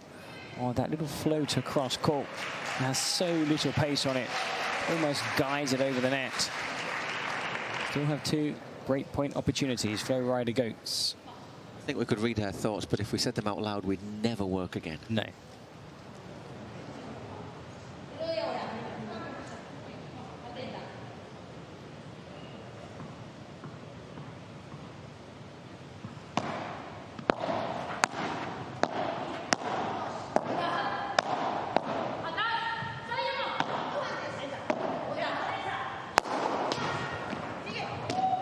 Great play by there you go. She wants the fans to make some noise. That's what it's about, and they do. They've broken back. That's what I am, really. And there is that break back. 5 games to 4. Or 4-5 it'll be. I think it'll be Aranzazu to serve when we get back. Yeah, I can hear you. Have to be careful, though. We've had 1 counter break. It'll be the first time we see a counter break. Yeah, just looking over towards the guest seats, and there's Marta Kasparos, Marta Barrena just taking their seats to watch a bit. Bit of rhythm about. Delighted. Bit of rhythm about them as well. With their contribution to their team, winning the 3rd, 4th game. The Volts taking home 15 points. Really impressed, the 2 martyrs. They came close to qualifying for this match. Yeah, very, very close. Had Arkansas not won big in their final game, it would have been the Volts in action here against the Flow Rider Goats.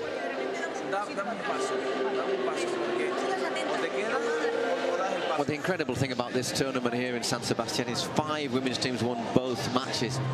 5 didn't win any. So it came right down to the difference in sets, and really also came down at the end. It came down to games won. Yeah, one team that returned home with a 100% record, played 2-1-2, were the Stingrays. But they do have a men's doubles team here in the final. San Diego, they'll be up next against the Flow Rider Goats men's doubles team of Cardona and Alsberger, who are still sat there by the owners of the team behind the bench. Not got a warm up yet. I think they might have thought they would be warming up by this time. This could be a long one.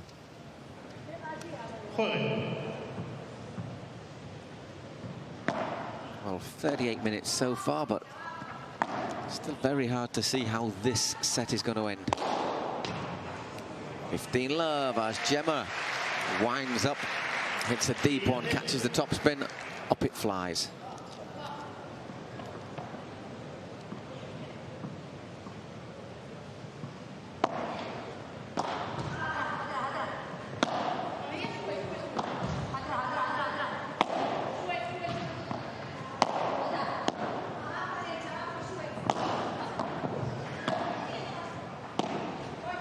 Bounces off the back glass. Oh, tweeny there from Osorio.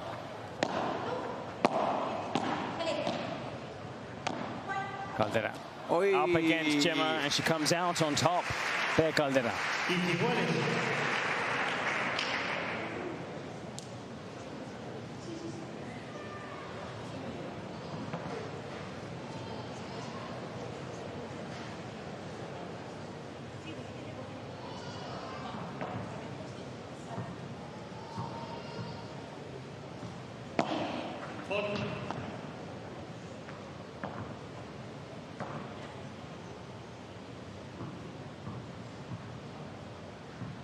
Silence here inside this Royal Tennis Club.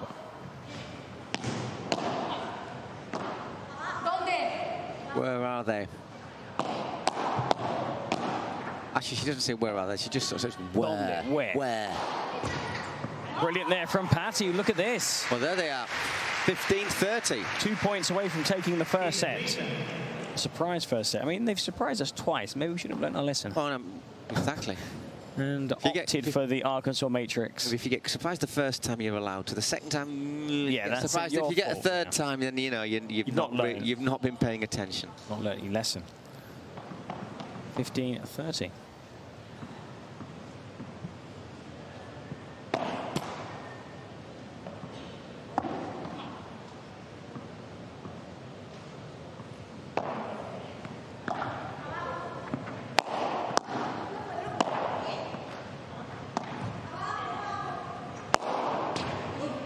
There for Bet. Just want to scoot back into play, but that's really clever. Yeah, really clever from Osorio. And the angle, they just, the effect just made it. Everything about the shot, the ground shot, everything about the ground shot barely kicked up. It was behind Bear, died after it hit the back glass wall. Still though, just need 2 points. Arkansas Matrix to shot the Flow Rider Goats and take the first set.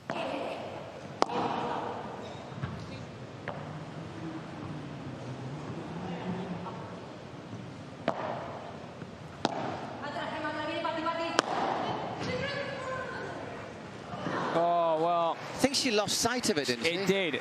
Basically, as it came through, it got another little deflection just before it reached Patty. There, off the K, and in the end, had no room to manoeuvre. Similar to Tappi's one, when it just bounced onto his head. Well, that just hit Ewan on the side of the head. 40-30. So they were under a bit of pressure at 15-30, but turning it around again.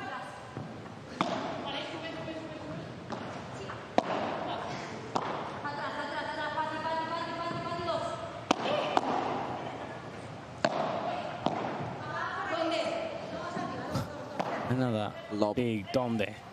Bear. Still need those 2 points. Now just one. They have a set point. Golden point, set point. Gemma, how do you face a set? How do you deal with a golden point? I think about the moment. I'm not going to look behind me or too far in front of me. I'm going to focus on the point, shot by shot. Well, now the proof is in the pudding. If she gets the chance to to really sort of play a shot, however. We're looking for a good delivery here, Osorio. Is a good serve. Patty. And another lob. Gets good distance on it. Bear has to lob too. They're just trying to wait for their opponent to get forward. Do they go forward? They do. Bear. It's there. It's the chance. Yeah. Great volleying there from Osorio. It's a little battle of nerves, this, isn't it? Wow, this is massive. Bear. Again, Bear. You're on top here.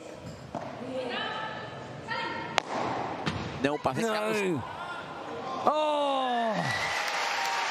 And Patty went for the winner. Shouldn't have. They've been so disciplined, so controlled. I think it was kind of there. I mean, that's not her forte, Patty.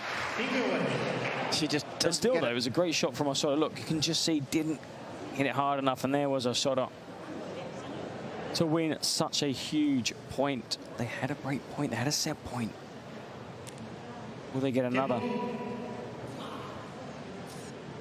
Those opportunities when you're coming up against the likes of How many times do we see people have a chance, miss it, and then get broken? Yeah. I mean, you don't get many opportunities against the world #1 and Osorio and the Flow Rider Goats. Oh, love 15.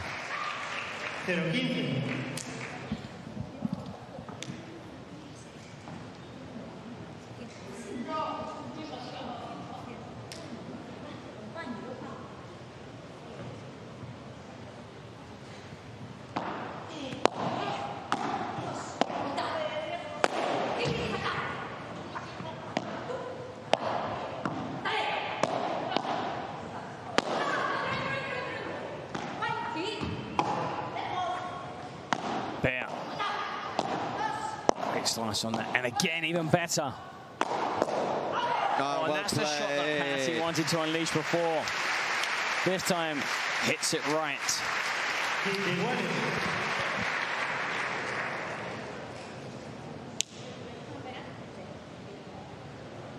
Neither of these two teams have dropped a set here at San Sebastián. So it's hardly, so 5-5 isn't really hardly a surprise, should it really? Expect maybe a tiebreak. I'm not you are passing shot. Gives the crowd a bit as well, doesn't she? I think the fact Patty was applauding too. Yeah. It's like Chingotto, you know. I think you like someone who just gets the crowd going. You've seen those today.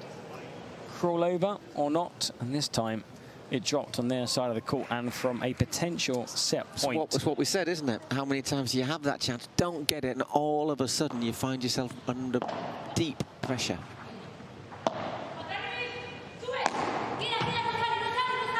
It's not going out. Not Sally, but in the end got the wrong side of the ball there.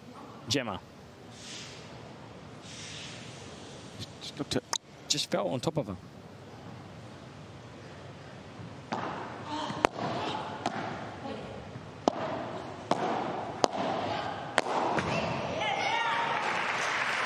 Well, golden point, still a break point. Back from 15-40 down. Still a break point, still a set point.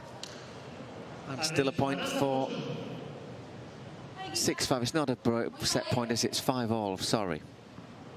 That's not too far away. Whoever takes this game will be in control as they switch ends at 5-6 or 6-5.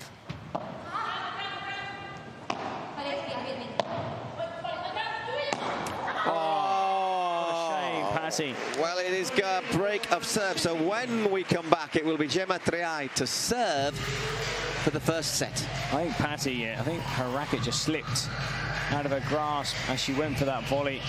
And in the end, I wouldn't say two mistakes, but definitely the first smash maybe could have just waited. A good volley, and then look, you know, to get close to the net and put it away.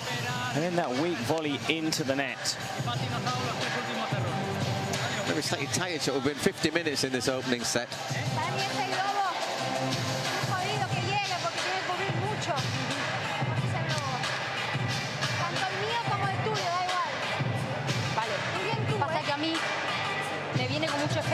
entonces estate atenta, porque por ahí no me sale tan ahí. Me da igual, ¿vale? It's coming up with a lot of effect, some of these shots they're playing. Da igual, libre. Dale. Yo el mío, si pienso, tal vez lo tiro por ahí. Venga. Sí, yo intento ir por ahí, pero por la duda, estate con la chispa. Sí, sí, sí, sí.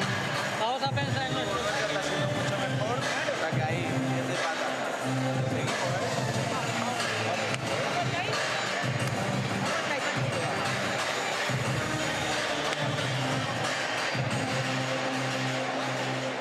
Me encanta, No tengo ni puta idea de padel,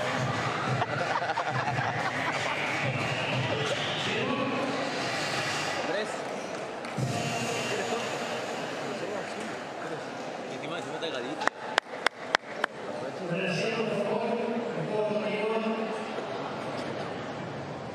6-5, Triana Soro. They saved a set point, and now they are serving for the opening set. Gemma to serve. Espere, por favor.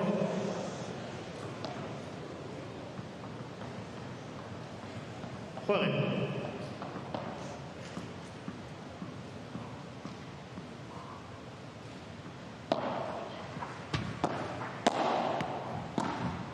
Can they make it count this time? Oof, well, not to start with. Love 15. Unforced error. Osoro.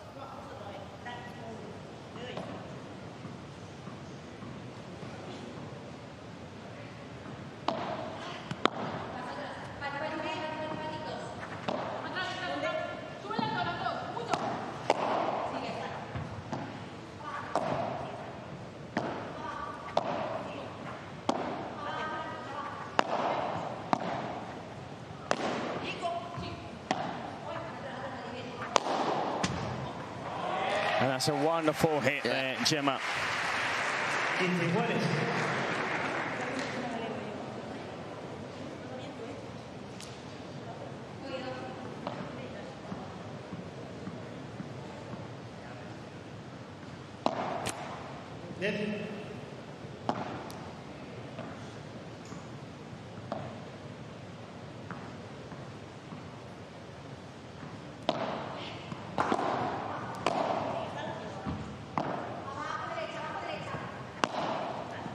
Good lob that from Bea. Once again asking a question of Aranthathu. I think they think that sometimes if you just tempt Aranthathu enough, sooner or later she's going to bite at it. I think they're playing alongside something like Gemma. She kind of, I would say, like, bites her tongue a little, as like holds back just a little. Out of respect, of course, because she's not, you know, the more dominant player in this partnership. 15-30.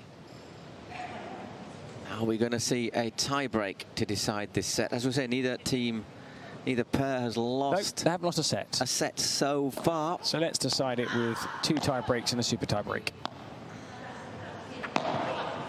Would be just about right on the balance of their 2 matches here. That's sure. PPL event in San Sebastián. It's got in the side. Wide from our Caldera. She had more time than she thought. 30 all. A couple of key points. The set point they failed to win, and that would have been 15-40.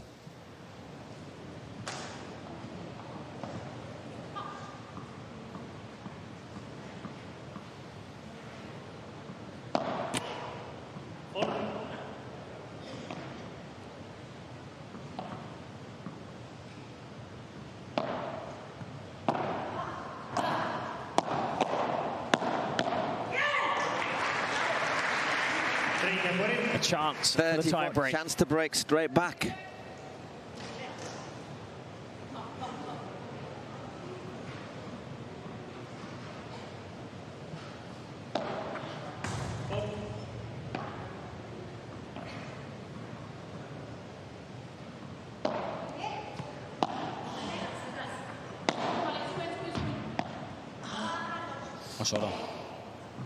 Resist really the temptation.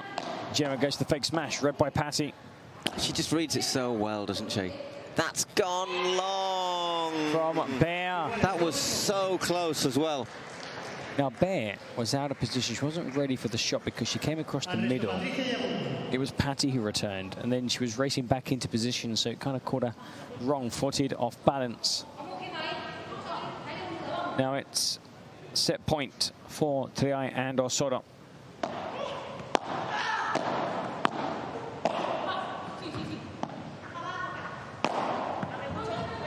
Set point, break point. Which is it going to be? Is the set point. Gemma hits the winner. And the flow rider bench explodes. And straight away. Figuratively it explodes anyhow. 7. Yeah, Cardona and Leo are on their feet, high-fiving their teammates. And they'll be getting ready now for their next match. It's a big, big set that. Now let's see what happens. We do often see Gemma have a slow start and then kick into gear. So I wonder now, will the goats get their heads down and charge on to victory? No comment.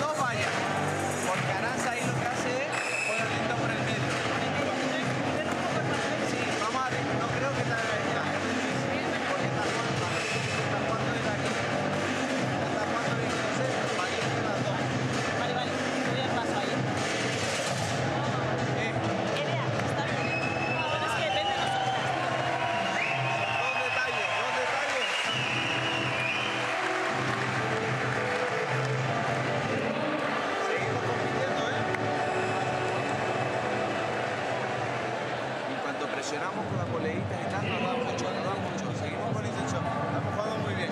Seguimos, ¿eh? Vamos aquí. Coleguita grande, ¿eh? Vamos. Estoy confiando.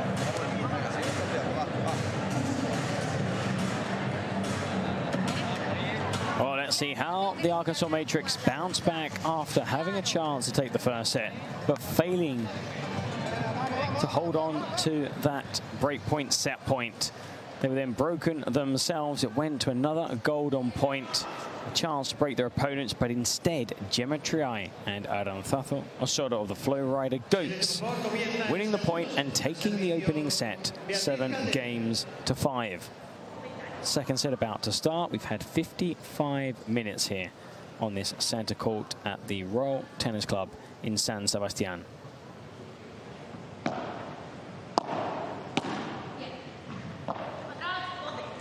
Up. Yeguno. Gets forward. Caldera. And into the net. Osorio. That set is the first set that Arkansas Matrix have dropped here in San Sebastián. Both of these two teams won their 2 group games in straight sets.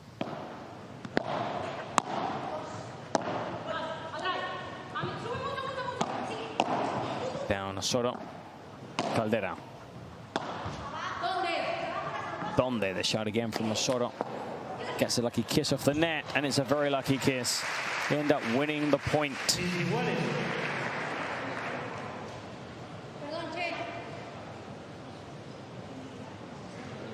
15-0.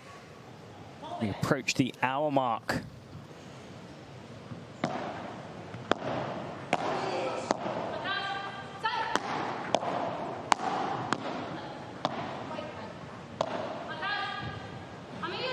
Patty. Gemma. Again, they look for Patty.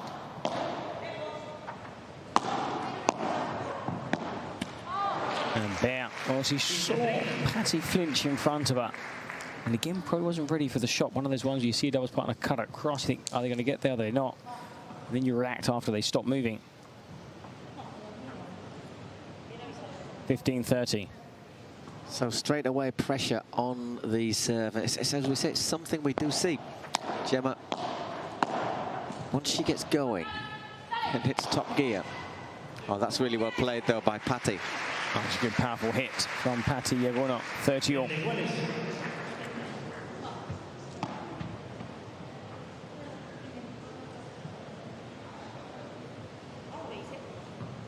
Just approaching the hour mark in this first match of our finals here on Podium Day.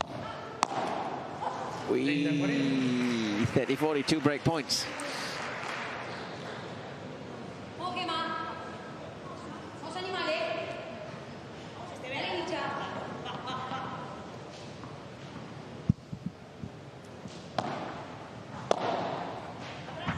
Good return that.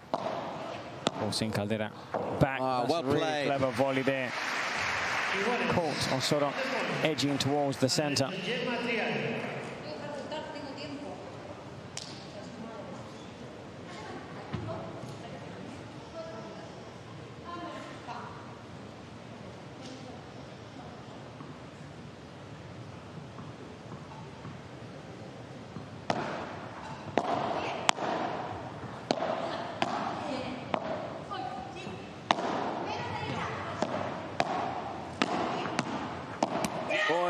Well, that's what she's so good at normally, Osorio.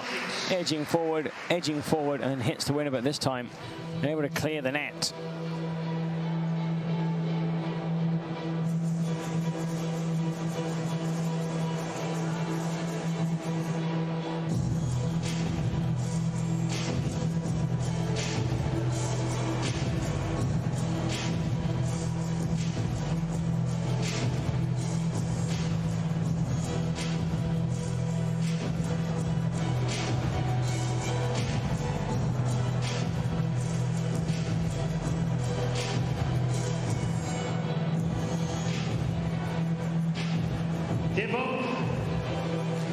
There you see the heat map, just shows how little has been won really close in to the net in this match so far. Lots of play from the middle of the court. We expected this game to go the full distance, to be tight. It hasn't disappointed. Excellent first set, and now Arkansas Matrix hanging on to their service game. Scoring a golden point. It's the turn of the Flow Rider Goats, who took the first set. They are the defending champions from last season's The Cities Cup in Miami. They lost the final in a super tiebreak. And they go one step further here.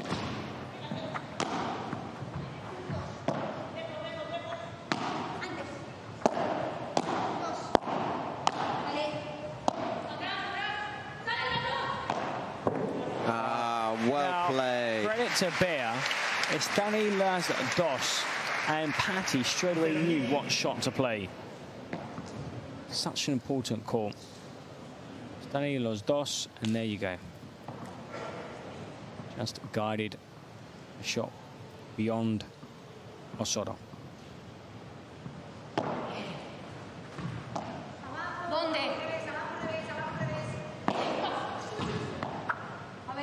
Might go. Oh, no, it's just in. Just in. Osorio with the half volley.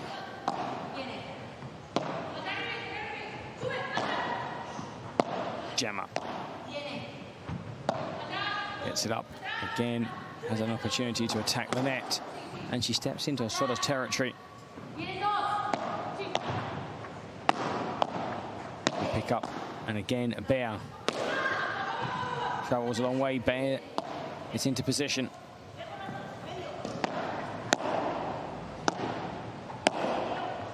Longest point of this second set. Boy, whips at it too quickly, perhaps, and love 30. Runs out of patience there. Didn't live the moment.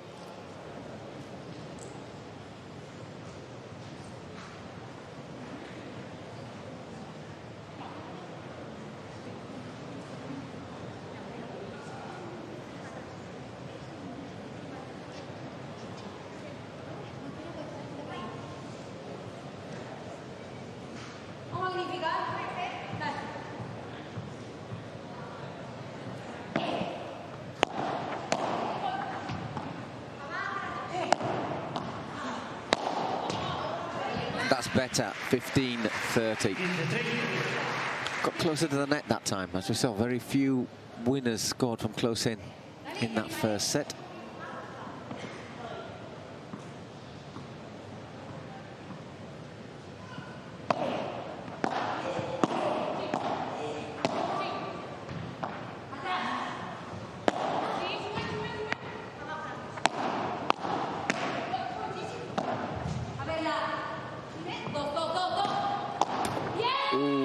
I think on that occasion, Patty making the wrong choice.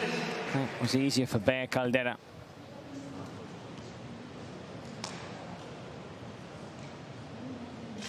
Yeah, just steps across it, doesn't she, a little bit.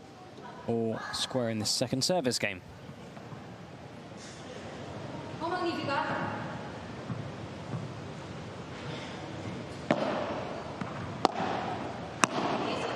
We lose 30-40, so a break point, 2 break points.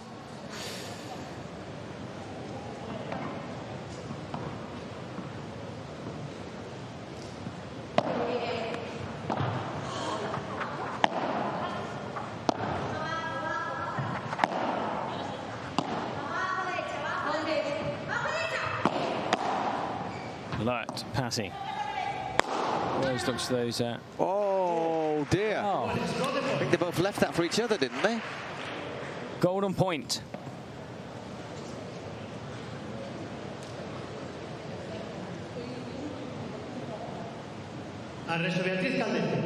Sixth golden point of the match. 4 have been won by Triay and Osorio. 6 golden points in 14 games. And they've won 4 of 5. That's just by the thinnest of margins carried. They've now won 5 of 6 golden points. Well, I mean, that's a massive, decisive figure in this match, isn't it? Well, look how tight it is, you know, and they've won 5 of 6. So 5 of the 8 games they've won have been by a golden point. Just 1 of the 6 that Patty and Bea have won have come by a golden point. So I think Gemma's comments about clearly to be taken seriously when it comes to how to approach a golden point.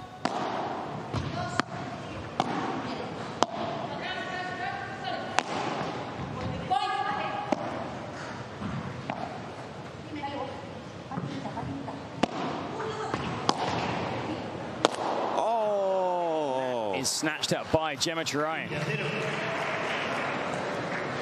There was a little chuckle, slightly demonic looking chuckle there at her partner.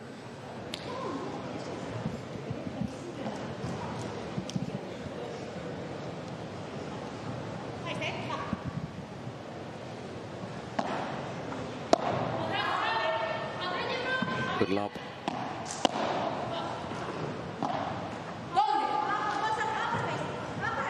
Osorio. Oof. Placed into the corner. Now it's Gemma.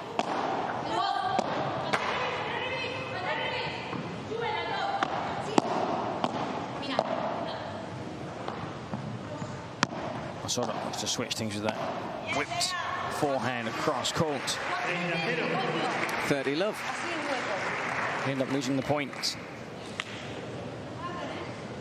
With 1 hour and 7 minutes.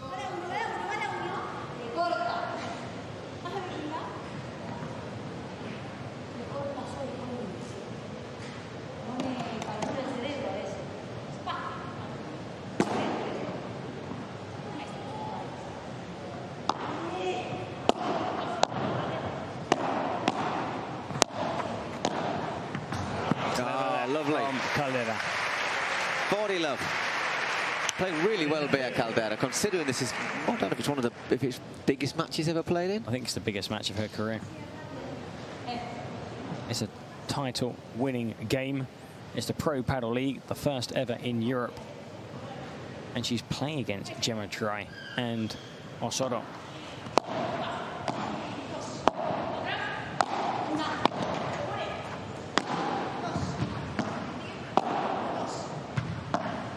There it is, 2-1 as we go into our next break.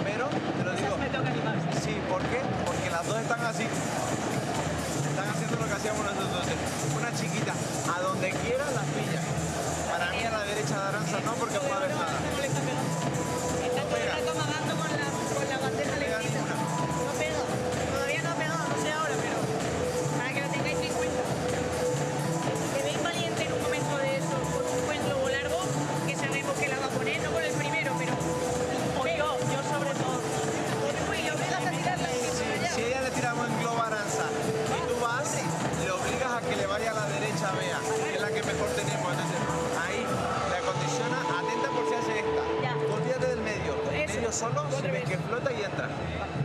Para que ella juegue de derecha. Aguanta la posición hasta el final. Y tú, si ves que es buena, tiras y vas. Equivocado. Sí. Tiras y vas. Confía en esa, que la estás haciendo perfecta todo el rato. Valiente y vas. Vale, vamos. Muy bien quedando. Vamos que estamos bien. Estamos bien. Muy bien. Vamos. Flowrider Goats took the first set, but it was tough. They were really against the ropes. In fact, they actually faced a set point, but the Arkansas Matrix unable to take that opportunity. And now, with serve in the second set.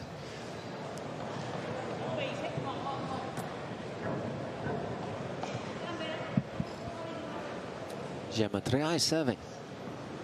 Silencio, por favor. Al servicio Gemma Triay.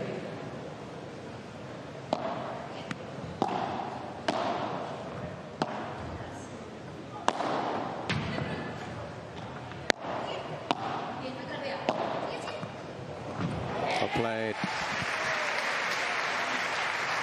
nicely down the line.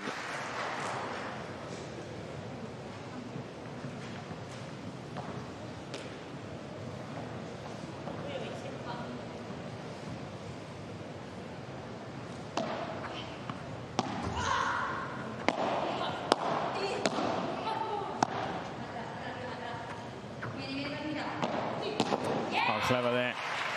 Catching Yeguna wrong-footed. Don't see that too often. But perhaps some players are starting to tire. Flowrider Goats in action on day 1 and day 2 of the competition. They got to rest yesterday on day 3, the final group stage day, unlike their opponents who did not play on day 1 but played on day 2 and again on day 3. Say 1 hour and 11 minutes. And it's been intense stuff as well. It's been long rallies, lots of running, so they've covered distance. Just touches the net. Patty. Yeah. I think almost out of tiredness. You kind of just like rested on the post. It's been, I mean, it's been intense. 6 golden points, and it's painful when you've only managed to win 1 of those 6. Yeah, I'm just thinking they will have finished. Patty and and Bear, they'll have finished. What time will they finished? About 9:45 last night, yes, more or less. And it was 6-2, 6-3 against the Atlantics, but it was, once again, it was a long match, lots of long disputed points.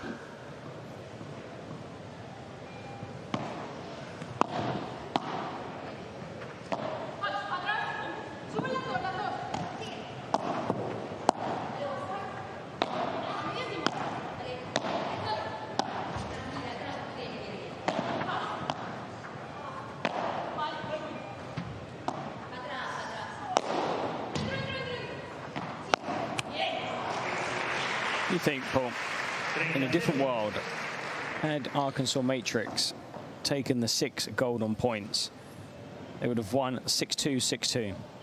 Had they have shared them 3-3, they would have taken the first set 7-5. and they'd be leading in this second set. Just shows what very fine margins we're dealing with in this match. 40 love.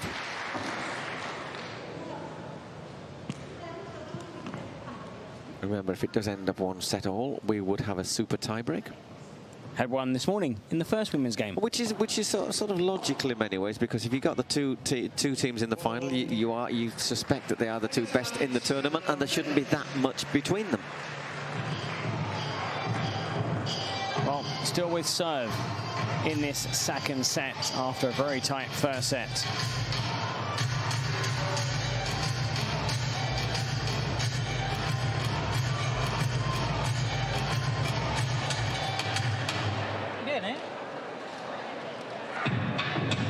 Coach is just down. Yeah, that's good.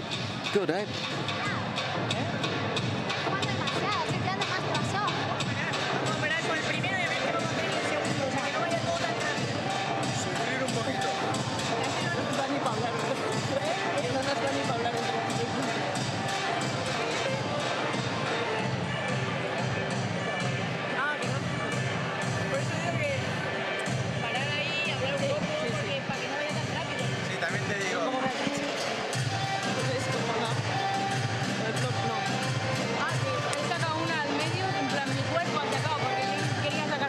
Just Gemma sat on the bench at the moment. Gemma es la primera que te fue abierta. Seguimos dejándole el ángulo. No te da ninguna. La chiquita, tiraste una, pero a lanza. Para mí valiente. Y cantaron bien, porque Aranza a veces se Exacto. Snapchatting becoming more and more popular here in Spain. It was a roaring success in Miami at the Wayfair Arena. That's when the first event of 2025 took place back in June. Fast forward 1 month, here we are in San Sebastián. Fast forward another 4 weeks, and we'll be broadcasting the final of Guadalajara. 2 weeks later, the Hamptons, just north of New York, and then in October, the Cities Cup.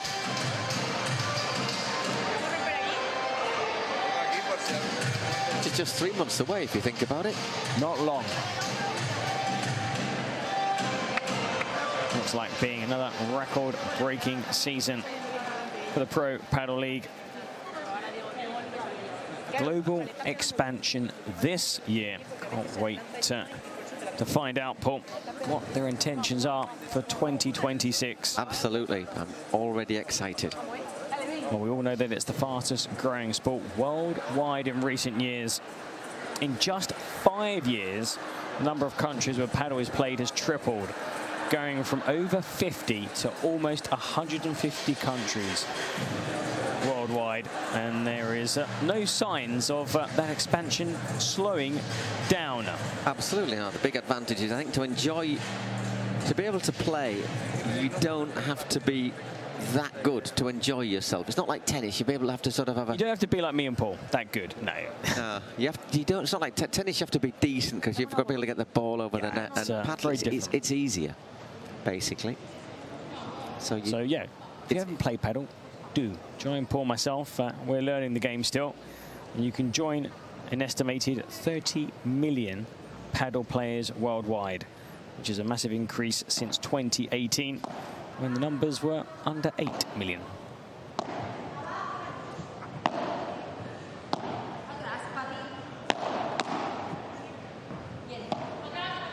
So it's Arantza who's serving. So 3-2 down, but everything going with serve in the second set, as most of it did in the first.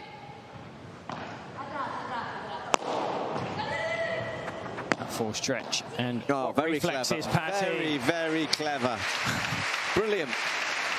Little nod of approval there. And she looked across to some of the supporters who are on their feet applauding Patty.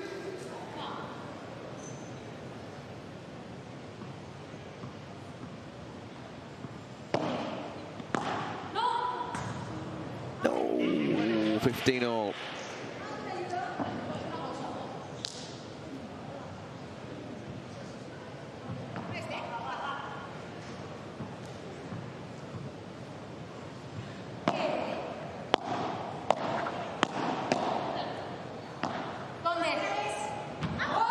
gone long. 30-15.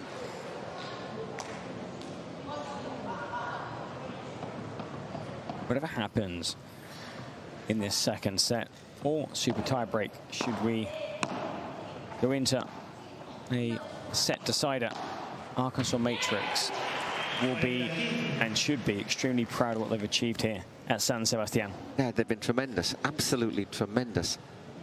Not given anything away, just that one set in this first set here, and that was in the last game of the set. The women took 7 points at Miami. The men took 5, combined 12. They've just gone and added at least 19 points if they finish runners-up here. They would more than double their tally from Miami in just one side. But the men will also had a pretty decent points they picked up tally. Points too. We'll see the standings come the end of our broadcast. But they produced a massive surprise. No, I'm getting mixed up. Sorry, my brain's failed me again. I'm getting mixed up with the Las Vegas smash. With Gonzo Alfonso and Barahona, who upset the odds by beating Miami Padel Club, who also lost today.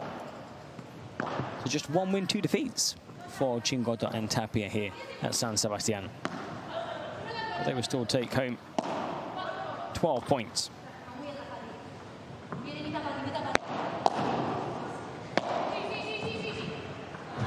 Well played. So there you go. 3 games all, as it was in the first set. 1 hour 20.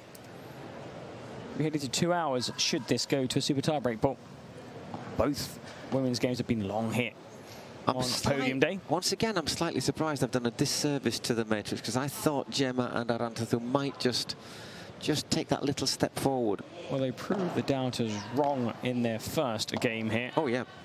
And again in their second match. Pete says he got them both wrong. He bet against the Arkansas Matrix. As of little faith. When we say bet in the prediction league, not physically go out and bet against them. That's lucky there from Osorio, who then apologizes to the Arkansas bench. And now to her opponents. Would you apologise? Do you think you should apologise? It's part of the game, isn't it? I think I just sort of lift the racket up in, so sorry. Then do a little motley, then do a little motley chuckle. And like turn away and hide the chuckles.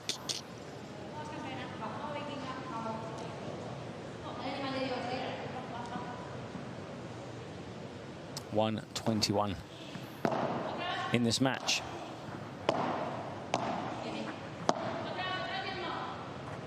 Yeah, 1-0. More defensive volley. Big use of those bandejas. Wow, just a bit too much on it though, and had to scurry back there, Caldera. Well, hang on, this is a decisive moment. This could be a decisive moment. Love 40 on Patty's serve. Chance for Gemma Triay and Arantathu Osorio to break and go 4-3 up with their serve to come.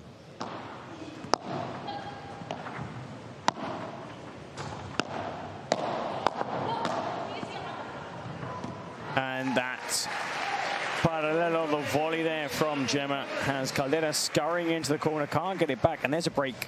So is that going to be decisive? They had a break in the first set, but were then immediately broken back. So, and they faced a set point against them, which they won. So will they take advantage of it this time? Runners-up in Miami, Flo Rida Goats. Just need to hold on to their serve, and they will clinch the title here in Spain. Just need to hold on. Pero con pelota pesada venimos jugando 3 cojones y medio. Sí, vamos. No, yo lo digo por la pegada. Sí. ¿Quién saca ahora? Vos. Venga. Nombres, metiste mucho primero. Todo primero metiste. Venga. Vamos. Vamos aquí, Vamos. Venga. Vamos. Va. ¿Le damos? approaching 5 o'clock local time here in Spain. If you're watching around the world, hopefully you're enjoying brunch or maybe lunch or even dinner. Or basically, or a cup of tea and a nice cucumber sandwich. It's nearly 5 o'clock, sir. Cucumber sandwich? Nah, they're horrible. I never like cucumber sandwiches. The tuna, is that? The salad cream? Don't really like cucumber. But cucumber sandwich, they're sort of like considered like one of the posh things. Is a nice cup of tea and a cucumber sandwich. I think, isn't it avocado toast now? Yeah, it is now. The rage.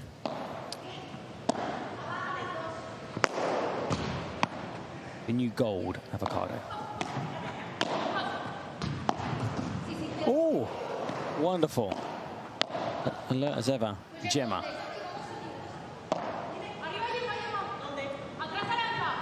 She attack it, she does. And that's a bullet smash, almost like a serve in tennis. Patty will not. Tough one for Gemma. Go Patty, sound shout somebody. Love 15.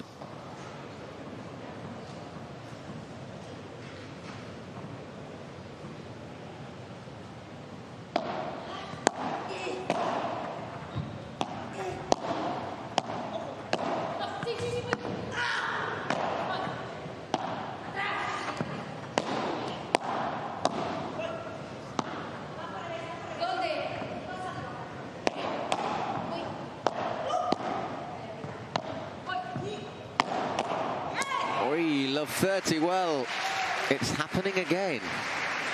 They've held, they've broken, and they're struggling to hold their own serve and consolidate.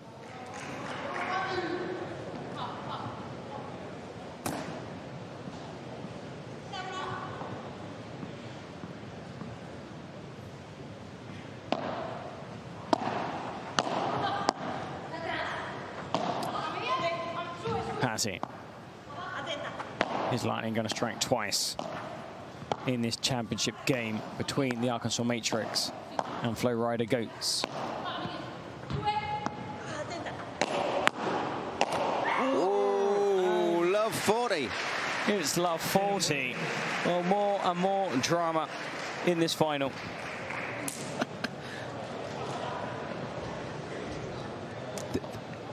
Twice, well, it's not, they've not lost the game yet, but it's very difficult to hold the next 4 points, especially in this style of paddle with so many long rallies. Oh my word. No, she must have hit the net, Patty. Yeah. That is a get out of jail free card.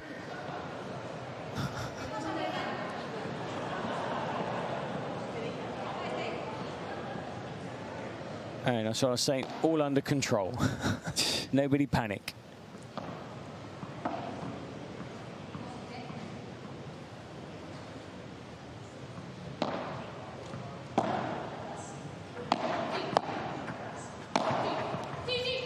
Whoa. And Gemma claws back another point. It's that joint, isn't it, there between the cage and the glass. It's just if you can hit that. Know. You never know wherever you go, it'll go the opposite direction. It's like a toast that's been buttered.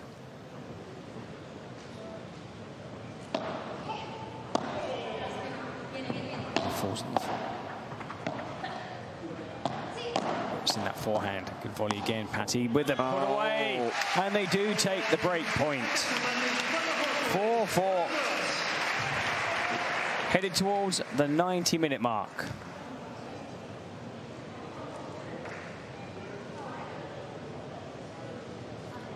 Well, it's fitting that a final should last a long time. Well, the fans are thoroughly entertained. And I do think the Arkansas Matrix deserve to at least take this title-winning match to a super tie-break. The thing is, it's like yesterday, look, just to swap sport very quickly, the Wimbledon's women's final ended up 6-love, 6-love. In 52 minutes? It was under an hour. So the only person who's probably happy with that is the winner. Yeah. I mean, the audience are thinking... 100 years.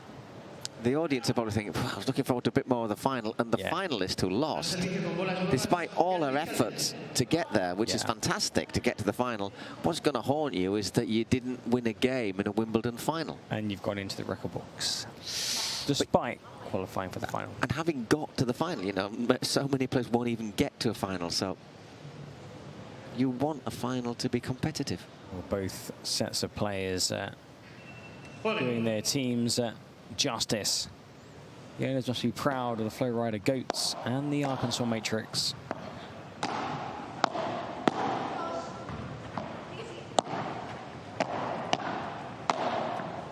We'll get to this stage now where any service break again could be decisive. Well, as long as you hold. Could. Maybe. Possibly. Potentially. I could go on, but I won't. Love 15.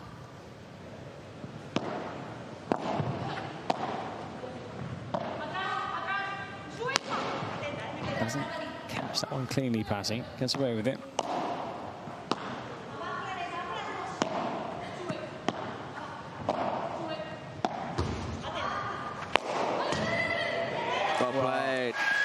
There, Patty doesn't quite have the legs on her, and Bear set off too late. Had a lot of ground to cover. Bear Caldera. Love 30.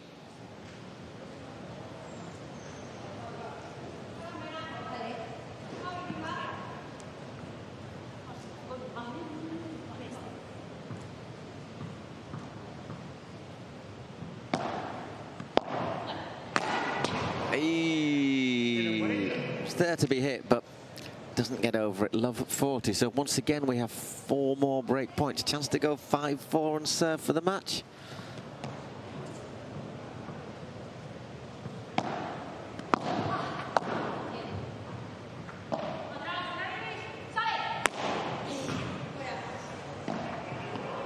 Back into play. Can pick up.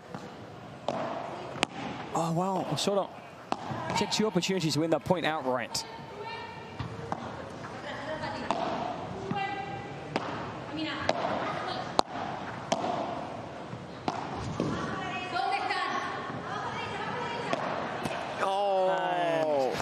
She's frustrated, Osodo. She had 2 really good opportunities after great work from Gemma.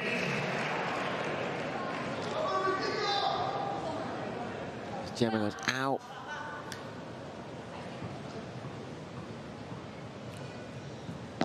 Wasn't easy to get sort of a lot on that, though, because it was just dipped over the net.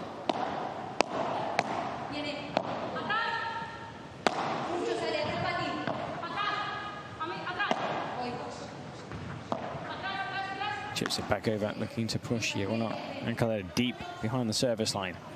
And it drops back. And the bajada is into the net. And Triay Osodo, Flow Rider Goats are 1 game away from the title. We haven't seen Bea try and hit many shots like that, have we? But I think she's held back a little. We've not seen her play the same kind of intensity we see during the normal season. She's playing alongside Patty, who probably is a calming influence.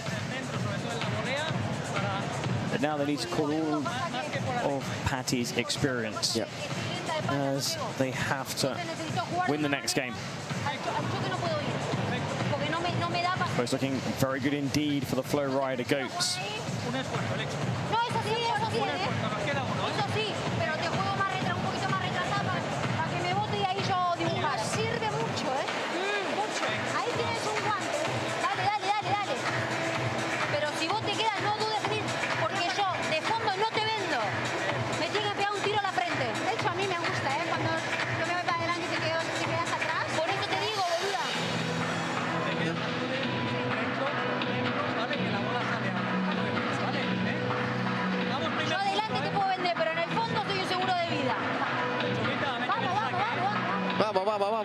Always ends those timeouts with come on. This would be an excellent at the back. Assured. And the Arkansas coach is saying, you've been magnificent. Try and go out there and enjoy it. They have to win the next game. They have to break Aranzazo Osodo, who'll be serving for the match. They've done it before. Well, as Sir Alf Ramsey once memorably said, you've done it before, now go out and do it again.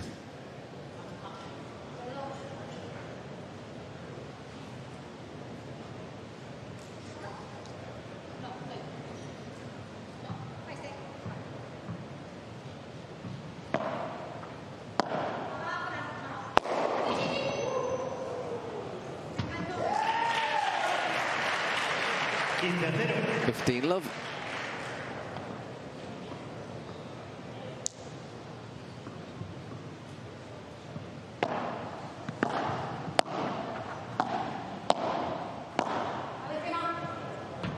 Whoa, 30 love.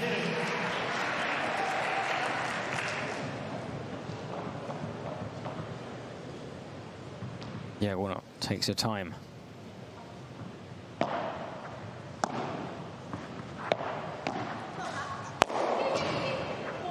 Got a touch on it. Oh, no, get a touch. And this could be it. The Flow Rider Goats, after finishing runners-up in Miami, could take the title here in San Sebastián.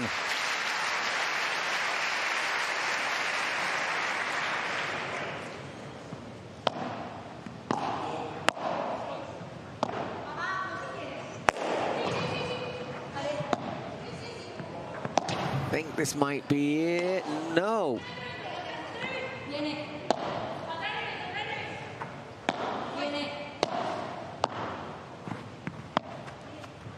Yeah. And there it is. A mistake from Bear. Well, they pushed them all the way. Full credit by Farpool for the Flow Rider Goats of the three they played here in San Sebastián. Oh, by a long, long way. Full credit to the Arkansas Matrix, but in the end, by 7 games to 5 and 6 games to 4, the winners of our women's title here in San Sebastián are the Flow Rider Goats, our champions. Flow Rider Goats, Chapeldum, as they would say in Basque. Could have been very, very different. That one set point Arkansas Matrix had in the first set. A set point they failed to take. They ended up losing that first set. And then showing their class, experience, and also why they are the top-ranked players in the world. Congratulations to the Flow Rider Goats, to Gemma Triay, Aranzazo Osoro, and also to the men's team. They'll be up next in the men's final, but first, we have the title ceremony. We have a prize-giving ceremony. Javi will go down and have a few words. We'll have our ceremony, then a little break, and we will be back with the men's final, our last match here in Donostia, in San Sebastián.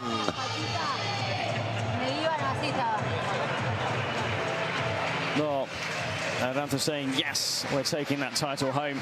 We think about it, the last two tournaments she's played in, she's been on the winning team, so they won the Cities Cup.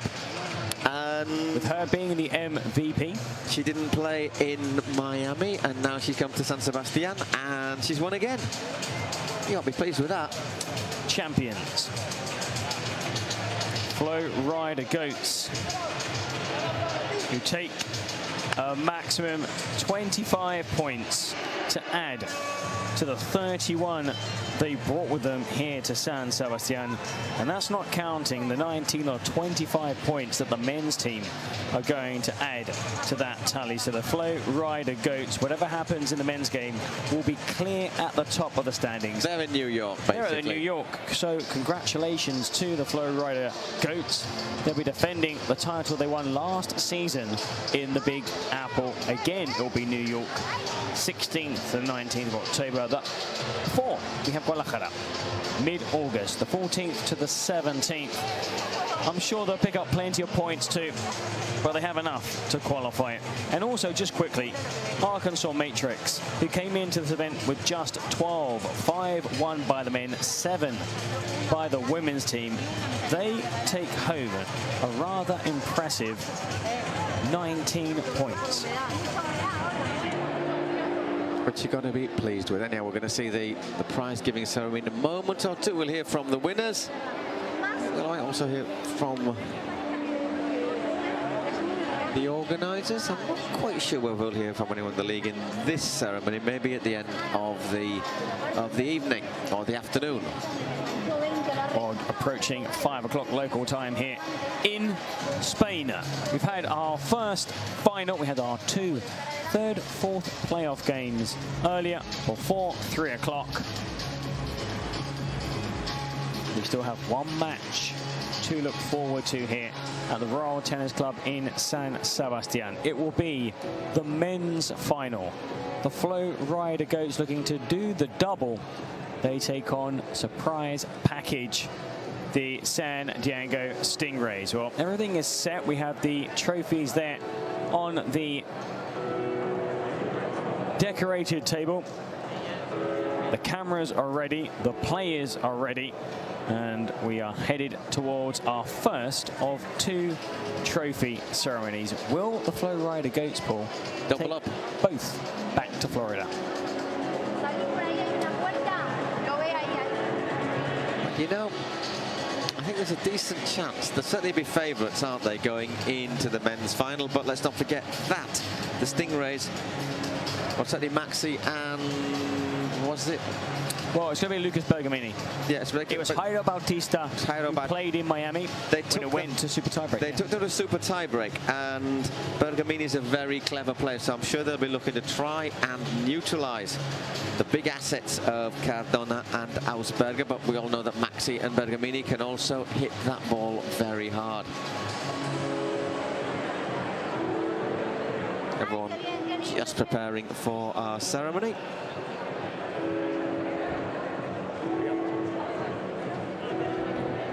Probably just messaging family and friends, hey, I'm sure you're watching, but just in case we missed some of the final, we are the champions. Get the ticket tape out.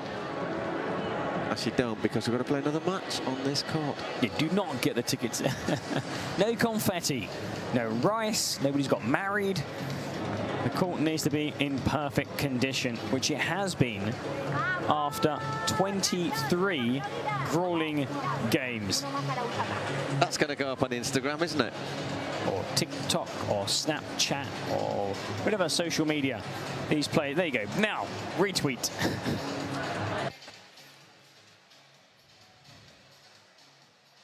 And yeah, we're all ready for our ceremony. So I think we will leave you in the capable hands of Mr. Javier Carrasco.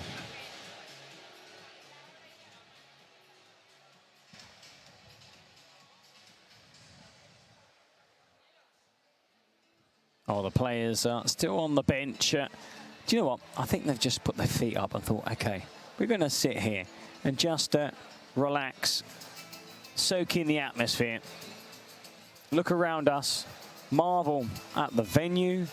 The fans have been outstanding.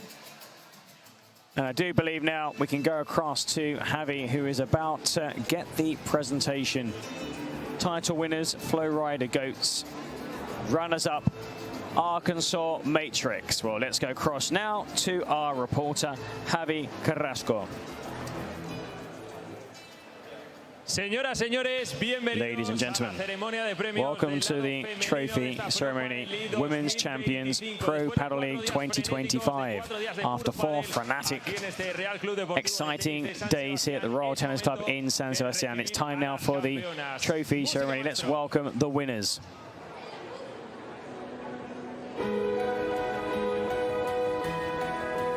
Así que recibamos con un fortísimo aplauso a las chicas. Big round of applause for the Flow Rider Goats, Aranzazo Osoro and Gemma Triay. Congratulations.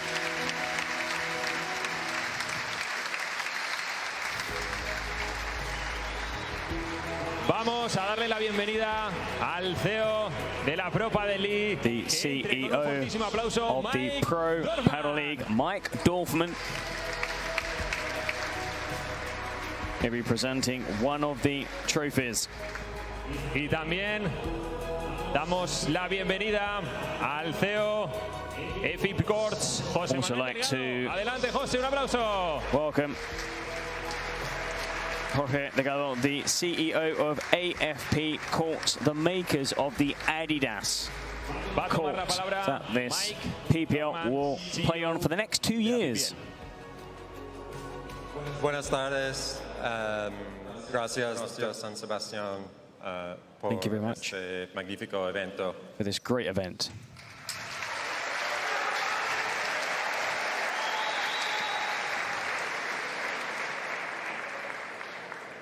First of all, I want to say thank you to the fans for welcoming the PPL to Europe and to Spain for the first time, but not the last time. Bueno, dice que es un placer venir aquí a España por primera vez, salir fuera de Estados Unidos y que es un placer haber estado aquí en San Sebastián, que ha sido un público calurosísimo y que está encantado.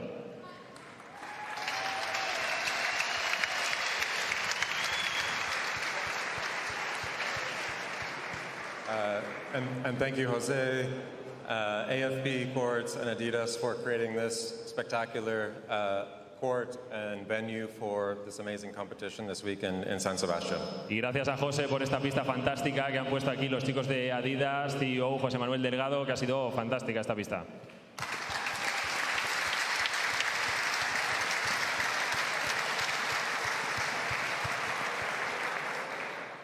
Arkansas Matrix, congratulations on an amazing weekend. Bea, Patty, amazing match today and great tournament.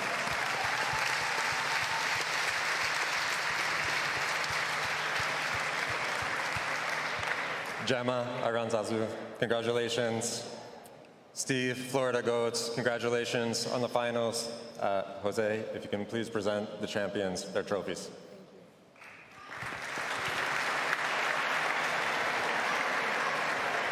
Pues reciben de la mano de José Delgado el trofeo de San Sebastián 2025. Well, the winners will be awarded their titles. Aranzazu Osorio and Gemma Triay, congratulations. Winners of the second event of 2025. They were runners-up in Miami. They took 19 points. They've gone even better here, taking 25.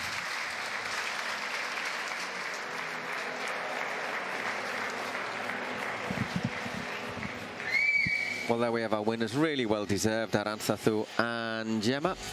Enhorabuena, las campeonas, un aplauso grande. Oh, straight set win, Paul, but it was tough. Have to feel for Arkansas Matrix, who deserve also a big round of applause. They took 19 points, and it's not too long before we go to the men's game. But first, let's hear from the winners. What a spectacular game here in San Sebastián. Congratulations. Runners-up in Miami, and here, winners in San Sebastián. Bueno, buenos días a todos, buenas tardes a todos. Afternoon. San Sebastián, han sido unos días maravillosos. 4 remarkable days. Gracias PPL por el esfuerzo que estás to the haciendo. PPL, the effort, good work, taking this excellent event here to Europe. We're very grateful. Teresa, lo hemos pasado súper bien. We've had an amazing time here as a family. Nos vamos más contentas a casa. Even happier now, of course, to be going home after this win. Arkansas, congratulations. What a game. Also, everyone at home, our family who are watching from home, big kiss, and I'd like to thank everybody here in San Sebastián. Well, I'm sure you wanted to play alongside Gemma. Here you are again, and you've come back with another title here in Spain, a country you love.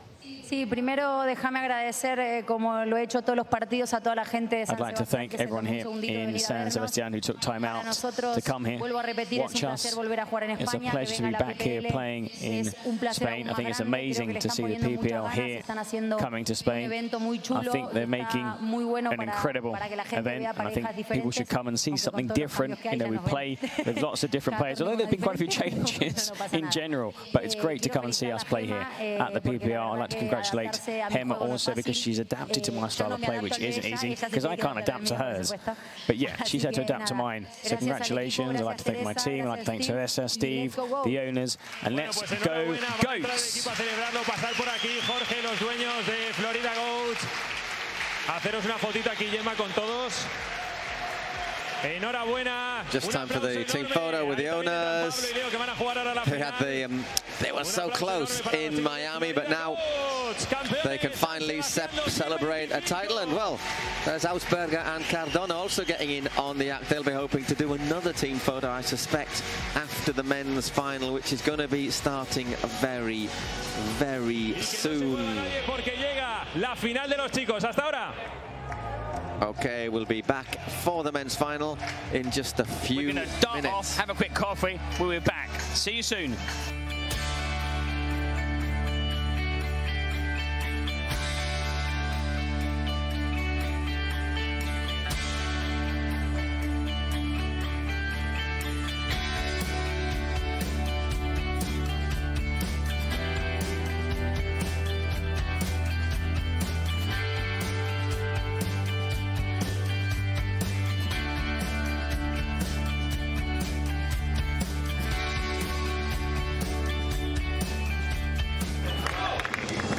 Through ideas, imagination, effort, and enthusiasm, dreams are built.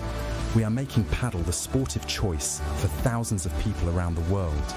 Each court built is a match won, and so, court by court, match by match, we are creating a limitless playing territory so that the unbeatable passion that paddle creates can be spread throughout the 5 continents.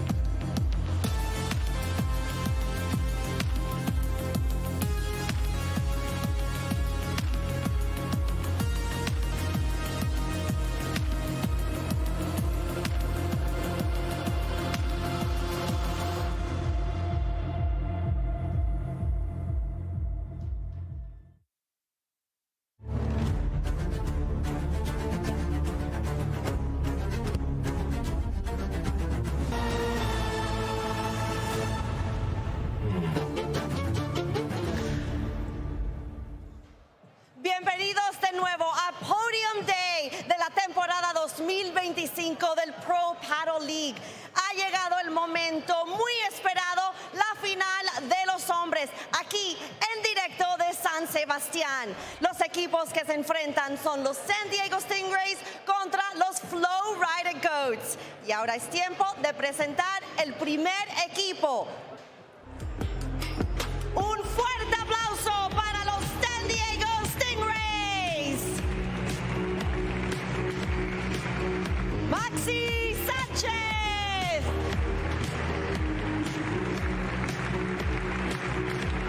Lucas Bergamini.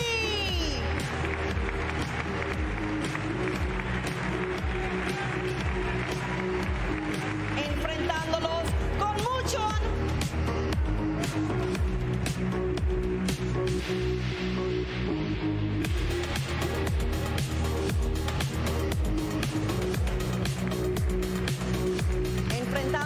con mucho ánimo, un gran aplauso para los Flow Rider Goats. Pablo Cardona. Leo Ausberger.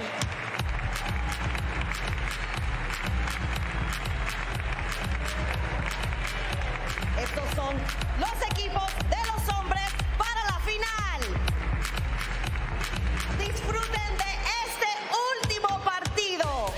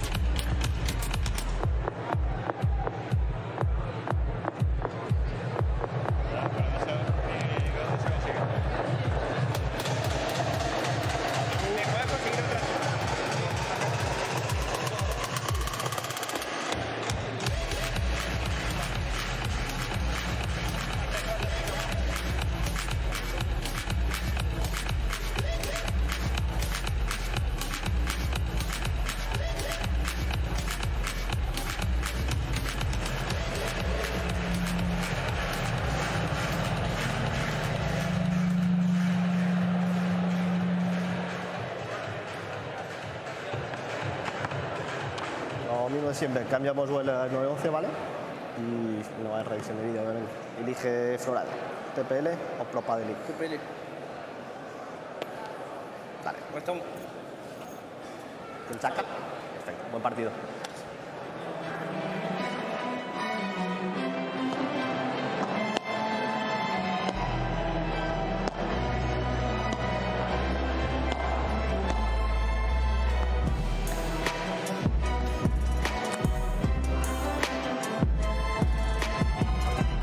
Hello everybody, welcome back for the last time, the last dance in Donostia, our last game of the second event of the Pro Padel League of 2025. It is our men's final. The Flow Rider Goats looking to double up. We've just seen Gemma Treai and Aranzazu Osoro battle their way past Patti Jaguno and Bea Caldera. 7-5, 6-4, and now the Goats will take on the San Diego Stingrays. Stingrays, Lucas Bergamini, Maxi Sanchez, were excellent yesterday. And they know how to deal with the Goats the best way possible. Will that be enough, however, Eric? Well, they came close, didn't they? in Miami to causing an upset, to losing in a super tiebreak. But it was Jairo Bautista who lined up alongside Maxi Sanchez, not Lucas Bergamini. The Bergamini's ranked higher and probably complements Maxi better than Jairo, who did play superbly in that defeat. Tight loss in the inaugural event of 2025. As for the Flow Rider Goats, definitely the favourites, just like the women's doubles team that won their game in straight sets, but it was tough against Arkansas Matrix. And just quickly going back again to Miami, San Diego Stingrays did not make any of the games on podium day. They did not qualify in the Cities Cup last year. So a massive achievement to see them here in the main event. Exactly. Well, one of the things that the Stingrays did in Miami was to do what other teams have tried to do, which is to starve Cardona and Ausberger of lobs, not allow them to use their smashes. But one thing I think we've got to say is watching the Goats here in San Sebastián, they have tried and they have learned to adapt their style. We've seen them playing more ground shots. We've seen them chip and charging, absolute charge of the heavy brigade up to the net, and really looking to dominate points, not necessarily using smashes, but getting in there, serve, volley, very effective. More strings to their bow, more feathers in their cap, but their all-round game is constantly improving. You've got two young players who are on the up. Now, I'm not saying Maxi's on the down, but he has been world #1. Still a very good player. Lucas Bergamini, the best Brazilian you can see right now in the world. Just behind him in the ranking is Lucas Campagnolo, not here. He's on the New York Atlantics roster. Now, New York Atlantics in the men's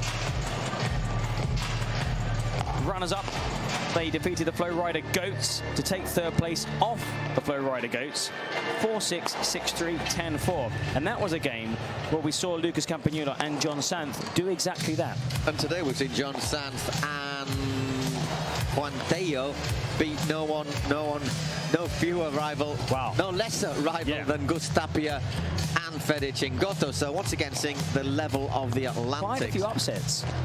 So yeah, that's I'm not saying upsets. That's If you look at the names in the ranking, you would think favourites: Agustin Tapia and Fede Chingoto. But on the balance of what we've seen here, the same as Patiguin and Bea Caldera. You know, they almost, they could have taken that first set in the women's championship game. They had a set point, which they failed to capitalise on, ended up losing in 2 sets. We've seen a lot of tight games, lots of golden points. Now, of course, if these two play the game they want to play, and it's like that from start to finish, it's going to be bim, bam, bosh, over in 45 minutes. But I think Lucas Bergamini, and you said Lucas would play ahead of Jairo Bautista. I think Lucas and Maxi together, if they can keep those balls to the feet of Cardona and Ausberger, could give it a really good. I think they could cause an upset, although I did tip Leo and Pablo. They are very clever players. So the only thing is, against the Polar Bears in their last match on Friday night, which was played in that almost apocalyptic electric thunderstorm. I could hardly concentrate for the sound of rain on the roof. I thought there was static on our headphones. But the thing about that, they just absolutely blew them away. Absolutely blew them away. And also, I mean, there were some games in Miami which were just thrilling on a slower court.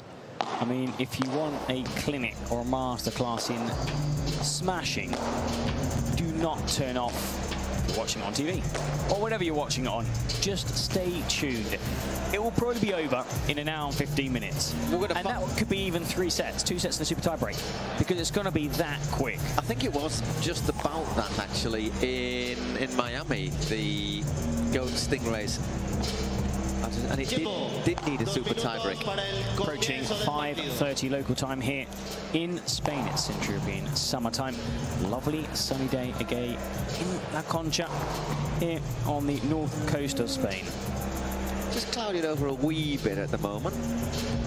But you'd take that, wouldn't you, until about 5 o'clock on the beach. Thank you very much. Time to wash my feet off, go home, have a bit of tea. I did that this morning, Paul, while some people are in bed. What is it? The early... What is it? The early... Early bird. Did you catch many worms, did you? No, I went looking for shells. Take something back to my 4-year-old. Didn't get any. I'll buy something later. I'll buy... do you know what? Sort of ironic that on a beach named the Shell. The Shell. Because it looks actually looks wrong like... time of the year. It actually, the shape of the beach is like a scallop shell, which is why it's called that. I'm going to get some... you know, I'm, like I said, huge fan of the new Atlantic ski. Although my daughter's favourite colour is pink, which of course is Miami. Miami.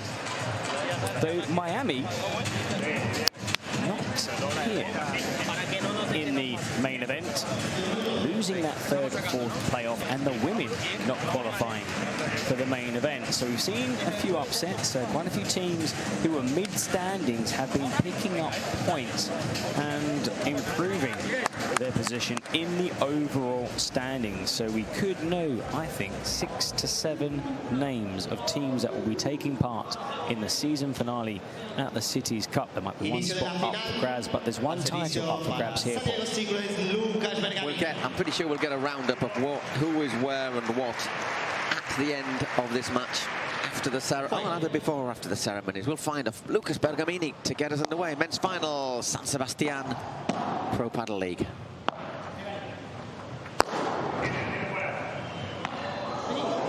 No, back in play. And Maxi with the winner. Just a little indication of what we might have to look forward to over the next however long this match takes. Probably not more than an hour and a half. That point wasn't the exception. It's going to be the norm. Ooh, that was crafty. 30-0.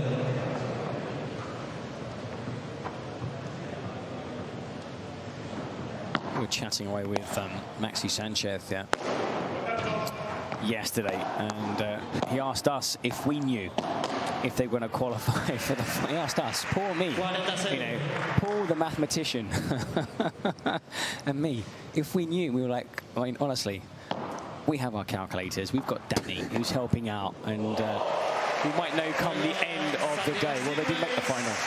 Lucas Bergamini wins it 1-0. To be fair, it didn't drag out either, did it? Because they needed Miami to win and not drop more than, and they basically lost the first set, so that was it. And New York Atlantics as well. New York Atlantics only dropped 4 points, and they dropped 5 in the first set, so it was all sorted pretty quickly. There you see La Concha, the beach, which, as you say, if you see it from above, is shaped like a scallop shell, but you couldn't find any shells on the beach. That's doubly ironic. I walk the whole beach, I mean, but yeah, I did walk the beach. It's a stunning destination for the first ever European event of the Pro Padel League. And now the Stingrays taking the first game, and La 15 up as after Pablo Cardona. Ground shot, ground shot, ground shot. Low, low, low from Maxi Sanchez.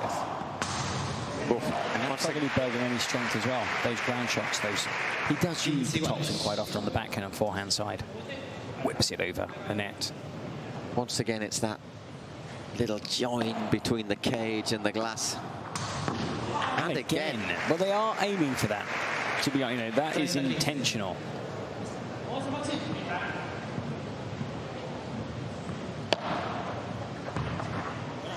$40-15. 40-15.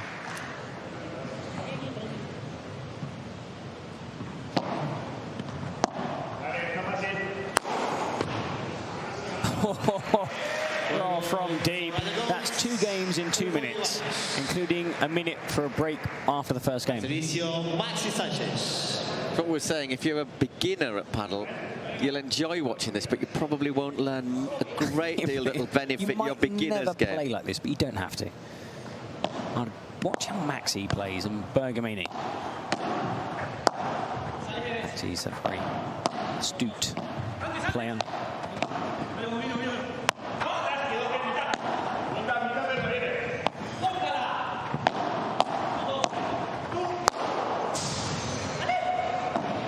In from Maxi Bergamini. And no way back there for the Stingrays. Bautista's on the bench alongside the coach. It was his birthday yesterday, and they brought out a massive birthday cake for Jairo Bautista. He got really emotional. His girlfriend. There's quite a lot of them in the group, though. So once again, I just popped for a coffee. Well, his girlfriend came along. I could have done a coffee and cake. His girlfriend came along and brought the cake. He got actually quite emotional, with tears in his eyes, and you know, big family photo. They all sung "Happy Birthday." But all the Stingrays, even though the girls, well, the ladies missed out, they're there. Very unlucky. It has to be said. They've stayed on.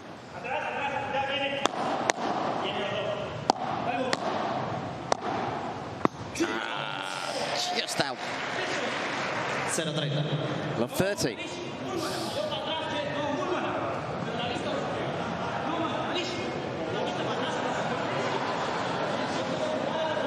Now, what's the...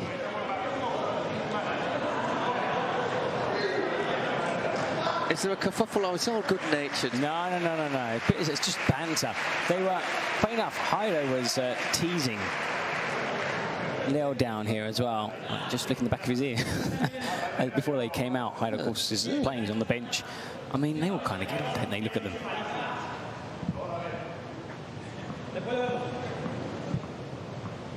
And Bergamini just said to Pablo, we're going to win the next point. And Pablo said, no, it's going to be break point. Yeah, he was right, actually, yeah. 15-30.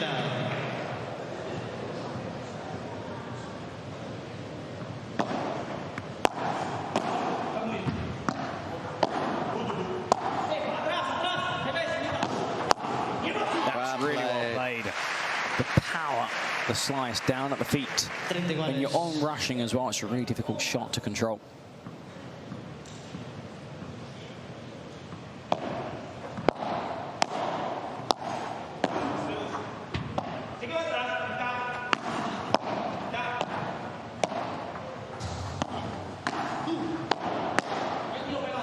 This is the longest rally. There you go. It's not about power.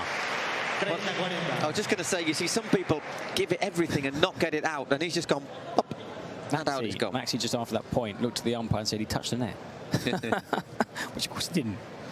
He's enjoying himself out there, Maxi. I mean, he's played in so many finals, but it's been a while since he's taken part in a prestigious final. Here he is at the PPL in San Sebastián, looking to guide the Stingrays to glory.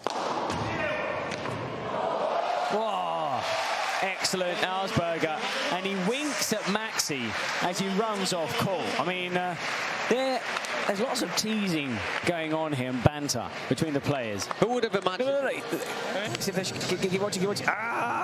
He just afterwards went. As the owners, who would have imagined there'd be a little bit of talk between two Argentinians?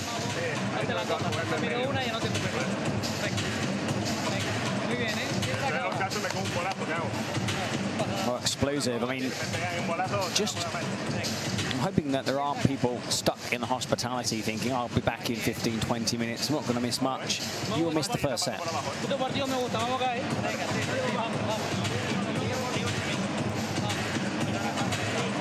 Well, to be fair, hospitality just actually shuts in 20 minutes, so they'll be sweeping him out. How do you know that? Because it was written on the door when I went to get your coffee.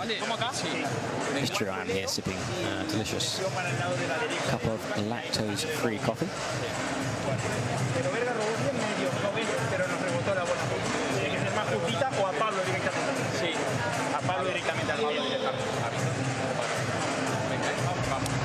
Okay, it's going to be Pablo Auersberger. I want to be there. We've got, when this finishes, Paul, we're going to go celebrate, dip in the North Sea. Bay of Biscay. Bay of Biscay, okay. I actually think that. It's not the North Sea. No, it's not. I wish it was North Sea. I would definitely not go dipping there.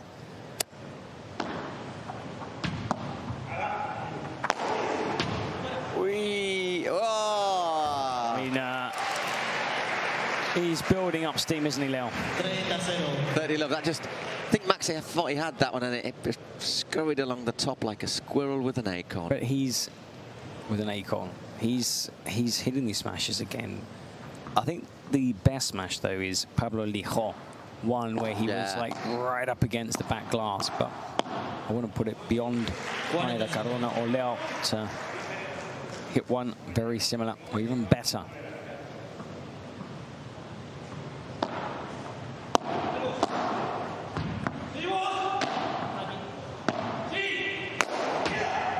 Oh, well done. Bergamini anticipates and hits that winner. He's 1.65 meters tall, Lucas Bergamini.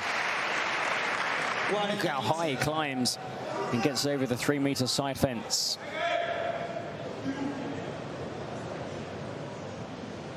Contemptuous little flick of his wrist. Just wants to switch Balas. Leon. That's why we're waiting.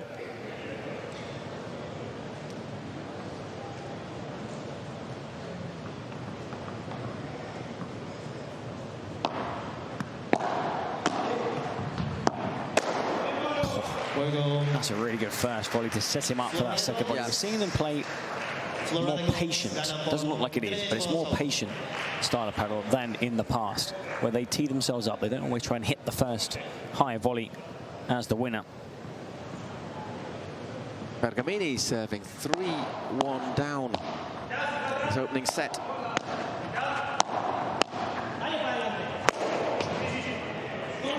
Not even Leo Ausberger can get that. Even with a running start.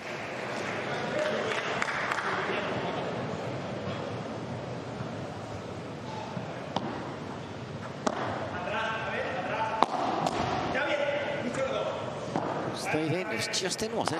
And he winds up for those smashes, Maxi. Oh, just couldn't scoop it back into play. And we've said that you try not to give them lobs, but in that case, Bergamini had absolutely no alternative, really. Really deceiving. I mean, he's so quick, Maxi. And he's got a big hit on him as well.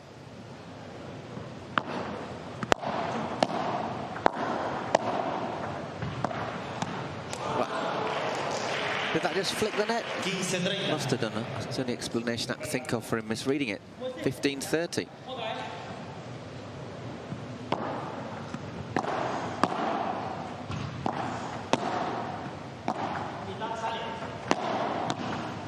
Good shot at the feet of Augsburger.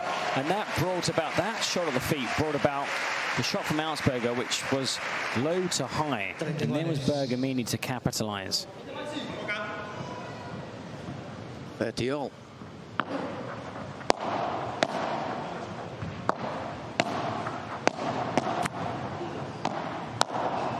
That was a bad shot from Augsburger.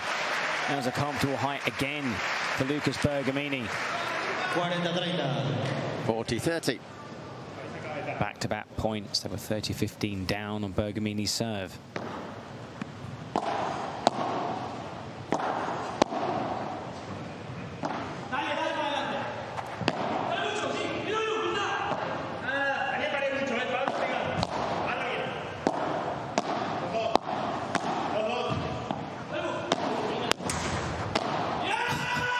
And again, big, wow, 40-all golden point.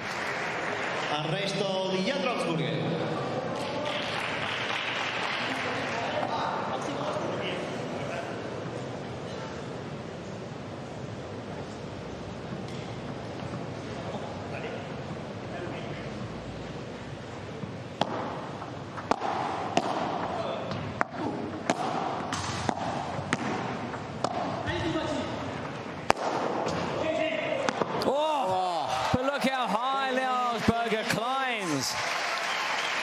Carries a ladder in his pocket, just pops it down, pew, like Inspector Gadget. 4 games to 1, 2 breaks of serve in a set that has so far lasted about less than 15 minutes, I think. I remember when he exploded onto the scene, played alongside Tino Libac, another very talented Argentine.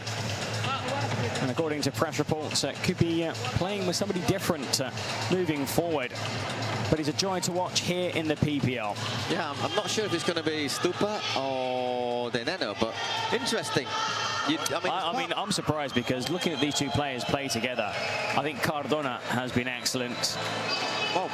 And I think the only reason you'd maybe want to change partner, I think, would be maybe just to gain a little bit of experience playing with someone like Deneno or Stupa, who obviously have been around on the circuit a bit longer. Former world #1s, winners of many titles. I think it's like with anything, you kind of switch partners and you start learning. We're seeing, for example, Patti Yeguno.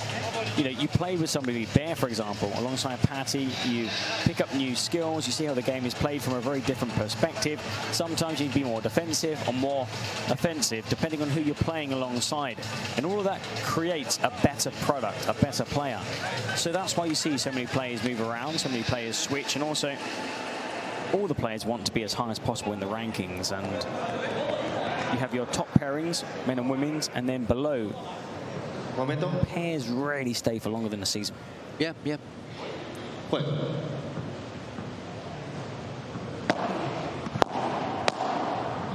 Cardona serving 4-1 to the good.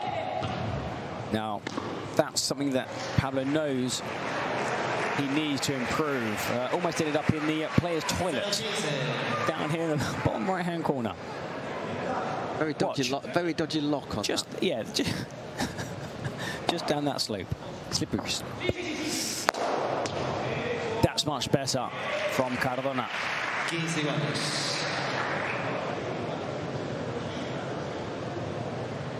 15 all.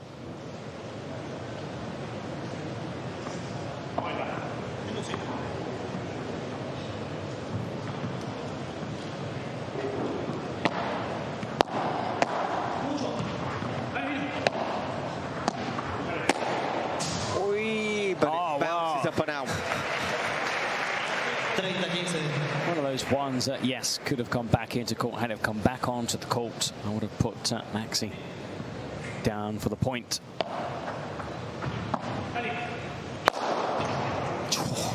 It just winds up for another huge smash. Pablo Cardona.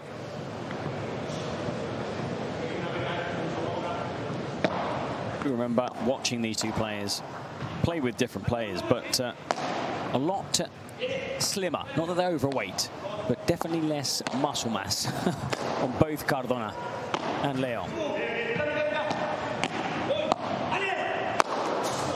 Wow, big hit there from Maxi. 40-15. Leo Osberg, I remember the first time I saw him, he reminded me of the film Bull Durham, the Kevin Costner film about the pitcher, about the baseball. Exactly, yeah. Tim Robbins was the pitcher who was really powerful, really strong, but all over the place. That's what he used to be like about 3 years ago. But he's definitely got his game together. Like, he's so talented now, and he's got so many more shots than just that big smash. Oof. What a brilliant backhand, contra pared. He winds up again. Oh, I mean, he's even punishing a good lob. 5-1 in just 16 minutes.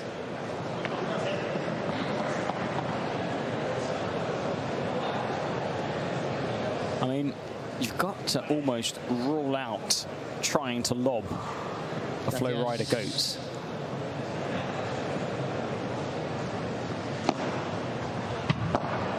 It's a fast court. They've been brilliant.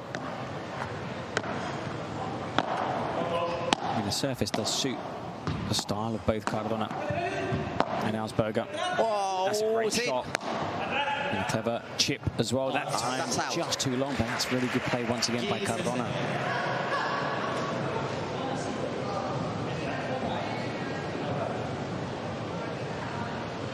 The two players are really annoyed after dropping one. They won both matches in Miami. Dropped that set. Yeah, which meant they missed out on the championship game. And again he does it, backhand. One of the things about this, you're loving what you're seeing, but because what you're seeing is so quick fire, you're not going to see it for very long.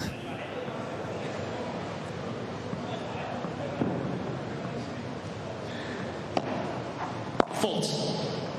I think the Stingrays have made 2 unforced errors. What more could they do apart from that? What can they do? It's what we saw a couple of days ago against the Polar Bears. You know, Mario Huete and Pincho Fernandez didn't play badly. 6-love, 6-2 it finished, and in that second set there were some really good rallies. Which lasted, some of them lasted even 5 shots. I mean, the average is about probably 3. Well, look, you know. But looking to hold their service game. 40-15.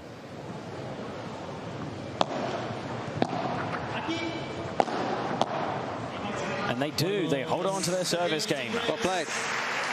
Well,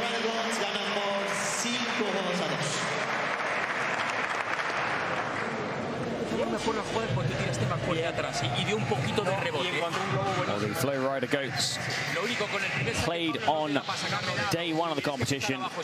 They beat the Cancun Waves, Franco Del Bianco and Alex Ruiz, 6-4, 6-3. That was their toughest match here in San Sebastián.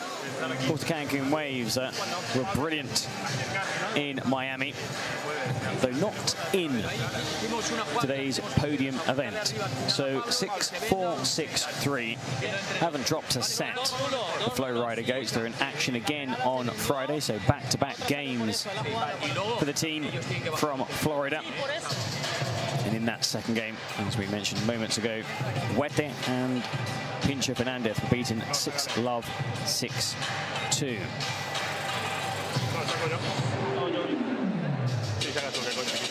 Doing a bit of tape on his paddle there is Leo. As for the Stingrays, 7-5, 6-1 victory over the beat. Alvaro Cepero and Guido Aguirre, seen off by Jairo Bautista, who played, not Maxi, who played alongside Lucas Bergamini, who would have played all 3 games here for the Stingrays. Again, they were in action on Saturday, again in the morning session, where they also beat Mario Huete and Pincho Fernandez. But unlike Flow Rider, who won 6-love, 6-2, they defeated Toronto 6-1, 6-4. There we are, looking at an outside view of our venue, just on the, let's say, on the shores of the La Concha beach. Yeah, thank you very much. 15-love. Brings it home, Cardona.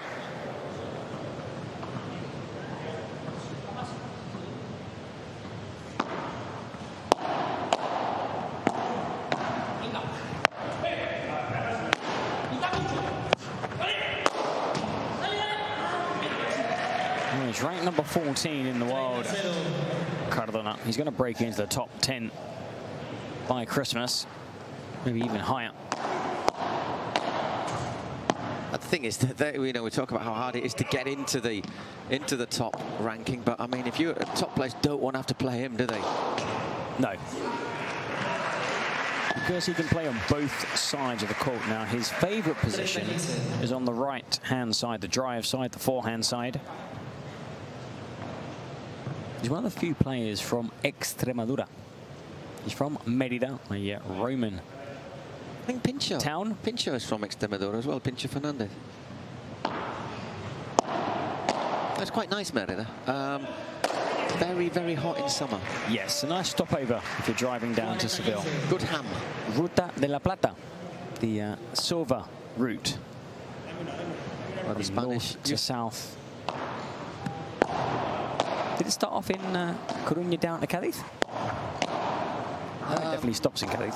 Well, I think it starts in Cádiz because they brought the silver over from Latin America. The silver that they'd stolen from the Incas and the Aztecs, and the stuff that we didn't manage to see, the English didn't steal from them in the high seas. That was fair game, I thought. Then it obviously went sort of north through Spain to Toledo, Galicia. Whoa, a little bit loose. Golden point. Wow. Well, they held on to their previous service game, and now Cardona and Hausberger for the first time in one of their service games in a spot of bother. Golden point, 23 minutes gone in this first set.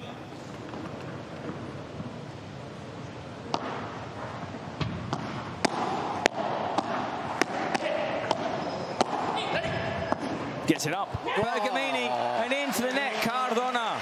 5 games goes to 3. Well, you're getting a little bit more.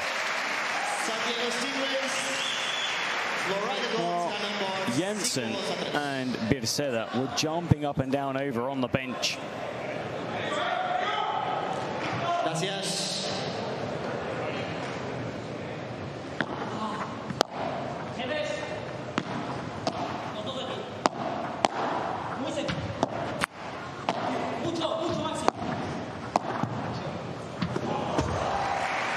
Is that a turning point then?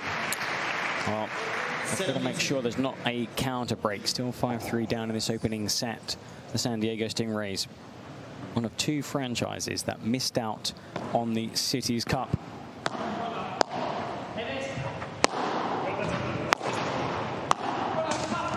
And couldn't rescue it. Cardona tucked into the corner. 15 iguales.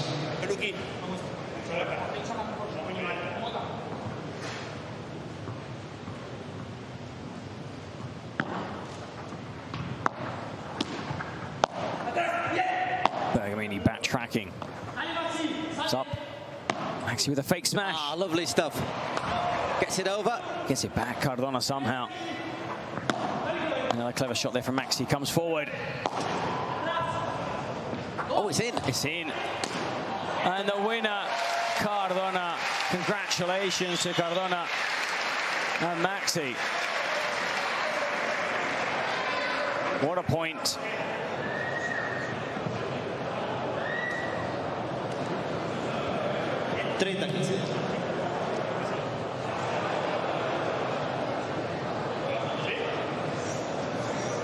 $30-15.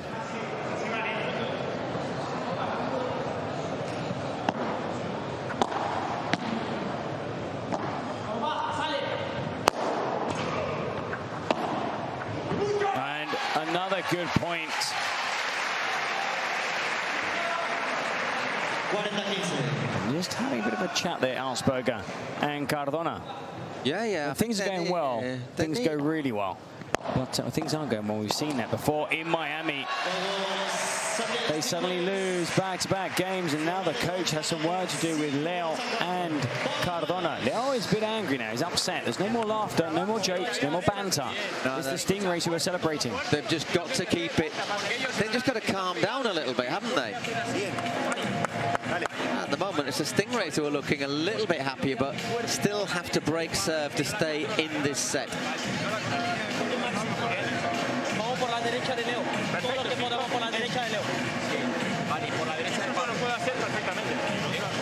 Well, congratulations, Stingrays.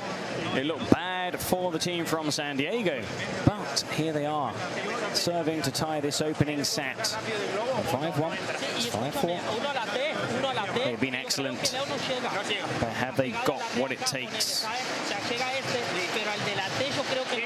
It looks so good for the Flow Rider Goats. Still doesn't look bad. They are leading in this first set.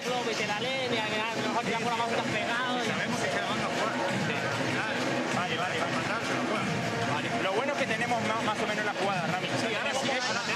Enganchamos una jugada, hay que tirar fuerte y que los tíos se choquen la pelota, ¿vale? Y a partir de ahí ya se nos abre la pista para jugar luego lo que sea, ¿vale? Pero hay que jugar fuerte la primera, ¿vale? Porque si no, no vale con que vaya todo. No. ¿Vale?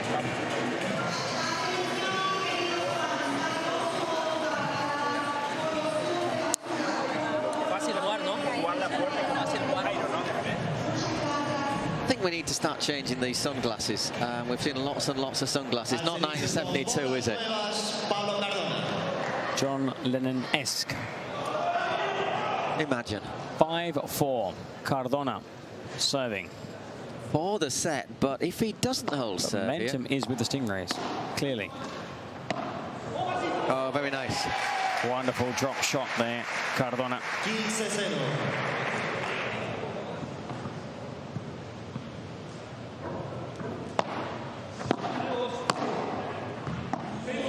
Bergamini scoops it over. Ah, wonderful. And another big smash, Cardona.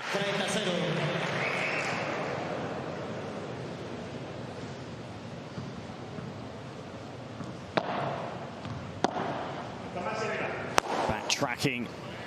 Oh, it's a touch. Great play there by Maxi Sanchez. But look who comes forward to sink the winner. 40 love, so 4 set points. Looks like that talk did them a bit of good.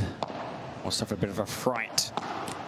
Oi, 40-15. Well, they're not there yet in this first set as we approach the half-hour mark.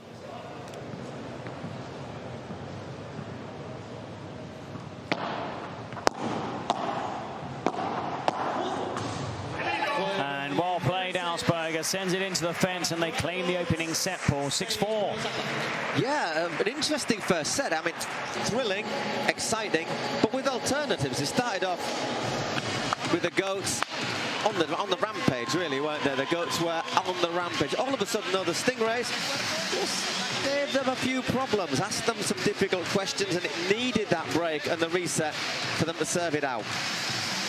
I wonder what's going to happen in the second set.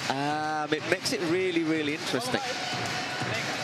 Well, can the Stingrays carry that late form they showed in that opening set when they were 5-1 down, brought it back to 5-4 into that second set? Or will the Flow Rider Goats learn from, I wouldn't say complacency, but a couple of mistakes, unforced errors, not seen many. But also we have to give credit to the Stingrays because they have been excellent. They deserve to be in this final. Underdogs, yes. But we talked about the game when the two teams met in Miami, when they took Flow Rider Goats to a super tiebreak.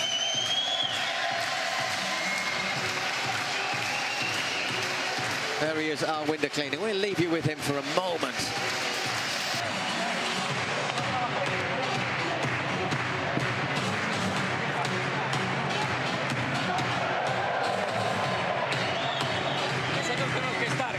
Cuando parece que no la pueden fallar, la empiezan a tirar fuera.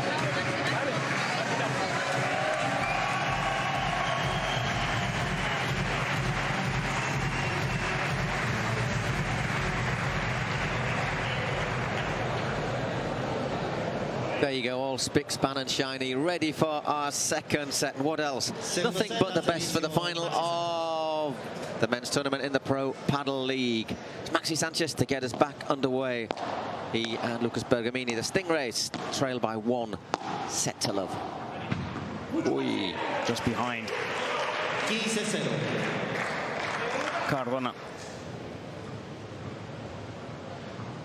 Maxi. Augsburger scoops it back into play. Look how good Bergamini is. Oh, what a stretch there and a reach by Cardona. And Maxi with the passing, showing high fives, Lucas Bergamini. Well, it looks like they have carried that end of first set form into the start of the second set. Hey. Well, the commentator I was thinking about hasn't bitten you very much in this tournament. Because I've been careful. Yeah, you see, there's been a fence. Still 30-15.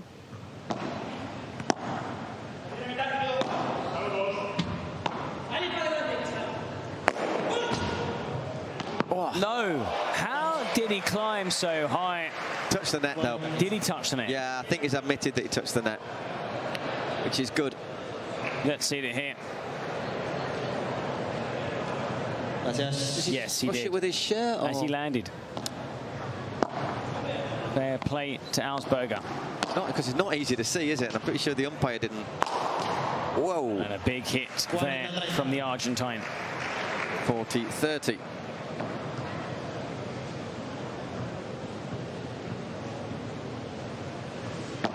He's only 20 years old, Augsburger.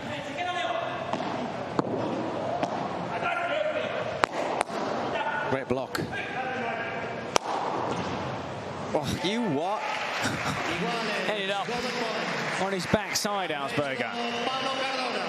Tremendous shot. Look at this. Threw all his body weight into that smash.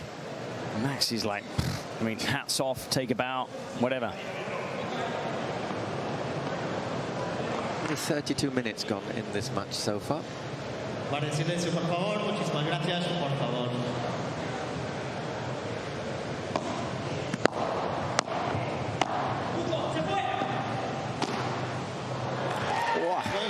Well, we were thinking that Maxi and Bergamini had maybe got the measure of this game. Well, they won the first 2 points. And then I said what I said, and then they got broken. It's your fault then, is it? It is. Unbelievable fight back. Augsburger really, really good in that game. Well, you've got two 20-year-old players who have dominated this match, Cardona and Augsburger. Although Augsburger does turn 21 and Cardona later on in November 21. But look at that. I mean, when you look at that, it's like, yeah, but I would say 85% have been smashes. See where the points have been won from. Well, there's not actually been that many won at the net, so you are indeed correct on that one, Eric. Though for Augsburger and Cardona, the net is anywhere on the court because they will hit a smash each and every time.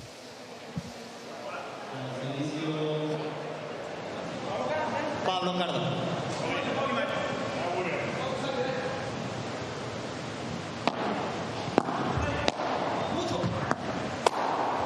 It was too close in to do that. Love 15. Well, even the best make mistakes.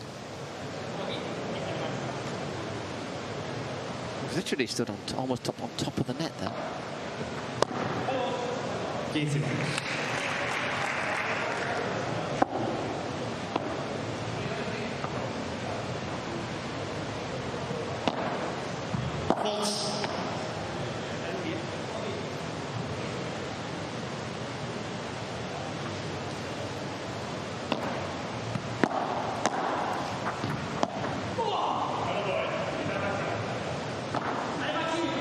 That's a good lob for Maxi.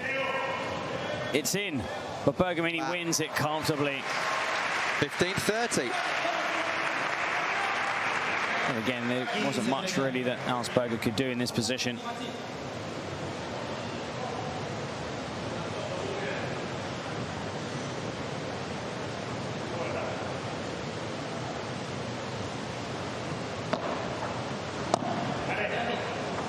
Winds up for another huge smash. 30 all.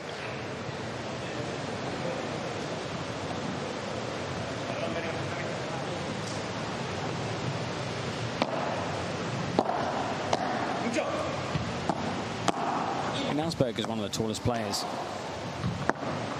in the Pro Padel League. 1.90 m. Just a couple of centimeters taller than Cardona. Angled that one across. The ball dies on the side of the glass.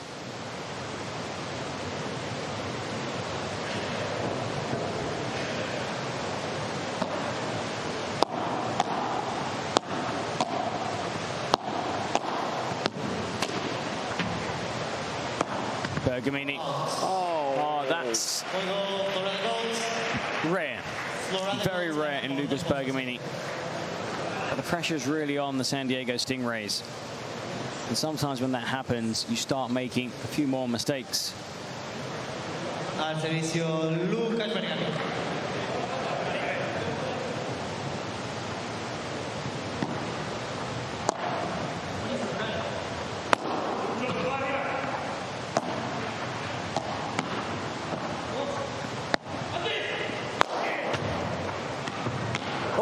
So alert there from Augsburger. Cardona. Maxi. Oh, no! I think he didn't try to hit it because he didn't want to injure somebody in row one. Or himself. But once again, some incredible saves here. This shot here from Maxi Sanchez, the contra pared. And then look, Bergamini, he was looking back. He was just watching in case. Good job he averted his gaze because our sponsors, Bull Padel, might have had to buy a new board.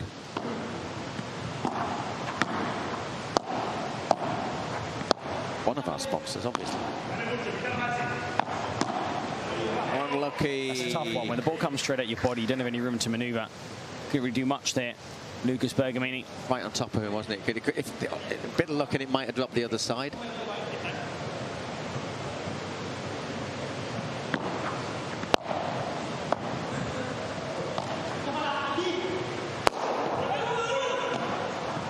Switches it superbly, Cardona into the opposite corner, and it's love 40 on Lucas Bergamini's serve. Once again, the goats Well, they took a huge lead in the first set, got pegged back at 5-4. They were leading 5-1.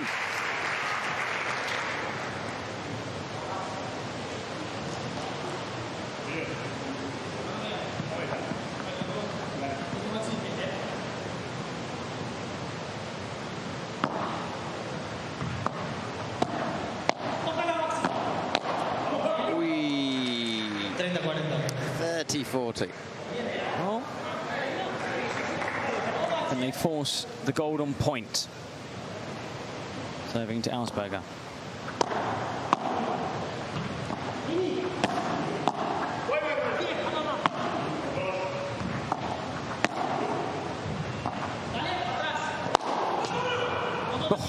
What a shot that from Cardona.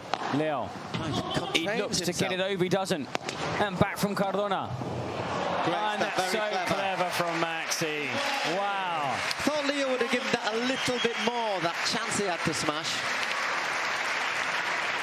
This one just there, I thought he'd have. Anyhow, he didn't, so we have a golden point. So clever that Maxi, look at this. Spots the gap. And now the golden point, and it's Leo Augsburg who's opted to receive. Remember, the receiving team can choose who receives the serve. Oh, lovely shot, well played. Great play there by Cardona to keep alive the point, but Bergamini with a wonderful shot. And they hold on to their service game, though they are still one break down in the second set. Really important that, because if they'd have gone in 2 breaks down, I think we'd have been starting to think about the ceremony. As it is, they're still in here and battling away.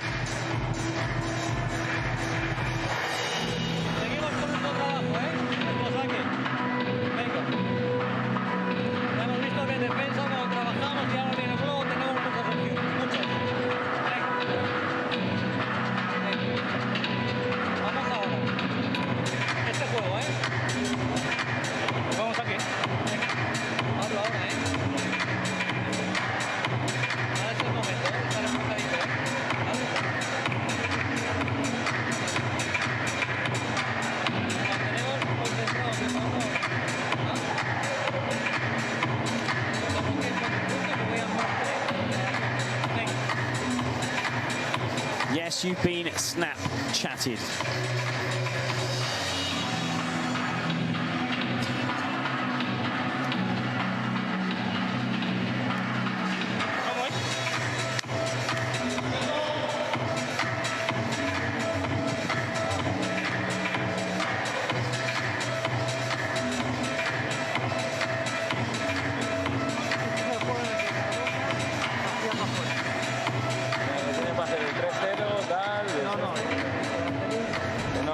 Listening to the coach just say, look, you know, we were leading 5-1.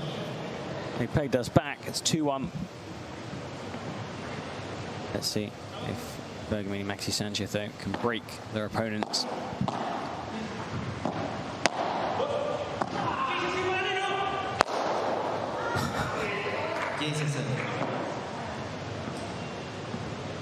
Pretty sure he wasn't aiming for Maxi's behind there. No, and Maxi just thought, I stand still. I'm not going to, you know, no one see, gets hit.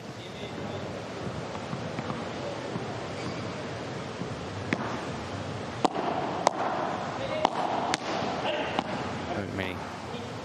Shot, that's even better angled from Augsburger. Outfoxes Maxi Sanchez.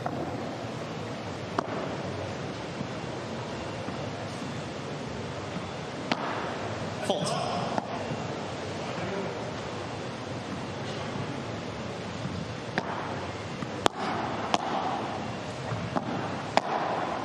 Out. 30-15. To think that Maxi Sanchez turned pro when Augsburger was 2 years old. How old is Maxi now? He turned professional at a very young age. He's only 38. Okay, so he was 20 when he turned pro then. Only 38. Doesn't look here, he looks good in it. 40-15. 40-30. Couldn't control that one. Cardona.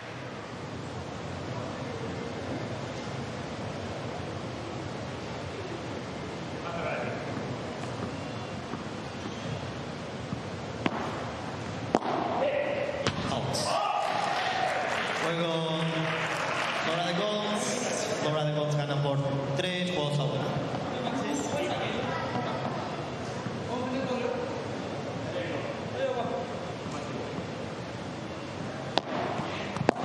Let's first. 40. 3 minutes gone in this opening.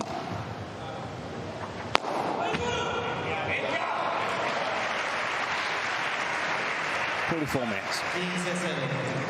I think this game will be over in under an hour, which would be very quick. Typical whenever it's Pablo and Leo in action. We'll see. We'll see if there's still work to do. I think you're counting chickens before. No, I mean, Maxi and Bergami have been outstanding, but just seems to be the Flow Rider Goats tournament. They won the women's, they're in the men's final. They lead 1-0. 3-1 in the second set. False.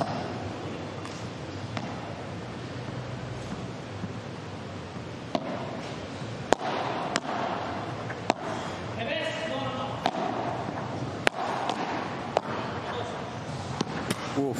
Horrible little kick again, wasn't it? On Maxi Sanchez.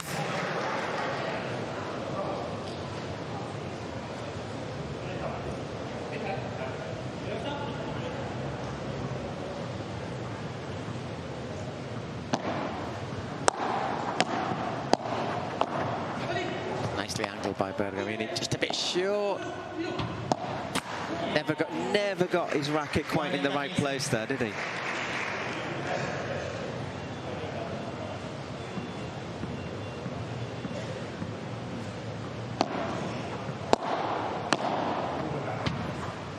Really well played there.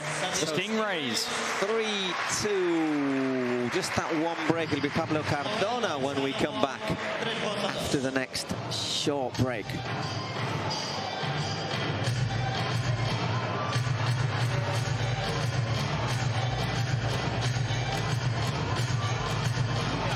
Tuvo una aquí que la jugaste. Es la misma jugada. Esa, la misma jugada. Como venía media lenta, dije, si la dejo pasar, estamos muertos. Yo lo voy y le pega. Te digo una cosa. Además, la dirección de la fuerza. Eso, sí. Tampoco hace falta que vaya fuerte. No aprieta mucho. La pone nomás. O sea, nos conviene direccionarla bien. Si va lento, le mete cachetazo.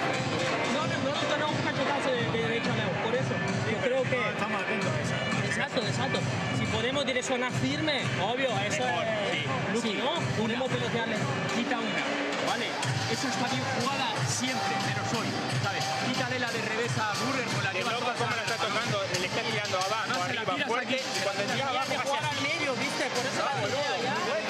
Está perfecta, pero abajo la fuerte, no va con la mano, la deja. Aparte es que le cae, porque le pega medio así. Can't quite hear what they're saying on the dugouts, unfortunately. I think we're going to see them hit a lot of shots down the middle. Yeah, that's one of the things. And estamos muy cerca. I mean, they are close, but I don't think they've got what it takes to beat these two players. How they've been playing here at San Sebastián.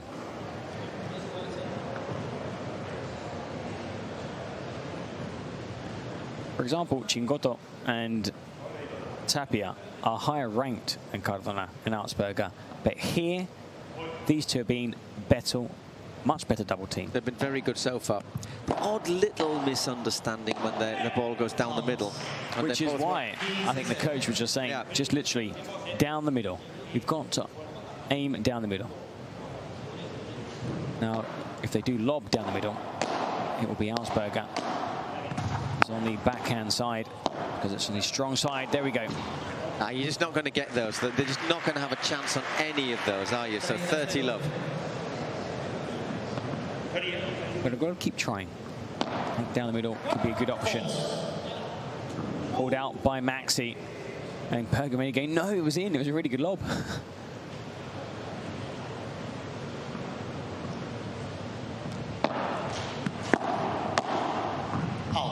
That's gone out though. 30-15.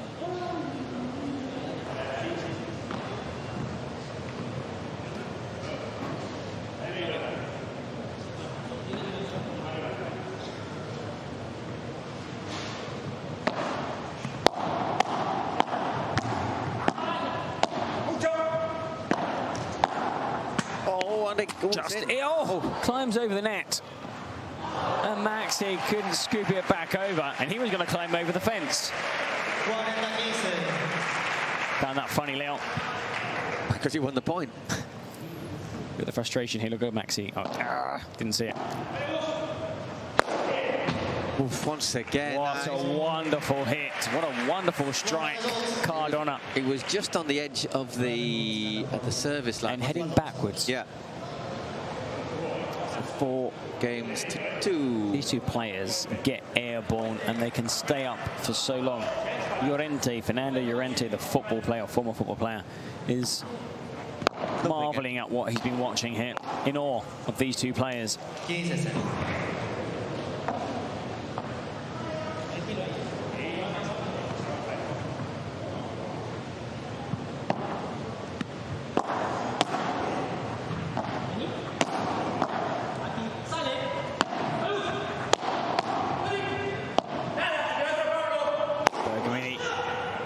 Gets it back into play, and what a shot that is from Pablo. And they get in each other's way, Bergamini and Maxi Sanchez down in the corner. Not much else they could do, though.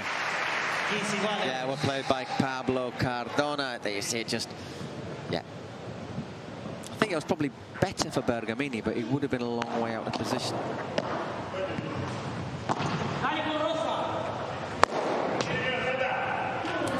Tremendous smash there. Maxi Sanchez.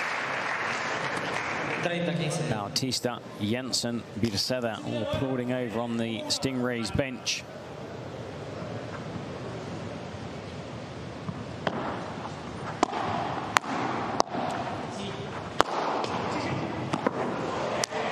And another winner, Augsburger.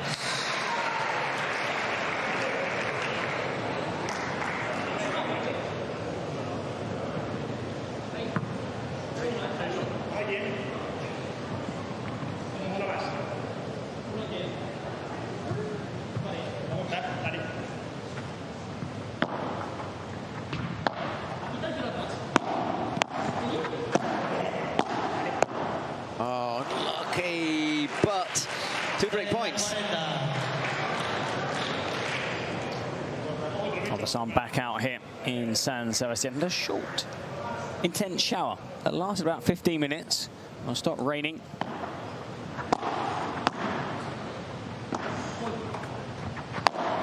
This game has been quite short and intense too. Ooh, parries that one. Bergamini might fancy this one, and indeed he should do. Golden point. Massive smash, and Augsburger again sticks his racket straight up. Me.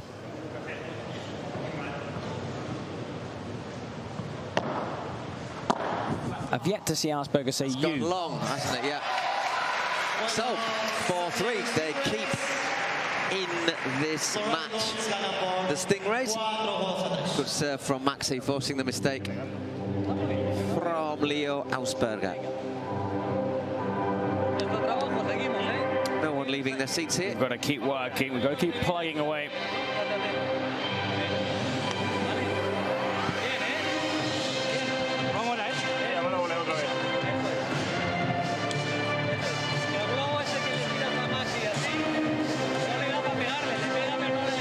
Done a good job, our friend DJ Chris Scully, hasn't he? Just keeping the atmosphere, reads the room tremendously well. From Texas, Chris Scully.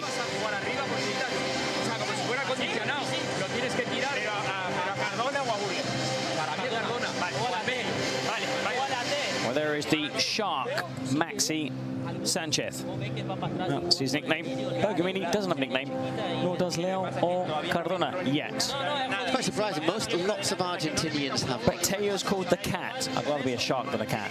Well, it depends. If I'm on land, I'd rather be a cat.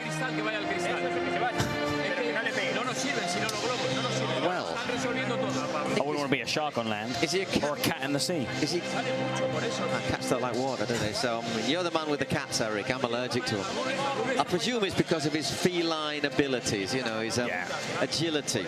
Agility. As opposed to the fact that he sheds hair all over your sofa. No. There you go. He's there got we a good set of hair. Oh, there's the Matrix just about to make Make their little trip home. Bear Caldera. I'd like to think they'll be going to the old town for a few pinchos. I think they should celebrate being runners-up. I think it's a massive achievement. Yeah, well, 15.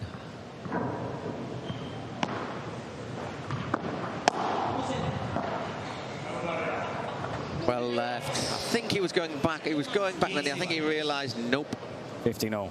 They don't really have much margin for a mistake. Like one unforced error in any game, and they normally lose that game.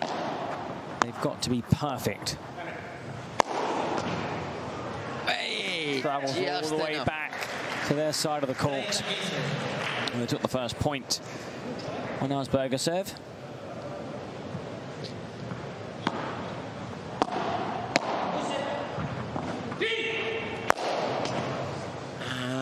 Oh, Clever brings it back onto his side of the court via the side fence.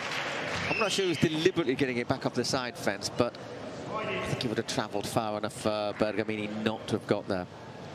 40-15.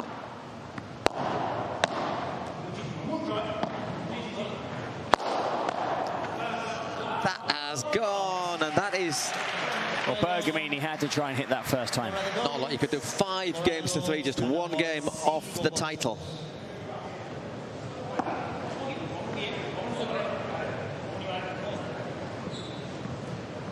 So, can Maxi hold them off? Well, that's not a bad start. At least win their service game. Head back to the bench. Just make them think about it a little bit more.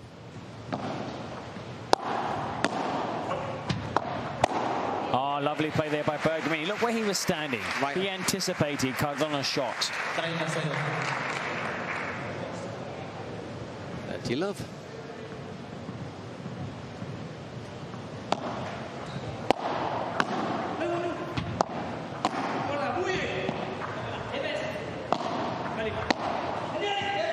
That's clever though.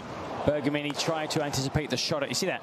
Bergamini tried to anticipate the same shot as before, but this time it was cross-court, completely fouling the Brazilian.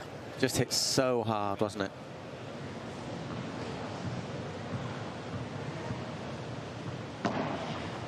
Oh, go for it, Maxi. Indeed he does. And he gets a little touch. He gets it and doesn't touch the net, does he?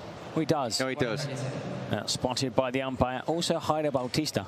Is there a good case for tucking your shirt in? Maybe.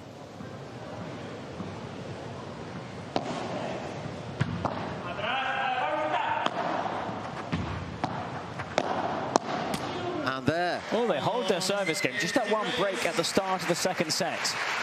But, I mean, I think it's good that the Stingrays have taken this into a break. It'll just mean Ausberger and Cardona have to sit and think about it now. But 6-4, 5-3. Normally a game with that score is an hour and a half, isn't it? Or an hour and 20 minutes. We've had 54 minutes. Will it be over? Will we get to the hour mark, Eric? That's the question we're asking. Well, the Stingrays have given Flow Rider Goats their toughest game here in San Sebastián.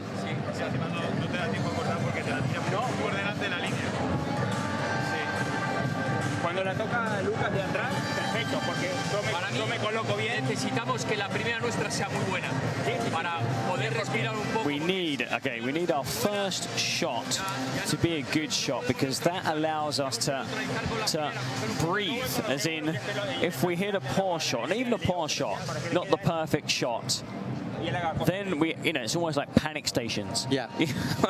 We're darting around trying to keep the rally alive. If we can get a good return, we can build from there. No, without a doubt. I mean, the thing is, if you're chasing it against Cardona and you'd end up losing the point. Well, unless Cardona makes a mistake. You don't chase it very far because...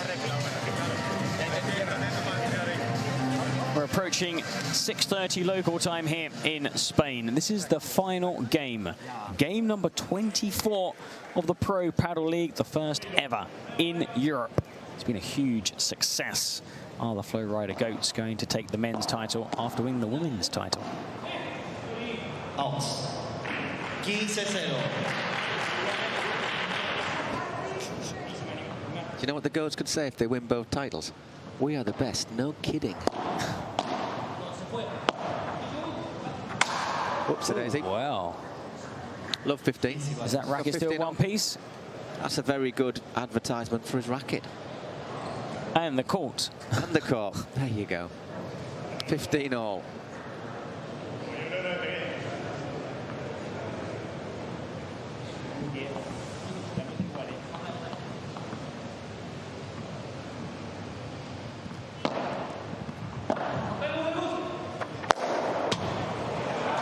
Tremendous smash.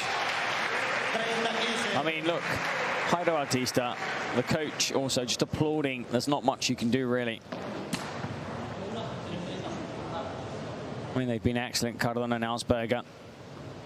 Big statement of intent, the Flow Rider Goats. And that has gone just a fraction long. So we have 3 match points for the Flow Rider Goats.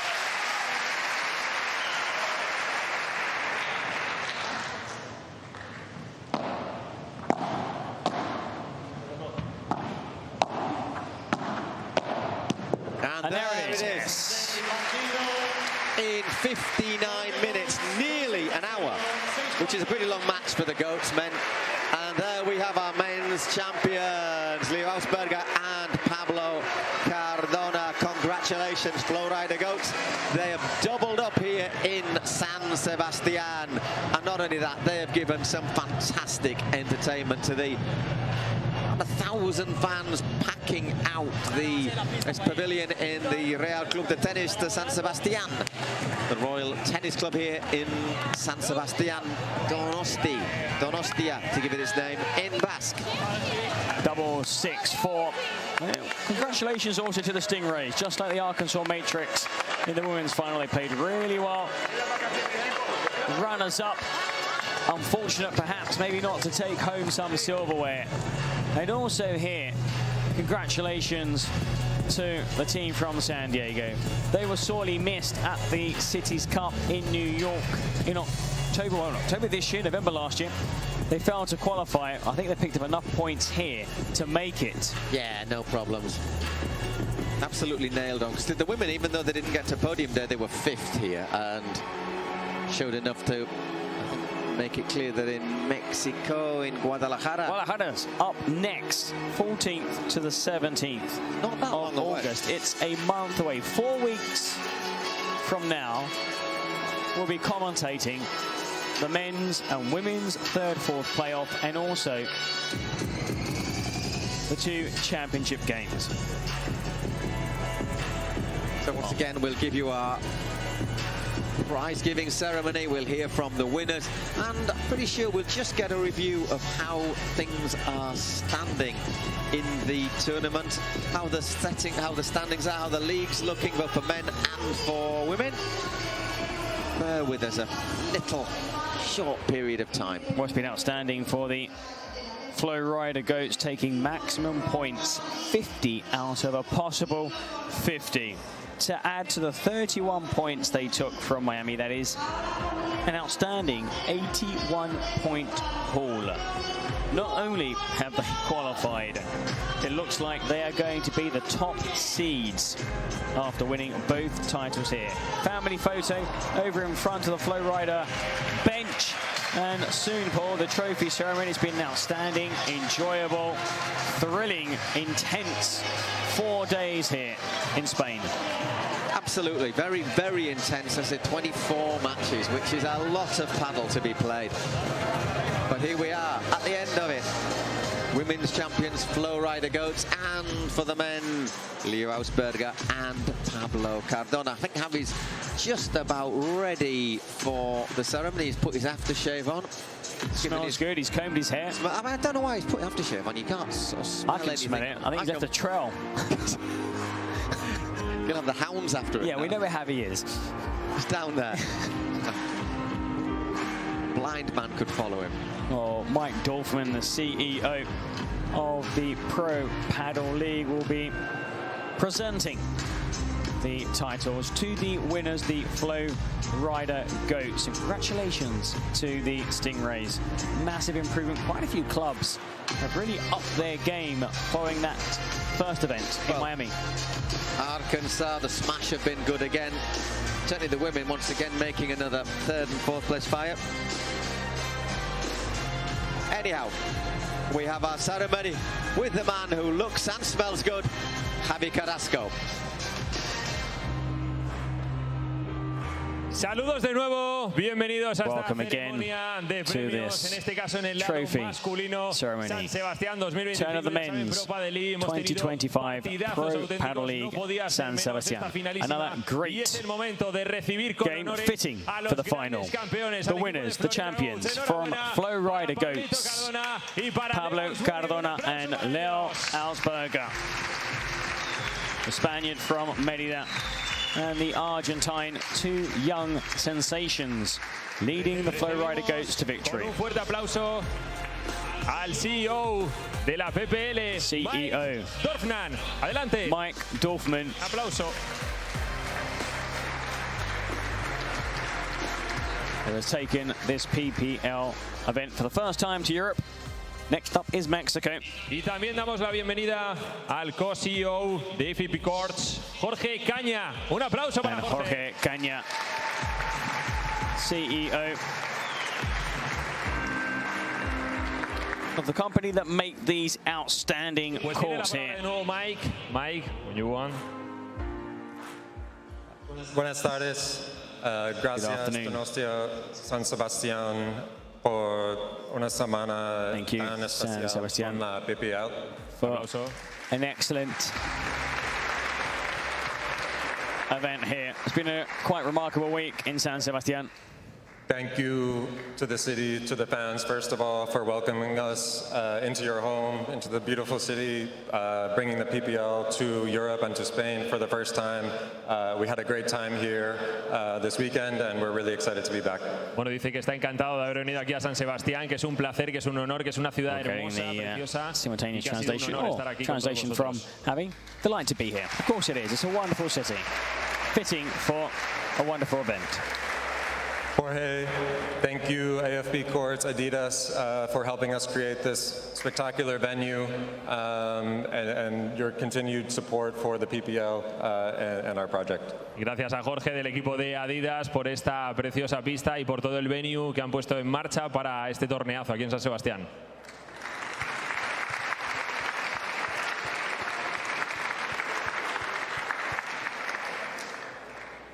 San Diego, Stingrays, Maxi, Lucas, congratulations on an amazing tournament. Well fought today. Un aplauso para Maxi, Lucas. Enhorabuena, chicos, por el torneo, por los partidos. And finally, the champions, Florida Goats, congratulations. 2 for 2 in San Sebastián. Congratulations to the ownership group. Pablo, Leo, congrats. Jorge, please present the trophies. Y le va a entregar los trofeos Jorge Caña a los grandes campeones. Jorge Caña will award Leo Alsberger and Pablo Cardona with the winners' titles. Congratulations to the Flow Rider Goats, 6-4, 6-4 winners over the San Diego Stingrays. They win the women's, they win the men's. Remarkable, successful event all round, but especially if you're from Florida and support the Flow Rider Goats. Absolutely, they'll be celebrating in Orlando tonight. Pretty sure we'll see the family photo again with all the Goats players. Whoa, look at that, fireworks. It's like Friday night with a thunderstorm all over again.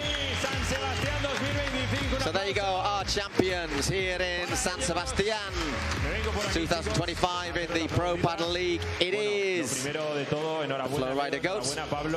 Congratulations, Pablo. Miami, es verdad que conseguisteis hacer aquí, conseguís el trofeo, venís con ganas de reivindicaros. But here, you came here wanting to get the job done and did. I'd like to thank everyone here who's come here to watch the final. Cracking atmosphere here in San Sebastián. I had loads of fun.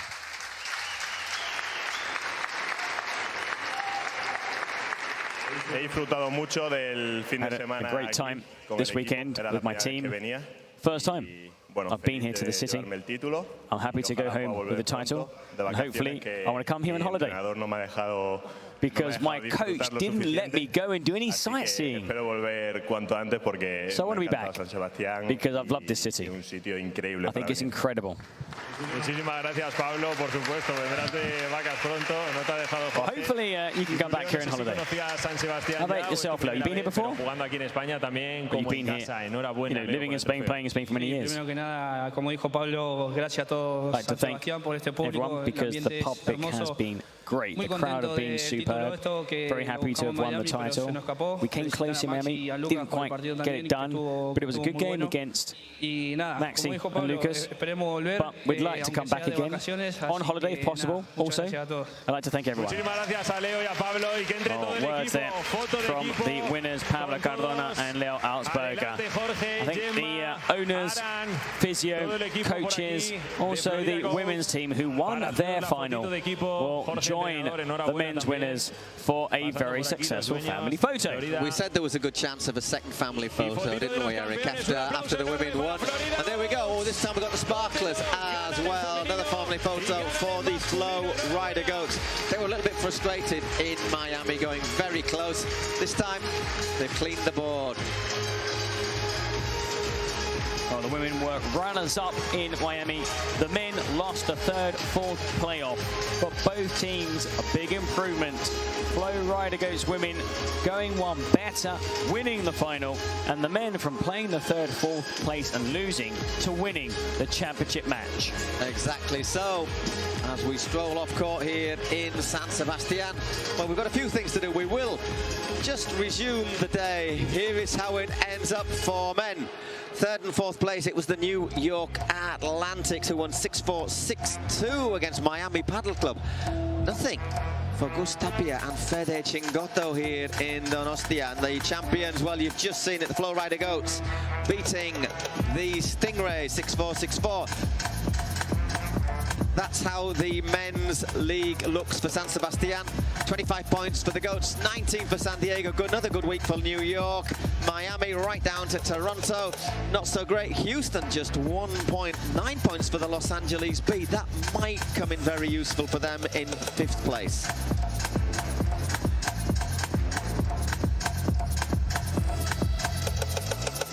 And for the women, Houston Volts, congratulations to Marta Caparrós and Marta Barrena, beating the Las Vegas Smash of Marta Ortega and Sofia Araujo. And our champions, well, you already know who won. They beat the Matrix. It is 7-5, 6-4. But once again, it was the Flow Rider Goats who brought it home. This is how the points were taken for the women's division here in San Sebastián. 25 again for Flow Rider, and big 19 for Arkansas, 15 for Houston. Miami finishing bottom. That is a big surprise. Toronto take a point, only 3 for Cancun these days. And the Los Angeles Beat, they took 5. Las Vegas 12. I'm pretty sure we'll get that brought together for a moment to see how the race is looking.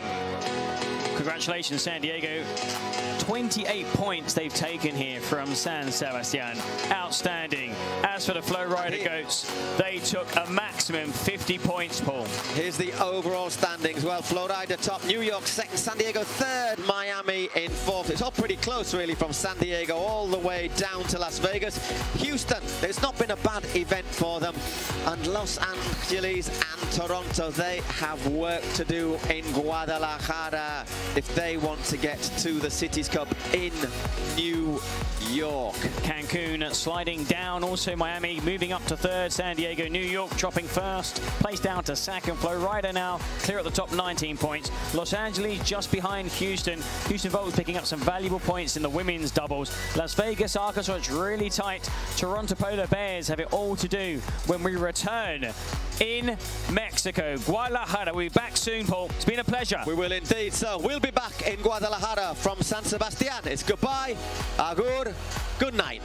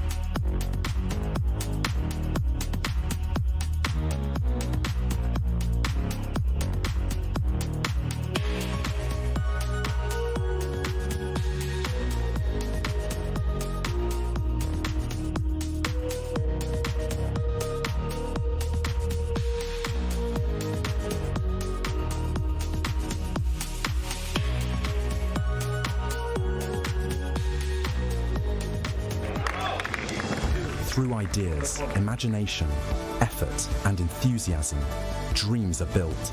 We are making paddle the sportive choice for thousands of people around the world. Each court built is a match won, and so, court by court, match by match, we are creating a limitless playing territory so that the unbeatable passion that paddle creates can be spread throughout the 5 continents.